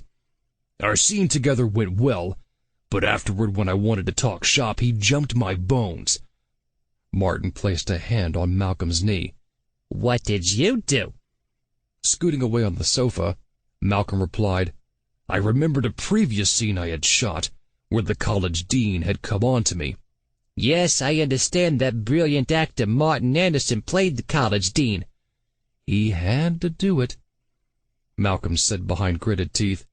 Like Davy Doubt with the dean, I became really angry with Gallo. Who, like your rank amateur co-stars, was murdered when you became enraged? But unlike Davy Doubt, you never killed anyone, did you? After a pause, Martin added, Remember, truth in casting. Malcolm said into his chest, I have more in common with Davy Doubt than you think. Good work, Martin. Martin said, Please, elaborate. I don't use this in my acting, so it's not relevant. Everything is relevant for an actor I work with in one of my films, he added with a smug expression, assuming I work with him. Malcolm exhaled loudly. When I was 15, I wanted to try bungee jumping off our local bridge. I asked my best friend to join me, but he had a date with his girlfriend, which pissed me off, because I really wanted to bungee jump with him. So I convinced him to break his date and come with me. And? He was afraid to jump. I talked him into it. My jump went fine. His didn't. Tears filled Malcolm's dark eyes. Did he survive? Malcolm shook his head and then buried his face in his hands. Did you push him? No, I don't think so. It all happened so fast. The tears slid down his cheeks. He was my best friend. Shades of a separate piece? Martin said, You were jealous of the time your friend spent with his girlfriend, scorned by his lack of interest in you sexually, and you used displacement to see him as the juniors who gay-bashed you in the gym locker room, and you killed him. No! He wept openly. There. Martin put his arm around the boy. What are you feeling right now? I'm pretty uncomfortable. How about now? Martin slid his hand down Malcolm's side. Malcolm leapt to his feet with tear-stained eyes. Don't touch me, or I'll... Or you'll what? Murder me? Are you becoming Davy Doubt, slipping into his murderous persona? No. Why not? Acting as believing. Malcolm blurted out. I don't feel Davy Doubt taking over me, because after playing him this week, he's already inside me. I've become Davy Doubt. And I don't doubt it. Chapter 6. That evening, Noah, Martin, Reuben, Ta'avi, and I sat at our oak dining room table feasting on leftover platters of food, courtesy of Cornelia, spicy crab cakes, kale salad with beets and feta cheese, rosemary chicken and portobello mushrooms and Asiago cheese sauce, baked red snapper and tomatoes and olives, garden vegetable medley, and butternut squash ravioli. I felt a tingle at my lap, no pun intended. I never answer my cell phone at dinner for fear of Noah's wrath, but when I reached down and noticed the call was from Detective Manuelo, I hurried into the hallway. If you keep calling me in the evening, people will talk, Manuelo. He groaned.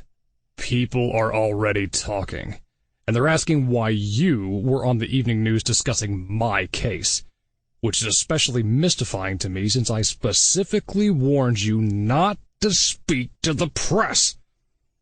I leaned against the flared banister. Manuelo, you must get over your irrational jealousy when I speak with someone other than you. You're not a young man, and obsessing over me can't be good for your health. I know what you're doing, Nicky. What is that, Detective? You're changing the subject so I forget about you disobeying my orders and talking to the press again. Well, that's the thanks I get for being concerned about your physical and mental health. I made my voice quiver. You hurt my feelings, Manuelo. Cut the dramatics, Nicky, and tell me the latest tidbit of information that you or one of your nutty friends found out by dressing up as a count from Transylvania. Manuelo, we have never impersonated a count from Transylvania. Though I'll file that one away for future. Nicky! And how do you know about our little performances? I know everything, Nicky. But obviously not the identity of the murderer. He exhaled so loudly, my phone nearly flew out of my hand. Are you going to tell me what you know? Impossible, Manuelo. It would take months, years, for me to impart upon you all the knowledge I have obtained over the 38 years of my life studying the art of show and applying it to detecting. You're 38? Yes. Why? You had a 30th birthday party for Noah last year. And you and your wife didn't attend, which hurt Noah deeply. You truly have a heart made of stone, Manuelo. But unlike you, I didn't rob the cradle. I collapsed onto a lower step. Noah is quite comfortable with the difference in our ages. He may be now, but wait a few years when he has to visit you in the nursing home. Manuelo, can we get back to the case? Exactly. He laughed like a first-time pool player beating a pool shark. Got you, Nicky. Now, tell me what you found out. I rose and straightened my blazer. Malcolm Kahue was attacked in high school, and he thinks he's Davy Doubt, his character in the movie. Does he have a motive for the 4 murders? How's this? He resented having to act with the 3 amateur college football players, and he was offended by Alejandro Gallo's pass at him. Is Kahui sweet on Robert Lee, the screenwriter? As sweet as pecan pie refrigerated under a broken honey jar. Nicky, there's something I've been meaning to ask you. How do you think up all those expressions? Which expressions? Your sayings like, as nervous as a priest meeting an altar boy's father. I've never said that. Be careful, Manuelo. As a public servant, you might get yourself into hot water for mocking other people's religions. The leaders of the Catholic Church have connections in high places, including the governor's office. Speaking of religion, would it be considered a sin if I murdered you? Absolutely. Because who would nab the murderer? My wife is calling me. Really? I'd have thought she'd be relieved you were otherwise engaged. It's been fun as usual, Nicky. Let me know if you find out anything else, and no more talking to the press. As always, your wish is my command, Manuelo. I won't speak to any member of the press until I crack the case. Nicky! Good night, partner. Give your wife a big kiss for me. I closed my phone and resumed my place opposite Noah at the head of the table. Martin dug into his red snapper. Was Manuelo impressed with what I uncovered as Martin score crazy? Quite. I winked at him. Your performance was riveting. And Martin will never let us forget it. Reuben bit into his kale salad. You're confused again, honey, Martin retorted. What we never stop hearing about is your mediocre performance as Harry Balls. Noah glanced at me, and I intercepted with, Speaking of theatrics, I had a run-in earlier with Pastor Carl Bounty. He wants to close down our film. Just let that tax-exempt bag of wind try it. And the same goes for his big bucks polluter cohort, Comey Collins.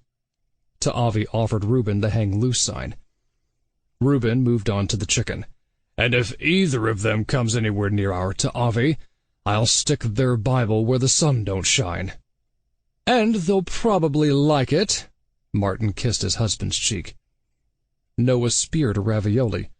I can't get the image of Mrs. Comey Collins out of my mind, sitting at her son's funeral, looking so lonely and misplaced. Being married to Comey Collins can't be easy, Martin said. She and I should compare husband notes. Reuben used his napkin to wipe off the beet Martin had thrown at his forehead. Noah put down his fork. That's not a bad idea. Reuben and Mrs. Collins comparing notes? I asked. No, Noah explained. Inviting Mrs. Collins to our set. Why would we do that? I asked. Ta'avi cocked his head at me. To ask her about the murders, Pop. That's my boy. Martin shooed away Noah like a fly in an expensive restaurant. Mrs. Collins will never come to our den of sin. Noah said, She might, if we tell her Alejandro Gallo's widow, our bereaved company member Blanche Gallo, is seeking spiritual guidance due to her loss. Good one, Noah. I blew him a kiss. Let's see what the grand, godly, and glorious church secretary knows about the murders. And about her son and husband hitting heavenly heights. Try saying that 3 times fast. With young Bonnie Tyler, Martin added. I'll call the church, Noah said. We finished dinner and said goodnight to Martin and Reuben. Noah disappeared into the study while Ta'avi and I loaded the dishwasher and then joined Noah upstairs. After Noah had gone over Ta'avi's vocabulary and we had tucked our son into bed, Noah and I headed for our bedroom. It's all set, Noah said with a large grin on his handsome face. You got Mrs. Collins? Hook, line, and prayer shawl. The night guard at the church forwarded my request to Mrs. Collins at home. She phoned me back and agreed. Good work, Noah. Once in our undies and cuddling together in our 4-poster, we hugged and kissed as the starlight from the window bathed us in future possibilities. The sky cast a magenta, coral, and eventually golden glow over the river and surrounding mountains outside our home while the 3 of us washed, dressed, and ate breakfast, with me downing my supplements in the kitchen nook. Noah disappeared as Ta'avi and I began loading the dishwasher. He returned when Ta'avi was in the upstairs bathroom brushing his teeth. "Trying to get out of cleanup duty?" I asked Noah. He placed his cell phone back inside his pocket. "I just phoned Dick." I leaned against the counter. "What did your ex report?" Sitting on a stool across from me, Noah said softly, "Our lawyer reported that he met with Collins and his lawyer." He sighed. "And with the financial support of the grand, godly, and glorious church, Collins is continuing with the lawsuit." "Will it go to trial?" A line appeared across Noah's smooth forehead. "The papers from both sides are on their way to the local court. Whether or not the court takes the case remains to be seen. Since the judge is Comey's buddy, I think there's a pretty good chance." Ta'avi entered, and Noah and I plastered fake smiles onto our faces. I said, "Time to go. Filmland awaits us, gentlemen." "And I await Filmland," Ta'avi said with a grin. Minutes later, Noah parked at the college, and we all headed over to the dormitory for the day's shooting. Upon arriving at the dorm lobby, Noah coached Bonnie and Malcolm on the upcoming scene. As Ta'avi asked the camera operator more technical questions than an airplane pilot to an air traffic controller during a plane malfunction, I went over the shots with Blanche. "How are you holding up?" I asked her while staring into the camera lens. "As they say, one day at a time," Blanche responded. I took in the buxom blonde, clad in a blue sweater and jeans that seemed to fit her mood. I think Alejandro would have wanted us to finish the movie, though he'd have been jealous that Bonnie, instead of the detective, gets to roll around in her dorm room with Malcolm. Blanche offered me a wan smile. "So let's roll for Alejandro." The lobby was abuzz with technicians performing last-minute lighting and sound checks. Reuben arrived at the doorway and pounded his watch against his head. Martin took it away from him, and I called for "Quiet on the set." Wearing a Cocalico midriff blouse and plum-colored short shorts, Bonnie handed her eyeglasses to a technician and then took her mark at the bottom of the stairs. Malcolm, in his Davy Doubt football uniform, seethed behind her, running in place to prepare for the scene. "Sound, roll camera, slate, action!" Our limber camera operator followed Malcolm, who was in enraged pursuit of terrified Bonnie as they raced up the stairs. We repeated the scene with the camera in front of them, to the side of them, and finally above them. When Bonnie and Malcolm looked more exhausted than a hooker at a family values convention, I called for lunch. We all hurried over to the dormitory's large community room. Thankfully, Cornelia and Soil had laid out enough food for a horde of dieters 1 week before weigh-in. The crew made their plates and then sat at granite-topped tables all over the room. Noah, Ta'avi, and I met up with the chefs behind the largest serving table. "Thank you for taking such good care of us." In a beige house dress, Soil smiled with melancholy. "I'll miss you three when this is all over." Looking cute as ever in a lemon and lime-colored polo shirt and white shorts, Ta'avi added a big slice of chocolate cream pie to his already overflowing dish. "We'll miss you too." "Thanks for watching over, Ta'avi," Noah added. "Our pleasure." Cornelia hugged Ta'avi to her large bosom and then straightened her gray house dress. "The pleasure is mine," Ta'avi winked. "Especially the pineapple pleasure pie." Try saying that 3 times fast. He moseyed over to sit at a nearby table with Noah and Soil. Cornelia asked me, "How is the movie coming along?" Spotting Martin and Reuben at a table situated underneath the wall clock, I replied, "Right on schedule. We're shooting Bonnie's last scene after lunch." "Speak of the devil, look over there." I followed Cornelia's chocolate-stained index finger to a window and spotted Bonnie and Comey Collins walking outside. "That girl should be ashamed of herself." Cornelia wiped her hands on the apron around her waist. It wasn't enough for her to make those accusatory comments about my boy's virgin vows. Now she's got her claws out for Comey Collins, a married man. Somebody should remind Comey Collins of that. I have a good mind to take that girl over my knee. I bet Comey Collins beat you to it. Cornelia clasped her hands together and closed her eyes. Dear Lord, forgive me for thinking bad thoughts about Bonnie, especially since she had invited my daughter to join her group of young people at the welcome party for the movie crew. Tears slid down the wrinkles on Cornelia's cheeks. But I can't help thinking that Bonnie's seduction of Petey and his father had something to do with me losing my 3 boys. So, Heavenly Father, please give me the strength to... Feeling like a third wheel, I slowly inched my way to the door and then ran through the hallway and outside. When I spotted Bonnie and Colin sitting on a bench, I got down on my knees behind a bush, no pun intended, and listened. Colin said, Okay, I came. Already? He looked out of place in his dark suit and trench coat. What do you want? Bonnie pouted. I'm tired of meeting at that hotel. There's a new restaurant opening in town. Let's go there tonight. His face hardened. I have a late meeting. You always have a late meeting. That's because I'm a businessman. Yeah, you give people the business. He added, and I'm the board president at my church. She adjusted her eyeglasses. Speaking of board, I rap on the film today. Good. But I don't want to spend my whole summer in a dorm room or waiting for you at the hotel. Will you please lower your voice? No, I won't. Bonnie sounded like a fishwife spotting a shark. At least your son took me to a diner before we... Grabbing her arm, he said, I told you not to mention Petey. She pulled away. You're not my father. No, I was Petey's father. His eyes welled up with tears. And I'm still a married man. Flicking back her blonde hair, she said, So you're married.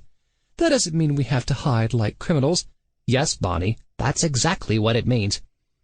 She rose. I didn't hide when I was with Petey, and I won't hide in the shadows now with you. Pick me up at 7. We're going to the new restaurant in town. He stood and met her gaze. And if I won't? She smiled victoriously. I may make a special report at your next church board meeting. I crawled back into the dormitory building and looked up at a pair of dark chinos. Following the crease upward, I came face to belt buckle with our screenwriter Robert Lee. Is everything all right, Nicky? I leapt to my feet. Yes, I was just wiping a scuff mark off the floor from the camera. A good movie crew always leaves a shooting location the way they found it. Speaking of that, rubbing wet palms against his amber polo shirt, he said, I'm concerned that we only have 2 scenes left to shoot in the movie. Don't you think it's going well? If the film's a hit, I'll take full credit as director. If it's a bomb, I'll blame the screenwriter. I think the film's terrific. His chin dropped to his chest. Though it's been incredibly painful for me to relive all this.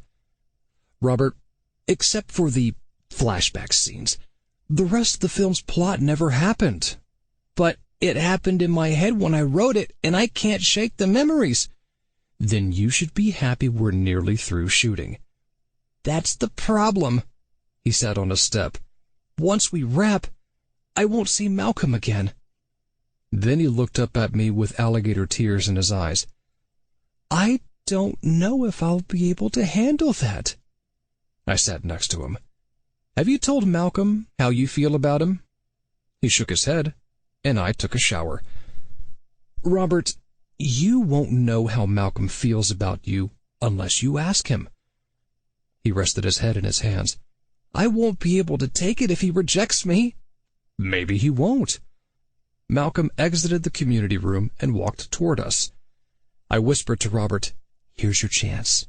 Good luck. Then I walked across the hallway and hid behind the vacant front desk. "What are you doing out here?" Malcolm asked.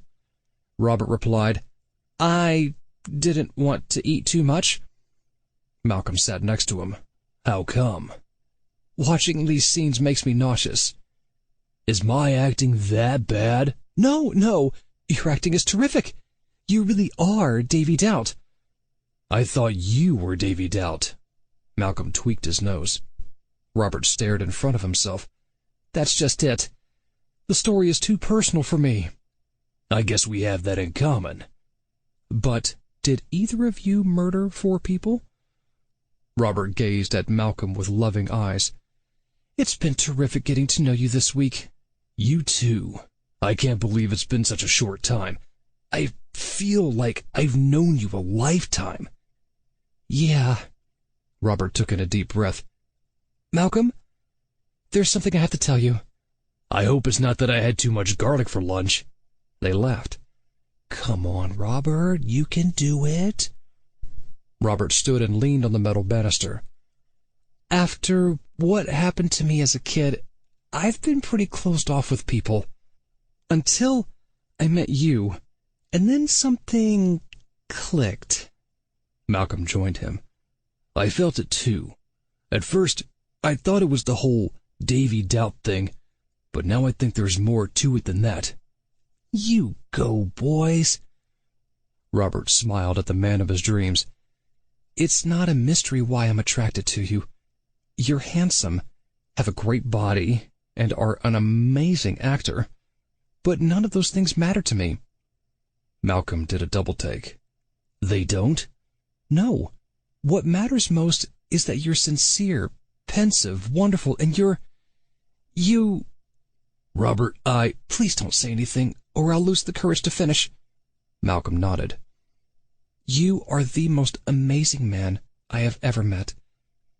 I've never loved anyone before, but I think I'm falling in love with you. And I want you to know that it's my privilege and honor to know you. Well, that's all I want to say." Robert started off. Malcolm took Robert in his arms and planted a deep, wet kiss on his lips. "Aww." When they were through, Robert reeled backwards. "Does that mean you like me?" "What do you think?" Malcolm brought Robert to his chest, and they shared another kiss, and then another. Robert looked more elated than a Girl Scout entering a condominium full of cookie lovers. "Does this mean you want to see me after the shoot is over?" "I want to see you, Robert." Then Malcolm planted his large hands on the banister and braced himself. "But?"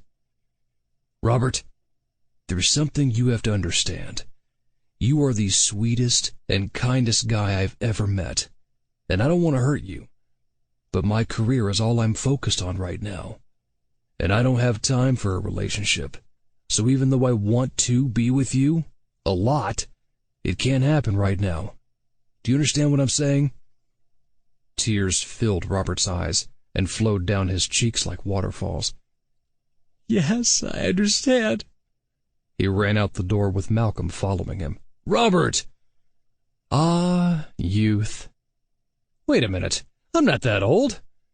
Then why is my back stiff as I'm getting to my feet?" I headed toward the door of the community room. A tall, thin woman with enormous blue eyes and stringy blonde hair approached me. She looked as frightened as a Democrat whose name was taken off the voting rolls. "Excuse me, I'm looking for something." She stared down at her black loafers. "Self-esteem? What can I do for you?" She played with the sleeves and collar of her drab gray dress, which ended at her calves. "Is this where they're shooting the pornographic movie?" "My movie is not pornography." She covered her mouth with her hands. "I'm sorry. Pastor Bounty said a great deal that's not true." "I work for Pastor Bounty at the church. He's a man of God." "Who lies like the devil," she said. "You must be Professor Abundanza." "And you must be Mrs. Collins." I shook her cold, clammy hand.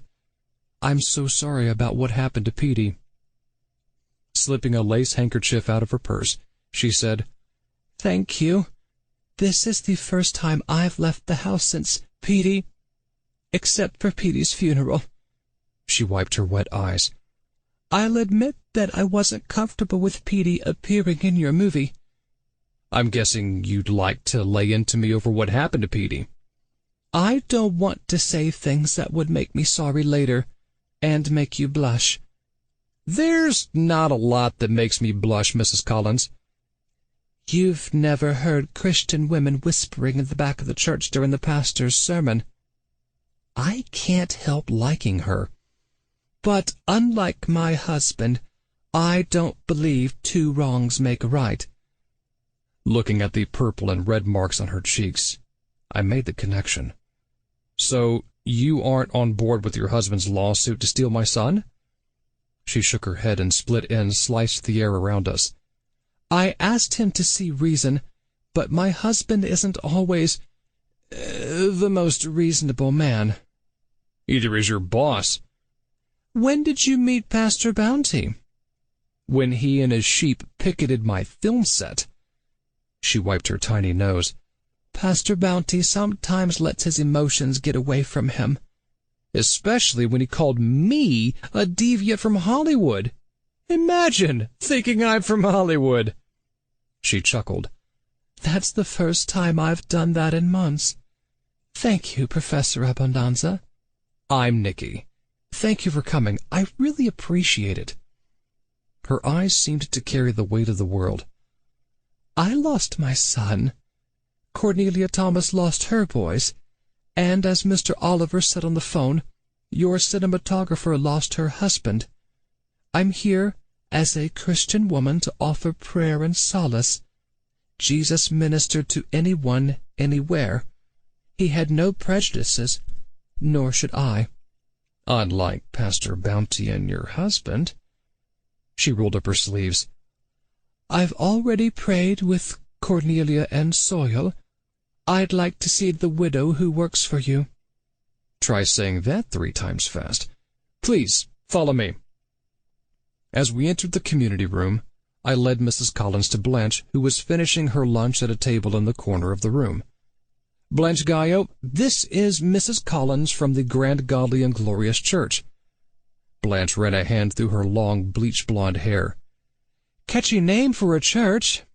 "My husband and the other men on the board named it," Mrs. Collins said under her breath. "I find it the antithesis of what Jesus stood for." I definitely like Mrs. Collins. If you 2 ladies will excuse me, I need to make a few urgent phone calls. "Let me know when you want to see the shots for the next scene," Blanche said. "Will do." I headed over to the next table and hovered over my dark cell phone while I listened. "May I join you?" Mrs. Collins asked. "Sure. Help yourself to some lunch from the buffet." "I've eaten, thank you." Mrs. Collins sat across from her. "Mrs. Gallo, I'm sorry for your loss." "Which loss would that be? When I found out my husband didn't love me? When he came out as gay? When I caught him having sex with one of the 2 Bofo frat house brothers he screwed? When he salivated over Malcolm Kahue, his co-star in the movie? Or when he was found dead in our hotel game room?" Blanche smirked. "An appropriate place if you think about it." "Well, this is going well." Mrs. Collins said, "I know you're trying to shock me, Mrs. Gallo. And why would I do that? Because you see me as a sheltered and self-righteous Christian. If the glass house fits." Blanche wiped her plate clean. "Excuse me. I need to use the ladies' room." "Please don't, Mrs. Gallo." Blanche did a double-take. "Don't the women in your church go to the bathroom?" "Mrs. Gallo, I came here to try to help you." "And how exactly do you plan on doing that?" "For starters, by telling you that I understand all too well your anger and despair. By purging after meals isn't the answer." Blanche sat back in her seat. "Why do you think I do that?" "Your empty plate, scarred teeth and gums, swollen cheeks, the sores on your mouth and knuckles, and the rasp in your voice. How do you know so much about it? Mrs. Collins looked away. I was bulimic for years. Blanche stared at the woman's rail-thin frame. And now you don't eat? She sighed. I haven't had much of an appetite lately. I can see why. Losing your son must have been horrific. It was. And then there's this. Blanche pointed to Mrs. Collins's cheeks. A gift from your husband? Some of us wear our bruises on the outside, and some of us wear them on the inside. But bruises are bruises, and they all hurt like hell. Are you allowed to say hell, Mrs. Collins? Why not? It defines my life as of late, and I'm guessing it does yours too. Blanche rose. Mrs. Collins took her arm. Please, don't go. She sat down again. Why are you here? This is a film set, not ladies' night at your church. Mrs. Collins smiled. Did I say something funny? I find it interesting how people who point their fingers at the judgmental church members are often so full of judgment themselves. Blanche stood again. It was nice meeting you. Actually, since lying is a sin, it really wasn't. Goodbye. Mrs. Collins rose. Please, I'm sorry. I didn't mean to offend you, Mrs. Gallo. Blanche laughed. It would take a lot more than calling me judgmental to offend me. And stop calling me Mrs. Gallo. It reminds me of Alejandro's mother. I'm Blanche. Hello, Blanche. I apologize. I'm usually not that forward. I generally don't say much to people I don't know. Can we start over? Blanche sat again. Please level with me. Why are you here? Mrs. Collins joined her. I lost my son, and you lost your husband. I thought we could pray together for healing. Look, Mrs. Do you have a first name? Jane. Jane, you are honest with me. Now let me return the favor. I'm sure you're a nice lady, and I'm guessing you've come up with a reason to work for a corrupt charlatan and for why you believe the racist, sexist, and homophobic mumbo-jumbo in a 2,000-year-old book rewritten and translated over the centuries. She held up Jane's scarred hand. And I'm even assuming you've convinced yourself that cutting yourself and staying with your abusive husband is all for the best? But I don't want any part of your carny religion, or, to be honest, any part of you. Blanche left the room. So I'm guessing they won't be best gal pals. I headed over to Noah and to Avi's table, and the three of us walked to Bonnie's pink and white dorm room. Upon entering, I went over the shots with Blanche while Ta'avi helped the camera operator set up. Near the bed, Noah coached Malcolm, in his Davy Doubt football outfit, and Bonnie, in her usual skimpy attire, on their objectives in the upcoming Last Girl Standing scene. Soil added a few last-minute props to the desk and bookcase opposite the bed. Reuben stood at the window begging Martin for his watch back. Cornelia and Robert looked on from the corner of the room. Tears filled Robert's eyes, no doubt from Malcolm's rejection, and Cornelia shot Bonnie dagger eyes, presumably recalling Bonnie's seduction of Petey and her taunting of closet gay Lenny and Tybalt. We rehearsed the scene to my satisfaction. When we were ready to shoot, Bonnie handed me her eyeglasses. I put them in my jacket pocket and called for "Quiet on the set!" The long shot of the scene went well as Malcolm, in a rage, chased Bonnie, in terror, into her dorm room. Bonnie shouted, "You're a mad, maniacal monster!" Try saying that 3 times fast. He pushed her onto the bed. "Your football player boyfriends threw their last passes. Now you're in the end zone all alone." Then he raised the wooden cross with the blade at its base. "Except for the wrath of God." Screaming, Bonnie tackled Malcolm to the floor, sending his helmet rolling into the pink waste paper basket. She looked at him aghast. "You're one of the football players." "But I'd never play with you." He reached for the cross.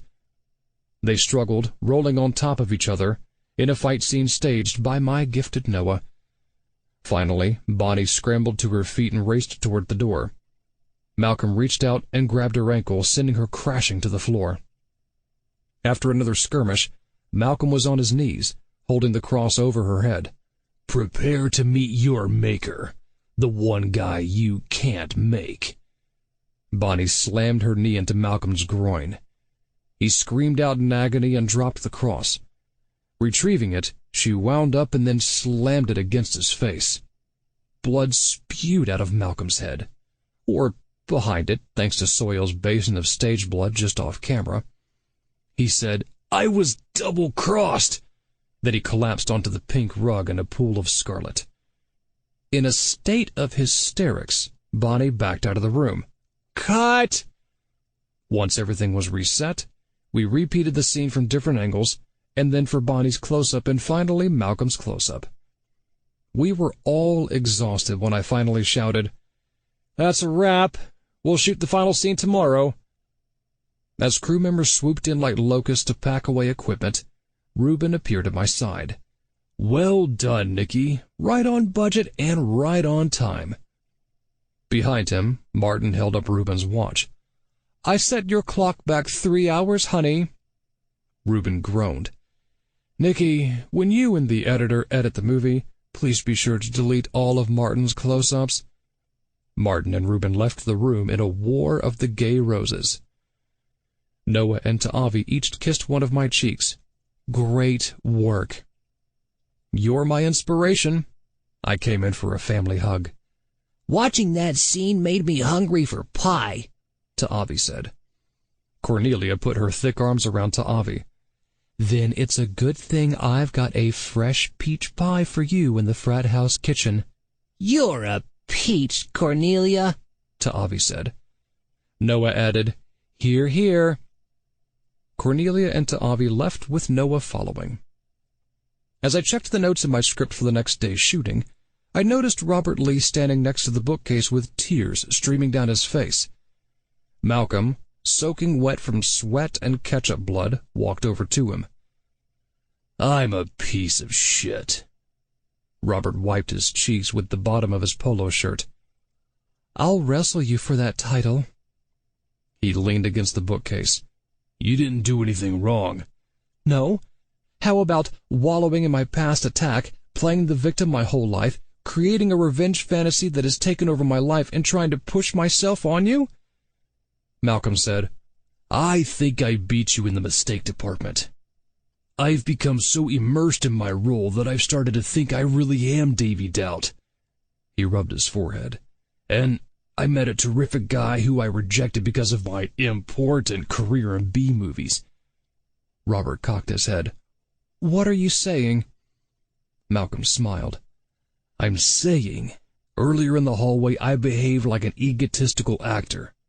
And, after I get out of these grubby clothes, I'm going to take you in my arms and kiss you like you've never been kissed." "That won't be too difficult since I haven't been kissed much." Malcolm came nose to nose with him. "Well, you're going to be kissed, Robert. A lot. And then we're going to make love. A lot. See you soon." He left the room. Literally weak in the knees, Robert practically fell onto the pink armchair. Bonnie sauntered over to him. "You two guys seem pretty hot and heavy." Robert caught his breath. "Malcolm's a terrific guy." She shrugged. "He seems like a psycho to me." "What do you mean?" She sat on the arm of the chair. "I study acting at the college with Professor Oliver, and I know all about believing you're the character. But Malcolm has taken it one step too far." Flicking back her blonde locks, she added, "In my scenes with him, I wasn't acting. Neither was he. Malcolm scared the crap out of me. I'm glad to be wrapped from the film." Robert rose slowly. "You're just jealous because Malcolm took the focus in your scenes together. Believe what you want, but I'm telling you, That guy is as messed up as the character you created in your movie." She laughed. "Then again, since Davy Doubt is based on you, maybe you and Malcolm are a good match. And maybe you weren't acting in your scenes because you're a little slut just like your character." Robert stormed out of the room. Bonnie shrugged and exited into her bathroom. Noticing soil on her knees, cleaning the fake blood on the rug, I made my way over to her. The blood looked totally authentic. She looked up at me. "Thanks, Nicky." "You're doing a terrific job." "You too. One more scene to go." She moved a strand of mousy hair behind her ear, leaving a red smear on her forehead. "My mom and I hope you, Noah, and Ta'avi will come to dinner at the frat house after the movie is finished." "You can count on it," I smiled. "Good scene, Nicky." Blanche winked at me. "One more scene to go," I said. I followed Blanche out the door and paused as she came face to face with Jane Collins. Walking around them, I said, "Good night, ladies." After making my way down the stairs, I stood at the landing and watched them from below. No worries about looking up Jane's skirt. Gay man here. "I came back to apologize," Jane said. "I had no right prancing onto your movie set and pompously offering my prayers for you." "I behaved rudely." Blanche ran a hand through her long hair. "I've been on edge, with the film, Alejandro's infidelities, his murder, and being away from home." "Where's home?" L.A. Isn't that what your boss has been preaching about? The evils of the people from Hollywood who have infiltrated your godly community? One for Blanche. Jane sighed. "I'm only the church secretary." "And a member of the church?" Jane nodded. "Do you really believe all that hooey?" "It depends on which hooey you mean." Blanche sat on a window seat in front of a stained glass window, and Jane joined her. With the sun low in the sky behind them, the two women were surrounded in shafts of magenta, violet, evergreen, and marigold. Blanche asked, "Do you honestly think a man was in the belly of a whale? 2 of every kind of animal species fit inside an ark during a storm that leveled the world? A burning bush spoke, a man wrestled with an angel, and a poor Israelite virgin gave birth to God's Son, who walked on water, turned water into wine, was crucified like a criminal, and then rose from the dead?" Jane pulled her skirt down over her knees. "The Bible stories are a source of comfort for me." "Is that why you cut yourself?" "No, but it's why I stopped putting my finger down my throat to induce vomiting after each meal." Blanche glared at her. "Doesn't your Bible command you not to judge others?" "Now you believe the Bible?" "Only the section your husband and pastor seem to have forgotten." "You go, girl." Blanche sat back. "You and your church folks live in constant judgment, attacking the legal rights of women, atheists, and LGBT people and their families. Now who's judging whom? What do you want from me, Jane?" "To pray with you." "Why?" "To help you." "Why me?" Jane moved a wisp of hair from her perspiring forehead. "Normally, I don't do well with strangers, but I think we may have a lot in common." Blanche burst out laughing. "And what makes you think that?" After taking in a long, shaky breath, Jane replied, "Our husbands let us down." "My husband didn't beat me." "No, but he cheated on you." "Your husband cheated on you?" Jane nodded. "With Bonnie Tyler from your movie." "She knows about that?" "How did you find out?" Blanche asked. "The same way you found out about your husband. Thankfully, Comey and Bonnie didn't see me." "Why don't you leave him?" "Why didn't you leave your husband?" Blanche tinted her manicured fingers. "I loved Alejandro once, and I think he loved me, and I thought that if I left him, I'd have to do some heavy-duty self-evaluation, and I wasn't ready for that. I am still not. Now I'm sure we have a lot in common." They shared a smile. Jane said, "I'm sorry you lost your husband, Blanche." "Thanks. I'm sorry you lost your son, Jane. Thank you. Petey was a wonderful boy, handsome, smart, a gifted football player, and an adored member of our church. A fold appeared between Jane's small eyes as they filled with tears. But, like his father, my son paid no attention to me. That must have hurt. Yes, deeply. But to be honest, a part of me was relieved. Relieved? Jane nodded. I guess I didn't want my husband or my son to get too close to me for fear they might see the real me. Who is the real Jane Collins? I guess I need to figure that out. Maybe we do have a lot in common. Blanche looked at Jane as if for the first time. I think I'd like to meet the real Jane. And I'm pretty sure I'd like to meet the real Blanche. Perhaps we can search for them together. Sounds like a plan. Jane offered her hand. Are you ready to pray with me now? Okay, as long as afterward we can have a girl-to-girl talk. Count me in. Soil came down the stairs. Are you looking for somebody, Nicky? No, I was just admiring the staircase. She shrugged. It's a staircase. And aren't we lucky to have one in the dormitory? Well, I'm exhausted from shooting all day. It's time to go home. Where are Noah and Ta'avi? In the frat house kitchen with my mother. Where else? Soil and I walked over to the frat house.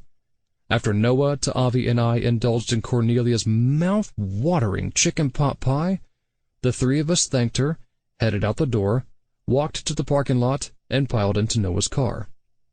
He drove faster than a televangelist leaving a whorehouse infiltrated by news cameras. As Noah pulled up our driveway, I reached into my jacket pocket for our house key and found Bonnie's eyeglasses. Thinking she might need them this evening, I told Noah and Ta'avi to hold down the fort. Then I hopped into my car, drove back to the campus, parked, and headed for the dormitory. Upon entering Bonnie's dorm room, I noticed the door was open. I knocked on the white molding. Receiving no answer, I peeked my head inside. I gasped at the sight of Bonnie laying on the floor in a pool of blood with the wooden cross over her head. It's definitely a wrap for Bonnie. Chapter 7. That evening, with Ta'avi tucked into bed, I sat at my roll-top desk in the oak-paneled study and gazed out at the ivory stars watching over the cobalt sky, gray mountains, and inky river. Thanks to my cell phone and a very angry detective, I cringed from the shouting in my ear. 5 murders, Nicky! Are you making a movie or destroying the human race? Manuelo, I have some new information for you. And what's that? Who will be victim number 6? Or when will I lose my job, and my medical benefits, and my pension, and my nuts after my wife finds out? I feigned shock. Manuelo, swearing in mixed company? We're both men, though sometimes I wonder about you. More verbal gay-bashing, Manuelo? Is that in your detective's manual under political correctness? And you didn't answer my question. I'm ignoring you.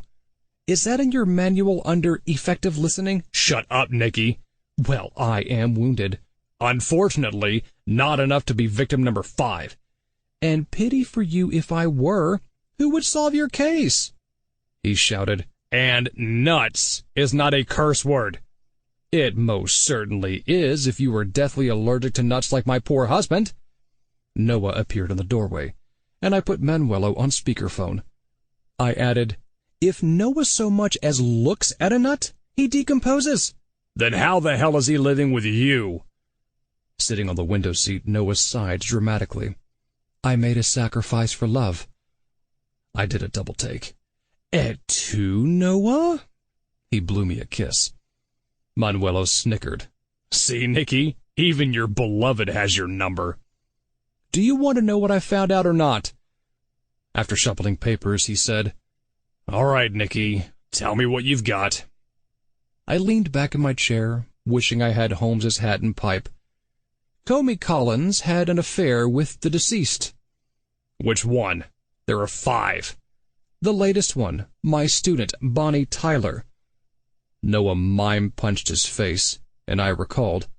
Oh, and Collins's wife, who is also the mother of victim number 1, Petey Collins, doesn't fully agree with her husband and her boss at her church. About what? Trying to take away my son, for one. Okay. And Collins beats her, and she cuts herself. Why? I sighed. How did you ever get through the police academy, Manuelo? They didn't cover people cutting themselves. At least, not on purpose. Detective, let the professional instruct you about the mental disorder whereby someone feels so frightened, desperate, and enraged that the person cuts his or her own skin. While it is incredibly dangerous and unhealthy, it supposedly, on some level, alleviates the pressure someone is feeling. Too bad I don't have a knife handy when I talk to you. I glared into the phone. Where was all this wit when I invited you to our holiday party, Manuelo? I was too nervous to be funny, wondering if any of the guys there would hit on me. They wouldn't dare. Our friends know you're all mine. Noah couldn't hold back a giggle. Manuelo sighed. What else do you know, Nicky? Back in detective mode, I replied, my DP, Director of Photography, keep up, Manuelo, Blanche Gallo is bulimic. Her husband, Alejandro, is the one who had relations with Christian frat boys, Lenny Benedetto and Tybalt Regina. I remember. Victim number 4 with victims number 2 and 3. It's good to know your notes help jog your failing memory. Manuelo's voice tightened. How's this for memory? Since we're now up to murder number 5, your film set is closed. For good. What? Noah and I shrieked. Sounding more upset than a kid with a lost cell phone, I said, You can't shut us down, Manuelo. I just did. I have only one scene left to shoot. I just cut the length of your movie. But it's the last scene. No way. I glanced at Noah. He jumped up, wrote something on a piece of paper, and handed it to me. I read aloud, Right after we shoot the last scene, I will announce the identity of the murderer. Are you playing with me, Nicky? I chuckled. Believe me, you'd know it if I were playing with you, Manuelo. He exhaled louder than a porn star faking an orgasm. All right. Give me a day to talk to the governor. Then you can finish your film. And find me the murderer. It's a deal. Noah and I kissed. What was that? That, Manuelo, was the sound of 2 men in love. And when Noah and I go to bed tonight, we'll be thinking of you. He disconnected in more ways than one. A few minutes later, Noah and I were in our bed, snuggled in each other's arms under our white quilt. Starlight illuminated my husband's gorgeous face. I kissed every inch of it. Then I ran my hands through his golden locks and felt as if dancing through strawberry fields forever. Noah asked, Since we have off tomorrow, who will you investigate? Nibbling on his neck, I said, I haven't figured that out yet. You told Manuelo you'd have the murderer the following day. You told me to tell Manuelo that. Right. He sat up cross-legged. I think you need to question Jane Collins. Resting my back on the headboard, I said, It won't be easy. She'll have her guard up. He cuddled up next to me with an adorably devious look in his sky-blue eyes. You said Mrs. Collins didn't always agree with her husband and with her boss, Pastor Bounty. So? So, I have an idea on how to make Jane run her mouth. I can't wait to hear it, and you will right after this. He wrapped his arms around me, and I lowered his back onto the bed. The next morning, Noah, Ta'avi, and I sat in the breakfast nook eating crab meat, asparagus, fontina, cheese omelets, and cinnamon-dredged sweet potato wedges. Ta'avi, looking cute as a lollipop, wearing a lime polo shirt and white slacks, stared at the mountain of supplements in front of my plate. Can I take some ash water, Jenny, sing, Yoda barks, Q-tip 10, Rice mushroom and linoleum acid? That's ashwagandha, ginseng, yohimbe bark, coenzyme Q10, reishi mushroom, and linoleic acid. I downed a handful of pills, followed by a protein shake. Noah handed me the fish oil and green tea extract capsules that had rolled over to his side of the table. Avi, your pop takes those supplements before he works out at the gym. But you haven't been to the gym this week, Avi said. My son, the gym police. That's because we're doing the film. I'll be back to my usual routine next week. Dragging myself to the campus gym, kicking and screaming all the way, Noah bit into a potato wedge. Speaking of the film, did you call everyone to tell them shooting on the final scene is postponed until tomorrow? I nodded. When you were in the shower. I added, I also called Jane Collins, and... Noah and Avi said in unison. She invited me to her mansion during her lunch hour at 12. Can I come? I mussed Avi's hair. You can keep your dad company at home. He said like a teenager facing a school nurse with an empty condom dispenser. When am I gonna be old enough to help you and Dad solve a case? When you're my age, I replied. That's old! Why did we adopt a child? Noah finished his omelet. Nicky, you'd better head over to the costume and makeup shops.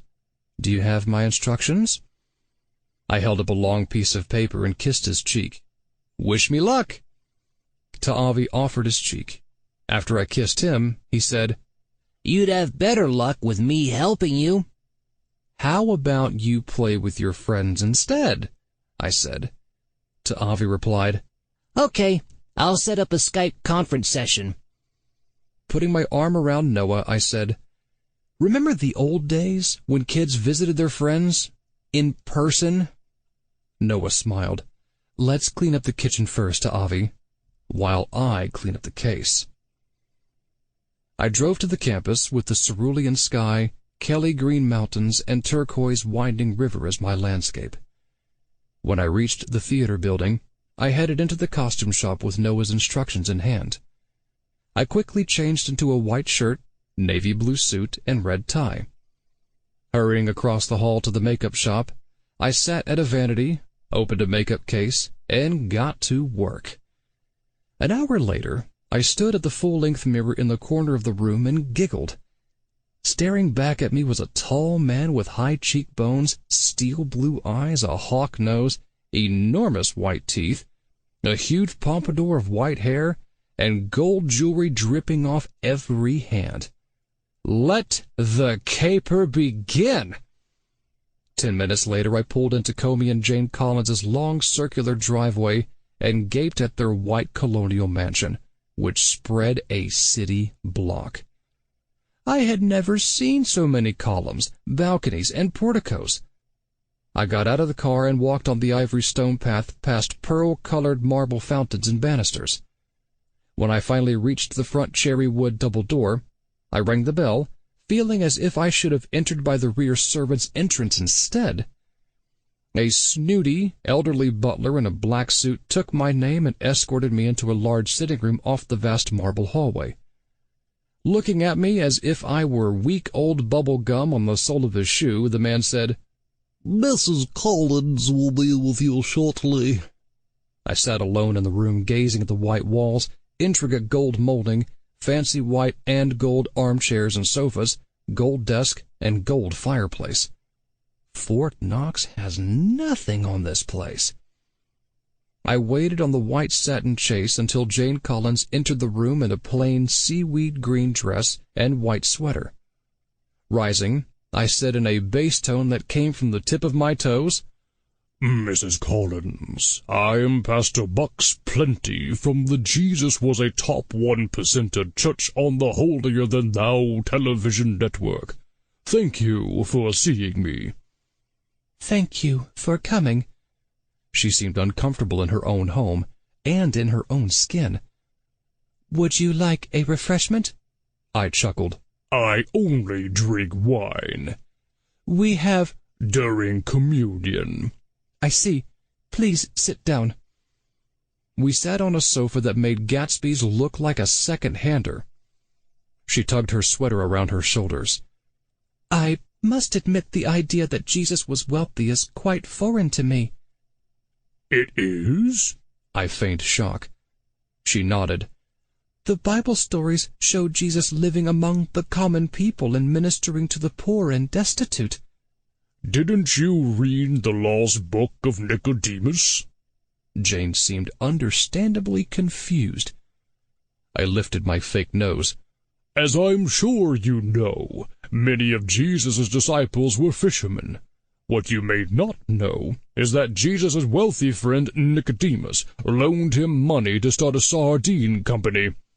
Jesus used his disciples as slave labor, and wouldn't you know it, the business took off and Jesus became wealthy. So he bought Mary Magdalene a mink coat. Then he took the rest of the money and opened a fracking company and an oil company. At that wedding, Jesus didn't turn water into wine. He caused the water to be contaminated with chemicals, and he was able to walk on water because the sea was filled with tar. When his favorite disciple John lay on his chest, it was because John collapsed from pollution poisoning." She looked at me aghast. "I've never seen your program on television." Polishing my rings with my silk handkerchief, I replied, "Then you are missing the Lord's work in action. We raised 90 million tax-exempt dollars for the Lord this year. Isn't that amazing?" She seemed unimpressed. "Yes, amazing." I leaned into her. "And I'm here today to ask you to join our fold, to become one of my soldiers fighting for the Lord and demanding religious freedom." Pulling back, she asked, "How did you come across my name?" "Your grand, godly, and glorious church is on my radar as one of the wealthiest congregations in Vermont."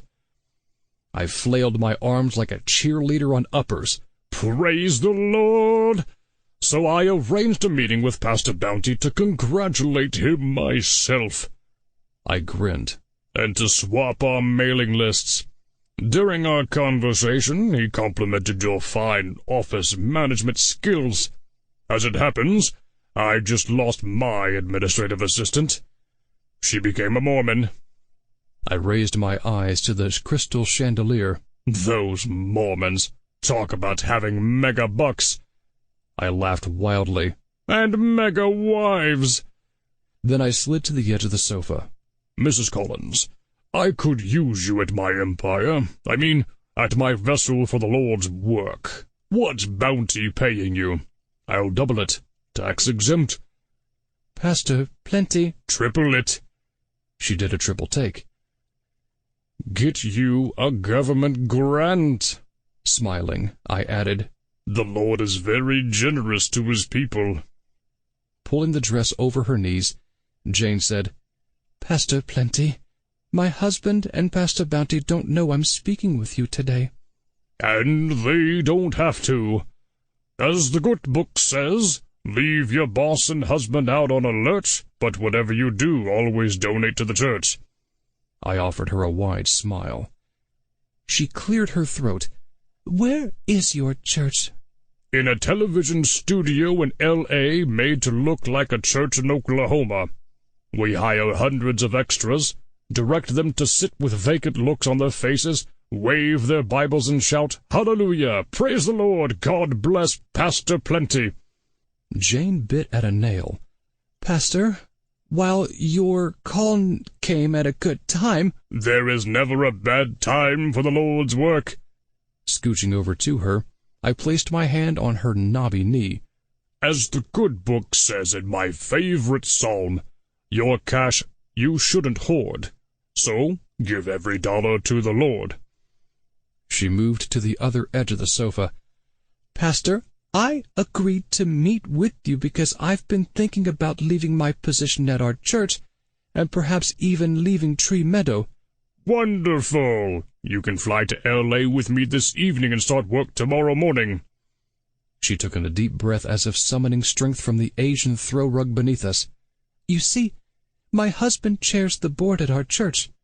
He and Pastor Bounty have changed their original priorities to new ones, which displeases me."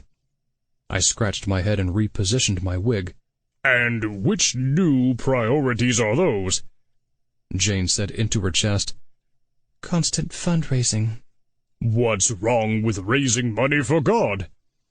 She finally stared at me. "What's wrong is that the money doesn't go to God or even to people in need any longer. It goes into my husband's and Pastor Bounty's pockets. And after speaking with you, I suspect your church is set up in the same manner." I was right. Bounty and Collins are stealing cookies from the fat cookie jar. I placed my 2 index fingers in front of me to make a cross. "Get behind me, Satan!" "And, like you, Pastor Bounty and my husband deem anyone standing in the way of their greed a sinner. And, as of late, they have been scapegoating innocent people as they play protectors from evil." "Jesus spoke against evil." "Jesus' ministry was about helping the poor and striving for social justice. So was Pastor Bounty's at one time. But I've come to realize that his ministry is currently about greed and power. I thought yours might be different. Now I know I was dead wrong." "Does that mean you won't come to work for me?" "Yes, that's exactly what it means. I see no point in leaving one church for another so similarly led. Now, if you will excuse me." So, Jane Collins does have a spine. She walked me to the door and opened it. "Goodbye, Pastor Plenty." "Since you won't be working for me, would you like to make a donation to my church? As the good book says in the Gospels, getting into heaven isn't very hard. It simply takes an active credit card."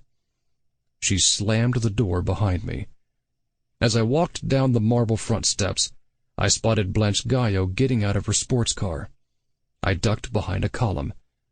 She rang the doorbell and was led inside. I crawled on my hands and knees and peeked into the window. In her white pantsuit, Blanche blended into the sofa. She turned to Jane, sitting next to her. "I visited the church. Are you joining?" After recovering from her laughter, Blanche replied, "I came to see you. The custodian told me you were at home. Is everything all right?" Jane nodded. "I had a visitor." "A secret rendezvous?" "In a way." Blanche rubbed her hands together. "Do tell." "It was a job interview, but I'm not taking it." "You look disappointed." "I am." Jane scratched at her stringy hair. "I was searching for a ticket out of Tree Meadow." Blanche did a double take. "Problems at home or in the church?" "Both." "Want to talk about it?" "I'm not good at girl talk." Blanche smiled. "Me neither. That's probably why I married my best male friend. Wouldn't you know he turned out to be gay?" Jane's eyes filled with tears. "I wish I could be as flip about my problems. Jane, I've been doing some soul-searching. The reason I was so hard on you at the dormitory is that you were right. I have major problems. I hope I didn't offend you." "No. I've been on a destructive path. Now that Alejandro is gone, I need to start taking care of myself, and since you told me like it is, I'd like to tell you. Though I don't know you very well, I can see there is something very wrong in your life, and I want to help you." "Why?" Blanche ran a hand through her long hair. "I don't know. But one thing I do know is that you need someone to listen to you. So please, tell me what's going on." Jane inhaled a shallow breath and walked to the window. I dove into the lawn, praying I wasn't allergic to grass, the kind on lawns. "When I was 16 years old, my parents had a virgin promise party for me. I filled out a promise card and gave it to my father, who handed it to the then pastor of our church. Many of the other church members were invited, including Comey and his family. Somewhere between the punch and the buttercream cake, my father and Comey's father disappeared into my dad's study. When the party was over, my parents gave me the news that I would be marrying Comey on our 18th birthdays. How did you feel about that? Terrified. But I've always been deeply religious, and my parents convinced me it was the Lord's will. When Jane's voice grew softer, I peeked into the window and found Jane back on the sofa next to Blanche. "Were you and Comey in love?" Jane snickered. "Hardly. But we became devoted to each other. Comey made a very good living, and I took care of things at home. When our parents pressured us about having a child, we visited a doctor." She swallowed hard. "He told us that Comey was impotent. Comey swore the doctor and me to secrecy. He wouldn't even let me tell my parents.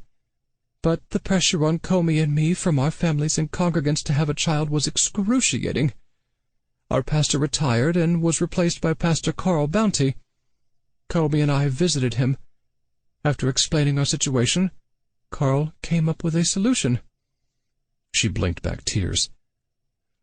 "Carl would act as a surrogate for Comey and secretly father our child." Blanche's jaw dropped. "And you went along with that?"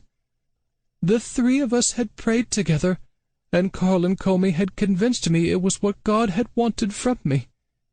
She cringed. "That night, in our bed, Comey watched while Carl—" After a shudder, she said, "Believe it or not, during the first months of my pregnancy, Comey and I behaved like a normal married couple. But as time went on, he grew jealous every time I went anywhere near Carl." "But Bounty is your pastor and your boss." Jane nodded. "Comey became more and more enraged, even when I stopped working. He accused me of wanting Carl, calling me an unfaithful wife and a whore." "What a creep! Did you give Comey any reason to be jealous?" "None," she exhaled. "After Petey was born, things got somewhat better. I doted on Petey, and so did Comey." "And Petey never knew that Bounty was his real father?" Jane shook her head, and flyaway hair surrounded her. "As the years went on, I busied myself working at the church. I knew about Comey's infidelities, but believe it or not, I didn't care. I did care that my son wanted nothing to do with me. But he was growing into a stubborn man, very much like his father." "Which one?" "Both of them." "Go on." "I have always been interested in ministering to people, trying to lighten their loads, especially people in need." She paced the room as I bobbed up and down at the window, dodging her whenever she came near it. "I like having nice things like anyone else, but I don't believe God's will is for us to use church donations for our own profit." "And that's what Comey and Bounty are doing?" Jane nodded. "It didn't start out that way. In the early years, they donated money to the homeless, the hungry, and the sick. But then they used church money to build a house for Carl and give him a raise in salary and benefits. Later, they purchased an extension for our house, to use for board meetings. And finally, money went to help Comey's businesses, and to open a Swiss bank account for Carl. When they moved on to demonizing others, like you people, it was the last straw. I'd had enough, and I told Comey so. He fired off in a rage, hitting me, as had become his custom over the last few years. For once I fired back." Wringing her hands, she said, "I had always been taught to follow the scriptures and obey my husband, but something snapped in me that night in our bedroom. Maybe the devil possessed me, or perhaps I let out what I'd been holding back for so long. Whatever the cause, once I started, I exploded like a volcano, and I couldn't stop. I told Comey how much I resented everything that he and Carl had done to me and to the congregation over the years, starting from the very beginning." The tears flowed freely down Jane's cheeks. "And Petey overheard every word from the hallway. He stormed out, went to the fraternity house, and I assume he told his friends. Comey blamed me for everything." She sat on the sofa and rocked back and forth. Comey was right, of course. It was all my doing. Did you talk to Petey? Petey didn't have much use for me before that. But after overhearing my tirade with Comey, Petey looked at me with such anger, as if I had betrayed him, which, of course, I had. So he acted out by going with Lenny's girlfriend, Bonnie. No worries about Lenny. He, like Tybalt, was otherwise engaged with Alejandro. Petey brought Bonnie here one night, and Comey stopped them from making love. I found out later it was because Comey wanted Bonnie himself. Jane's tears dropped onto her dress. When Petey was killed so tragically, I was devastated. I tried to mourn with Comey, but he took it out on me. By hitting you? Jane nodded. And I blamed myself. She lifted her cut hands. Blanche held them. Jane, from what I'm hearing, the only mistake you made was to stay with an abusive husband. That's why I met with the pastor from Los Angeles. He was interested in hiring me to work for him. I saw him as an escape route. But Pastor Plenty is no different from Carl. I beg your pardon? Blanche, I realized something this week. I think I married Comey because I was hiding from myself. She nodded. I think I married Alejandro for the same reason. But I can't stay in this marriage a minute longer.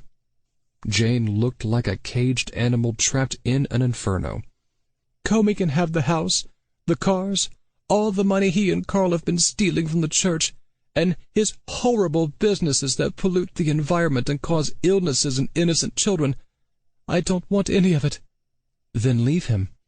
How? Carl won't want a scandal at the church, and Comey plans to run for political office as a religious conservative. That means he needs a wife at home. They'll put bars on the windows to keep me here if necessary. What about your parents? Can you move in with them? No. They'll take Comey's side. So will everyone at the church. Since I can't leave Tree Meadow, I need to figure out a way to be free of it all. Jane, I have an idea. I looked up at a pit bull that made Cujo look like Lassie. As his giant fangs grew closer, I took off. I felt like an Olympiad as the monster chased me through the lawn, around columns, and over bushes and balconies. Thankful for my electronic key, I dove into my car, slammed the door shut behind me, and sped off with the mongrel chasing me a full block before it finally gave up. When I arrived home, I raced up the stairs, showered, and changed into my own clothes. Uh-oh. I searched everywhere, and realized my watch was gone. It must have slipped off my wrist when I was running away from Godzilla. Not relishing the thought of returning to Monster House, I made my way down the stairs, took an enchilada to go from Noah and to Avi, who were having lunch in the kitchen nook, explained over my shoulder, and hurried out the door. When I arrived back at the Collins estate, I sat in my car with the windows and doors locked. Peering around the circular driveway, I was relieved to see no sign of Dog Kong. I slowly opened my car door and took a few steps to test the waters. When my body was still intact, I walked past a black luxury car in the driveway. Uh-oh. I backtracked and looked inside the car. Laying in the front seat was Comey Collins with a wooden cross next to his head and blood dripping onto the white leather upholstery. Looks like Comey Collins drove on the highway to heaven. Chapter 8. That evening, I entered our house to find Noah and his ex-boyfriend Dick Magnus sitting at the breakfast nook drinking iced herbal tea. Magnus gazed at Noah like a starving artist finding a wealthy benefactor. Noah said, "Nicky, Dick is here to discuss our case." I stood over the table. "Thank you, Dick, but we are no longer in need of your services." The lawyer rose without making a crease in his expensive-looking suit. "I don't understand." Comey Collins was just found murdered, and Mrs. Collins does not support his lawsuit. "What happened?" Dick asked. I handed him his briefcase. "By now, I'm sure you can read all about it on your laptop." I braced myself for bone fracture and shook his hand. "Thank you for your time." Noah stood next to me. "We really appreciate all your work on our behalf, Dick." Dick aimed his square jaw and pumped-up body at Noah. "Anytime, Noah." He winked. "I'm always available if you need me." "Thank you, Dick," Noah replied. I walked him to the door, and Noah followed. "Goodbye, Dick." He stood in the doorway. "Don't hesitate to call me if anything changes." "Nothing will change here." I shut the door. Noah placed a hand on his narrow hip. "That was rude, Nicky." He giggled. "But I have to admit, I love it that you're the jealous type. And I love it that you're my type." I kissed his cheek. Then I dragged myself up the stairs with Noah following me. When we got to our room, I threw my clothes into the closet and collapsed onto our four-poster. Noah said, "Ta'avi's asleep. Did you eat?" Manuelo ordered out a ham sandwich for me, pun intended, and a chicken sandwich for him, no pun intended. "But you hate ham." Thankfully, Cornelia Thomas brought over a casserole. She was weeping and wailing over Collins's death like a Democrat at a stolen Supreme Court justice seat. I told her to go back to the frat house and take one of her sleeping pills. Noah stripped and joined me in bed. "How did Collins die?" "I found him," no surprise there, "dead in his car." As we cuddled in our T-shirts and boxers, Noah asked, "How's Jane Collins doing?" I rested my nose in Noah's hair and enjoyed the whiff of strawberries. "She wasn't there. I'm guessing the widow Collins is holed up with her new friend, Blanche Gallo, in Blanche's hotel room." After I told Manuelo about my little escapade as Pastor Plenty, he headed over there and wouldn't let me tag along. By the way, Pastor Bounty was Petey's father, sanctioned by the impotent Comey Collins, until Jane became pregnant. Oh, the plot thickens. That explains a lot about Jane's relationship with Collins and her lack of self-esteem. Jane had just decided to finally leave him. A thin line appeared on his smooth forehead. "Isn't it a bit of coincidence that you found Comey Collins murdered a short time after Jane made that decision?" Resting my back against the headboard, I kissed Noah's soft cheek. "Good point. Jane and Blanche could have offed Collins and made a run for it before I arrived, the second time. But Collins and Bounty were dipping their bejeweled fingers into the collection basket. My guess is they had many enemies. Manuelo is interviewing some of the people from the Grand Godly and Glorious Church." "You think he'll find anything?" "Of course not. He's Manuelo." Noah stared straight ahead. "And now the Wooden Cross murderer has claimed his 6th victim. And Malcolm Kahue gets to play him on film for the last time tomorrow, as written by Robert Lee. Manuelo is letting us finish the movie. I had to swear on my revised politically correct Bible that I'd have the murderer on a silver communion plate to him by the end of the shoot." "Your revised politically correct Bible?" I nodded. "Jesus is a black woman who fed the 5,000 with a cup of grits." After we shared a naughty giggle, I kissed Noah's juicy lips. He reached under our bed, opened the drawer, and pulled out my laptop. "What? I've grown so old you need to look at pictures of younger guys?" "Never." Noah opened my laptop and placed it on my knees. "It's time for you to make your list, Nicky." "Will you help me?" "Don't I always?" "Afterward, can we have a little hanky-panky?" "It's a deal."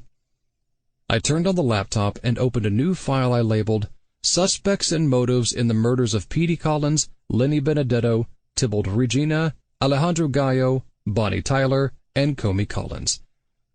When I looked toward Noah, he was sound asleep. Now I know how Holmes felt when Watson went away on those trips. Focused back on the screen, I wrote, 1.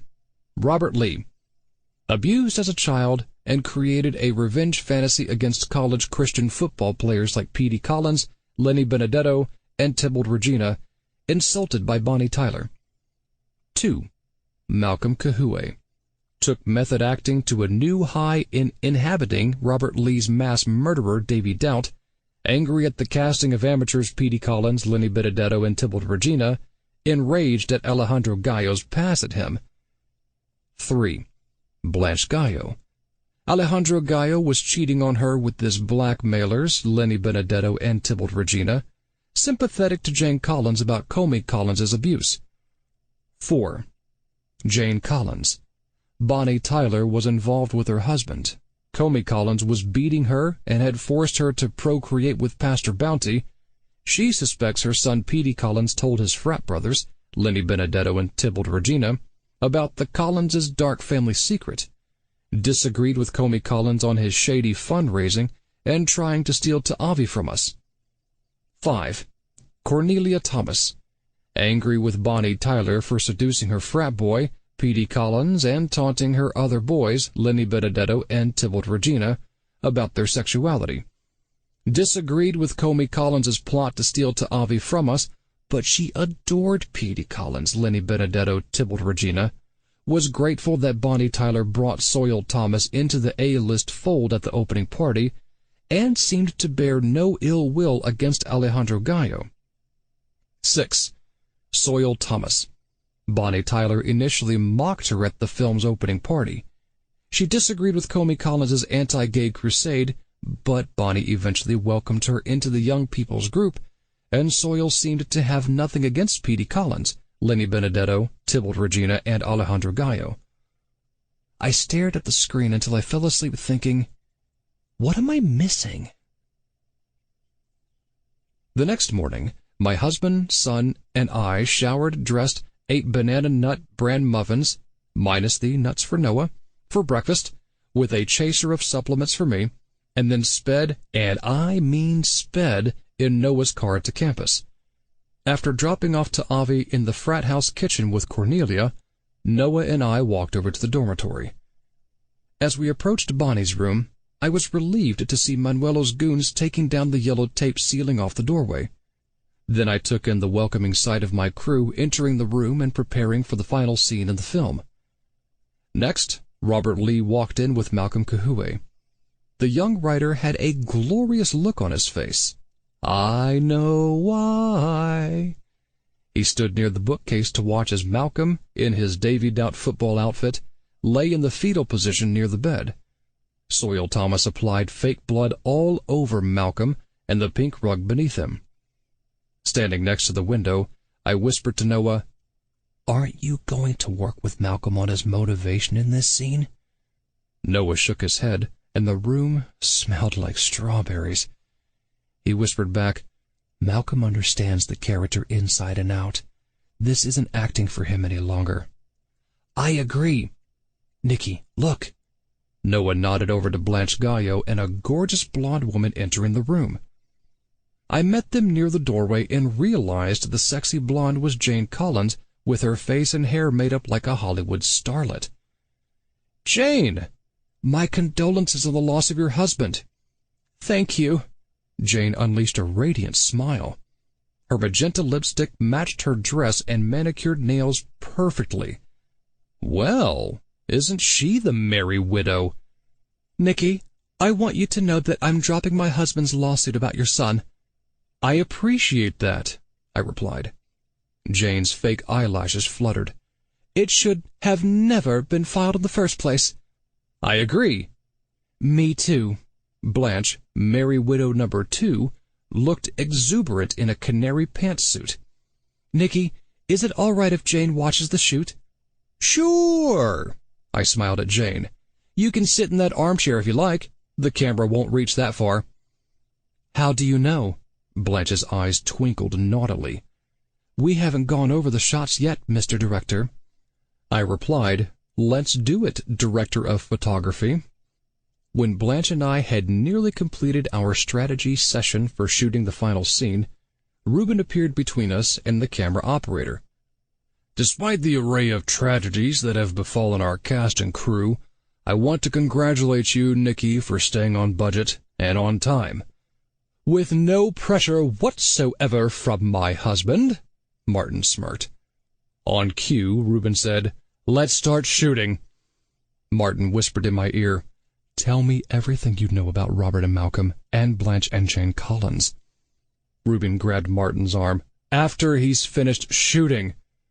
I called, "Quiet on the set. Sound. Roll camera. Slate. Action." The camera panned in on Malcolm, rather Davy Doubt, as he slowly sat up, snatched the wooden cross next to him, rose, and maniacally walked toward the camera.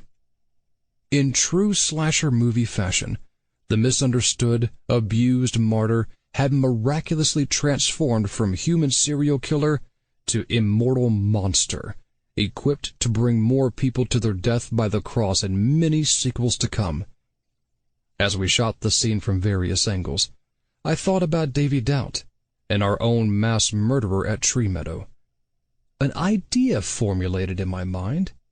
It was just a bud, but a theory was beginning to grow. Cut! And that's a wrap, folks. Through the cheers and congratulations, I turned to Noah next to me. "I have to go for a walk."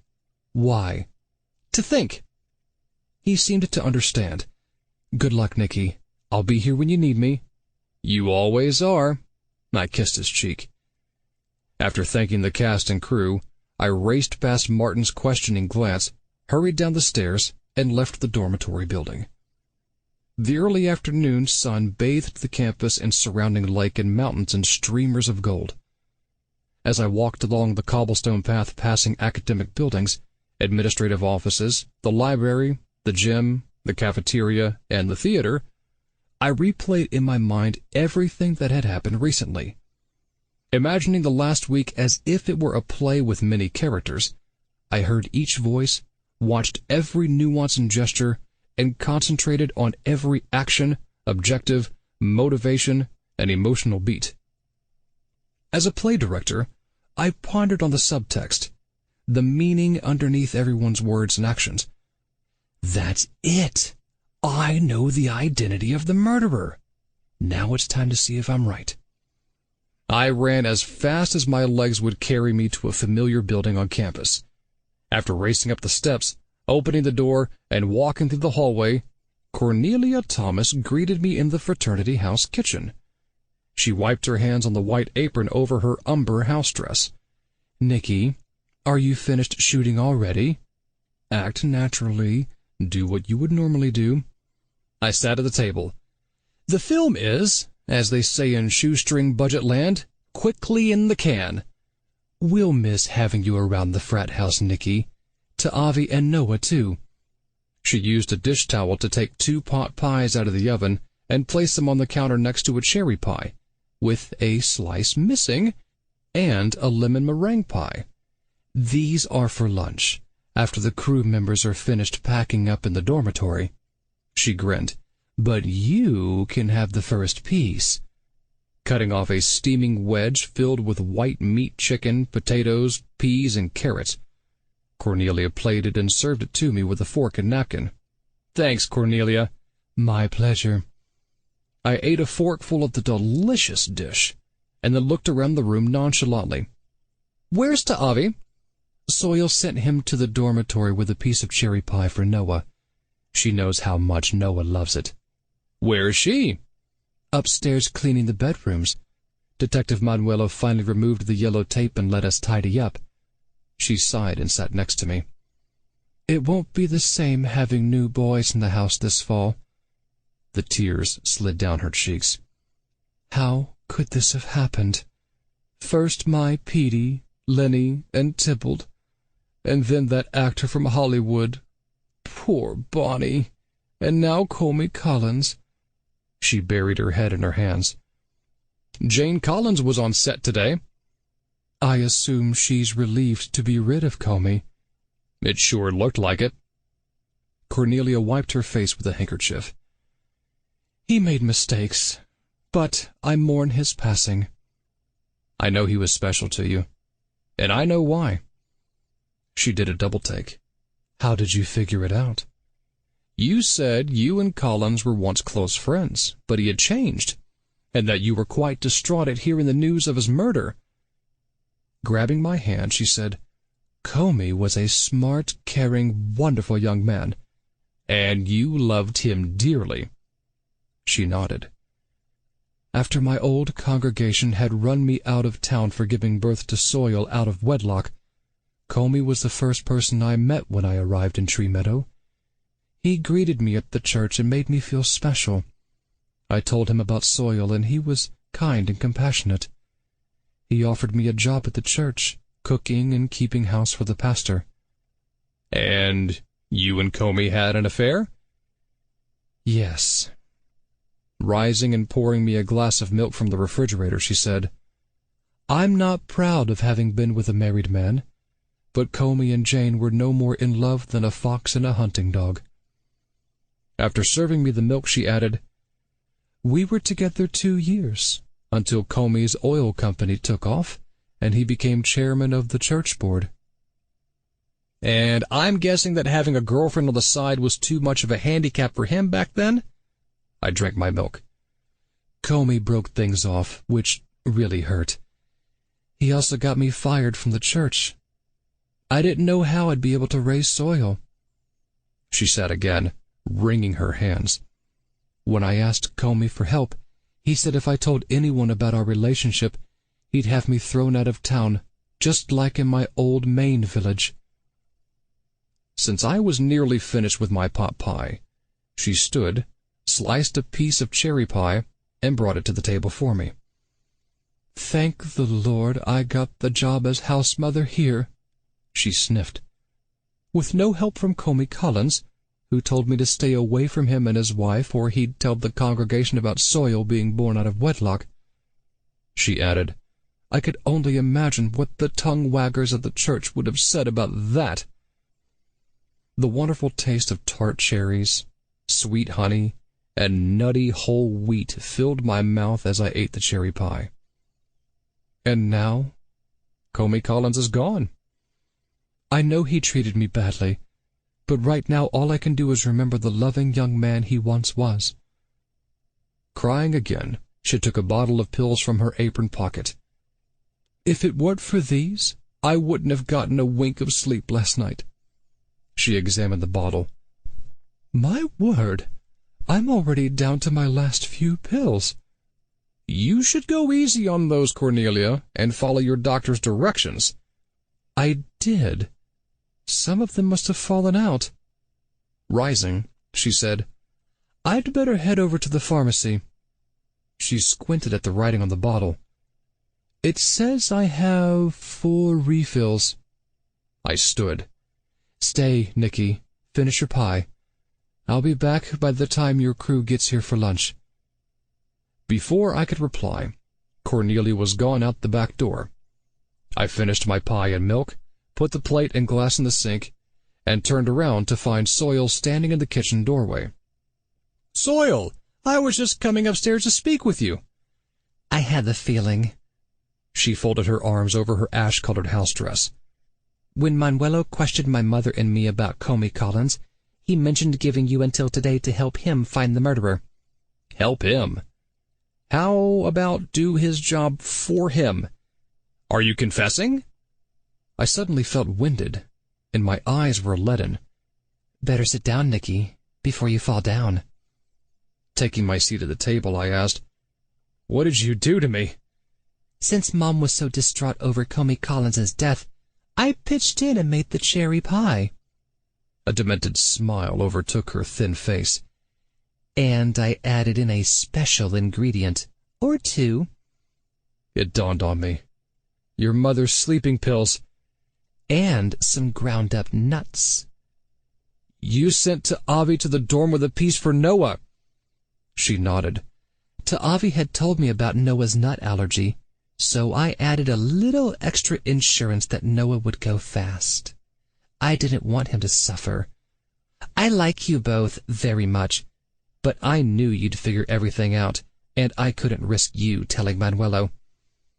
My Noah, I have to get out of here and help him. But I can't move. The room is spinning in circles like an unsure shopper, and my mouth feels as barren and dry as the pockets of someone in the middle class with a Republican president. Sawyer asked, How did you figure out it was me, Nicky? I realized you were very much like the Davy Doubt character of my movie." Her eyes were wide and manic. "Good observation, director. Now, tell me how you knew before your heart stops beating."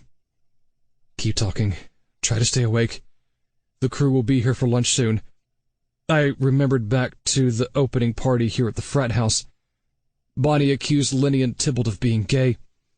Blanche Gallo did the same to her husband Alejandro. You passed by and Bonnie mocked you, asking if you had ever been kissed, and I told her I hadn't. So, when she invited you and the boys upstairs to Petey's room, you and your mom thought Bonnie was doing a good deed." "Trying to befriend the wallflower," she said with a sneer. "But Bonnie had something very different in mind." Soil's face became sallow and hard. "Petey seemed angry about something." No doubt the identity of his real father. "Bonnie gave us all whiskey to drink. My first attempt at drinking alcohol. She told Petey, Lenny, and Tybalt to prove they weren't gay." Tears drained down her cheeks like waterfalls. "By having sex with me." "And similar to what happened to Davy Doubt as a boy, the football players pinned you down and, one at a time—" She nodded sadly. "With Petey Collins starting things off, and Alejandro Gallo finishing the job, so Bonnie wouldn't tell the press he was gay." Soil added through gritted teeth. "And that little witch giggled like a schoolgirl as each one of them did their disgusting deed on top of me." I tried unsuccessfully to swallow, and held my head up with my hands. "Stay awake for Noah."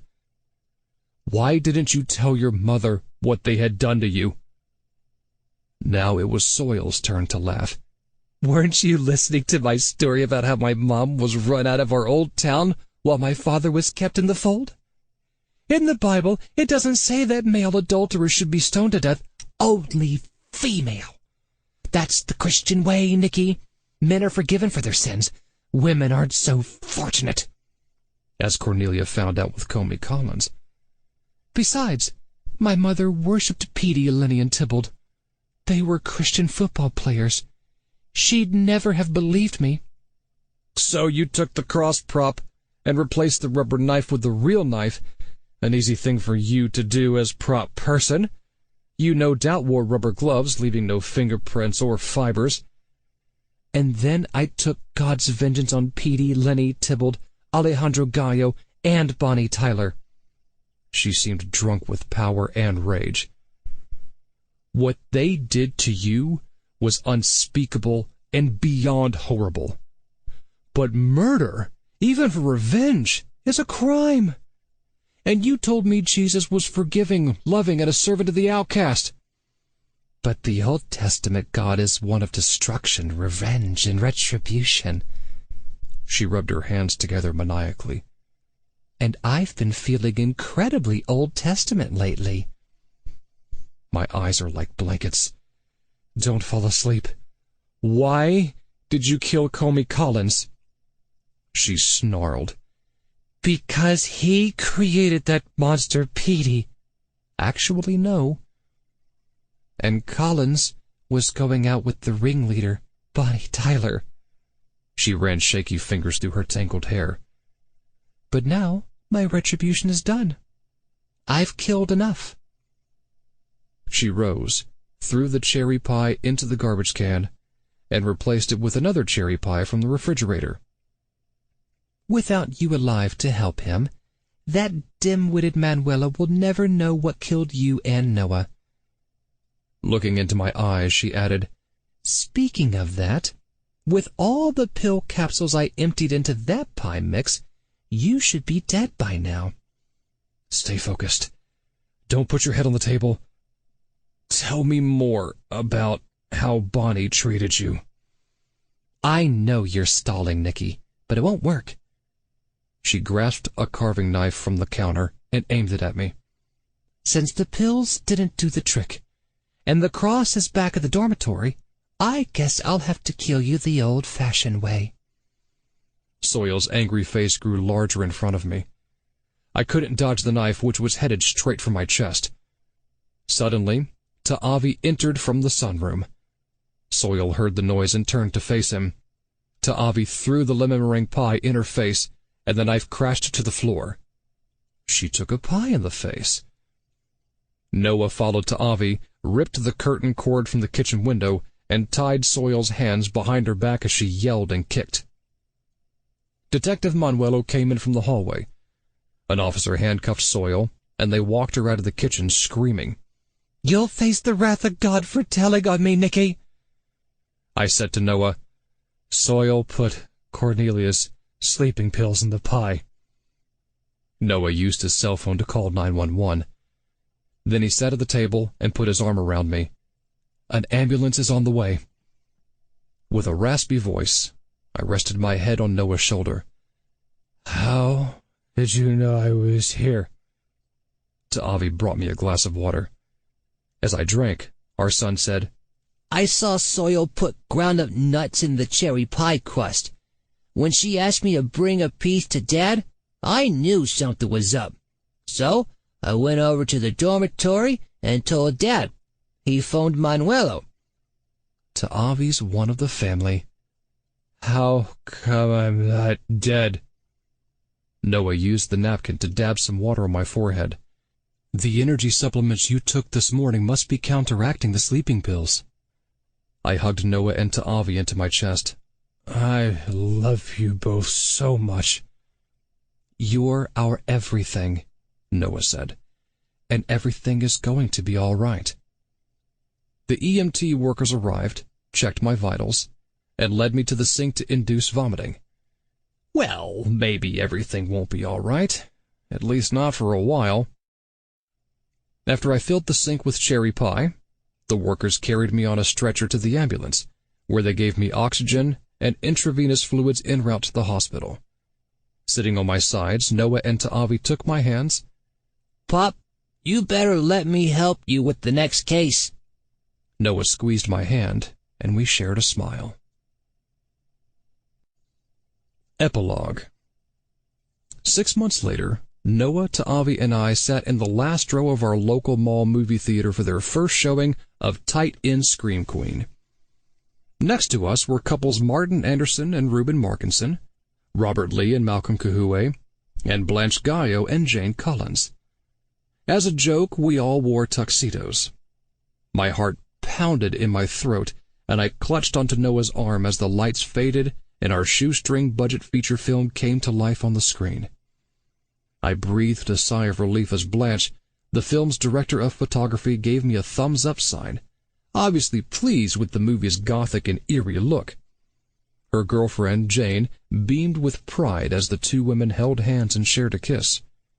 Ta'avi offered the screen a hang-loose sign during his scene with Noah. I couldn't have been more proud of my husband and son, who were heartbreaking as young Davy Doubt and his father. To nobody's surprise, Malcolm fully embodied the role of older Davy Doubt. During his first scene, Robert gave his fiancée a congratulatory hug, which Malcolm clearly enjoyed, but not enough to stop looking at his own image on the screen. Martin was an effectively slimy college dean. During Martin's come-on scene with Malcolm, Reuben whispered in Martin's ear, "Can we try that at home?" Martin giggled in reply. The young audience members laughed, screamed, cuddled, and threw popcorn in all the right places. As the final credits rolled, the teenager sitting in front of me said to his girlfriend, "That was sick cool." She replied, "Totally. I hope there's a, part 2 or some crap." Tight End Scream Queen wasn't going to win any awards, and it would probably hit pay TV in a week. However, as the lights came up in the movie theater, I wrapped my arms around Noah and Ta'avi, feeling like Davy Doubt rising from the dead.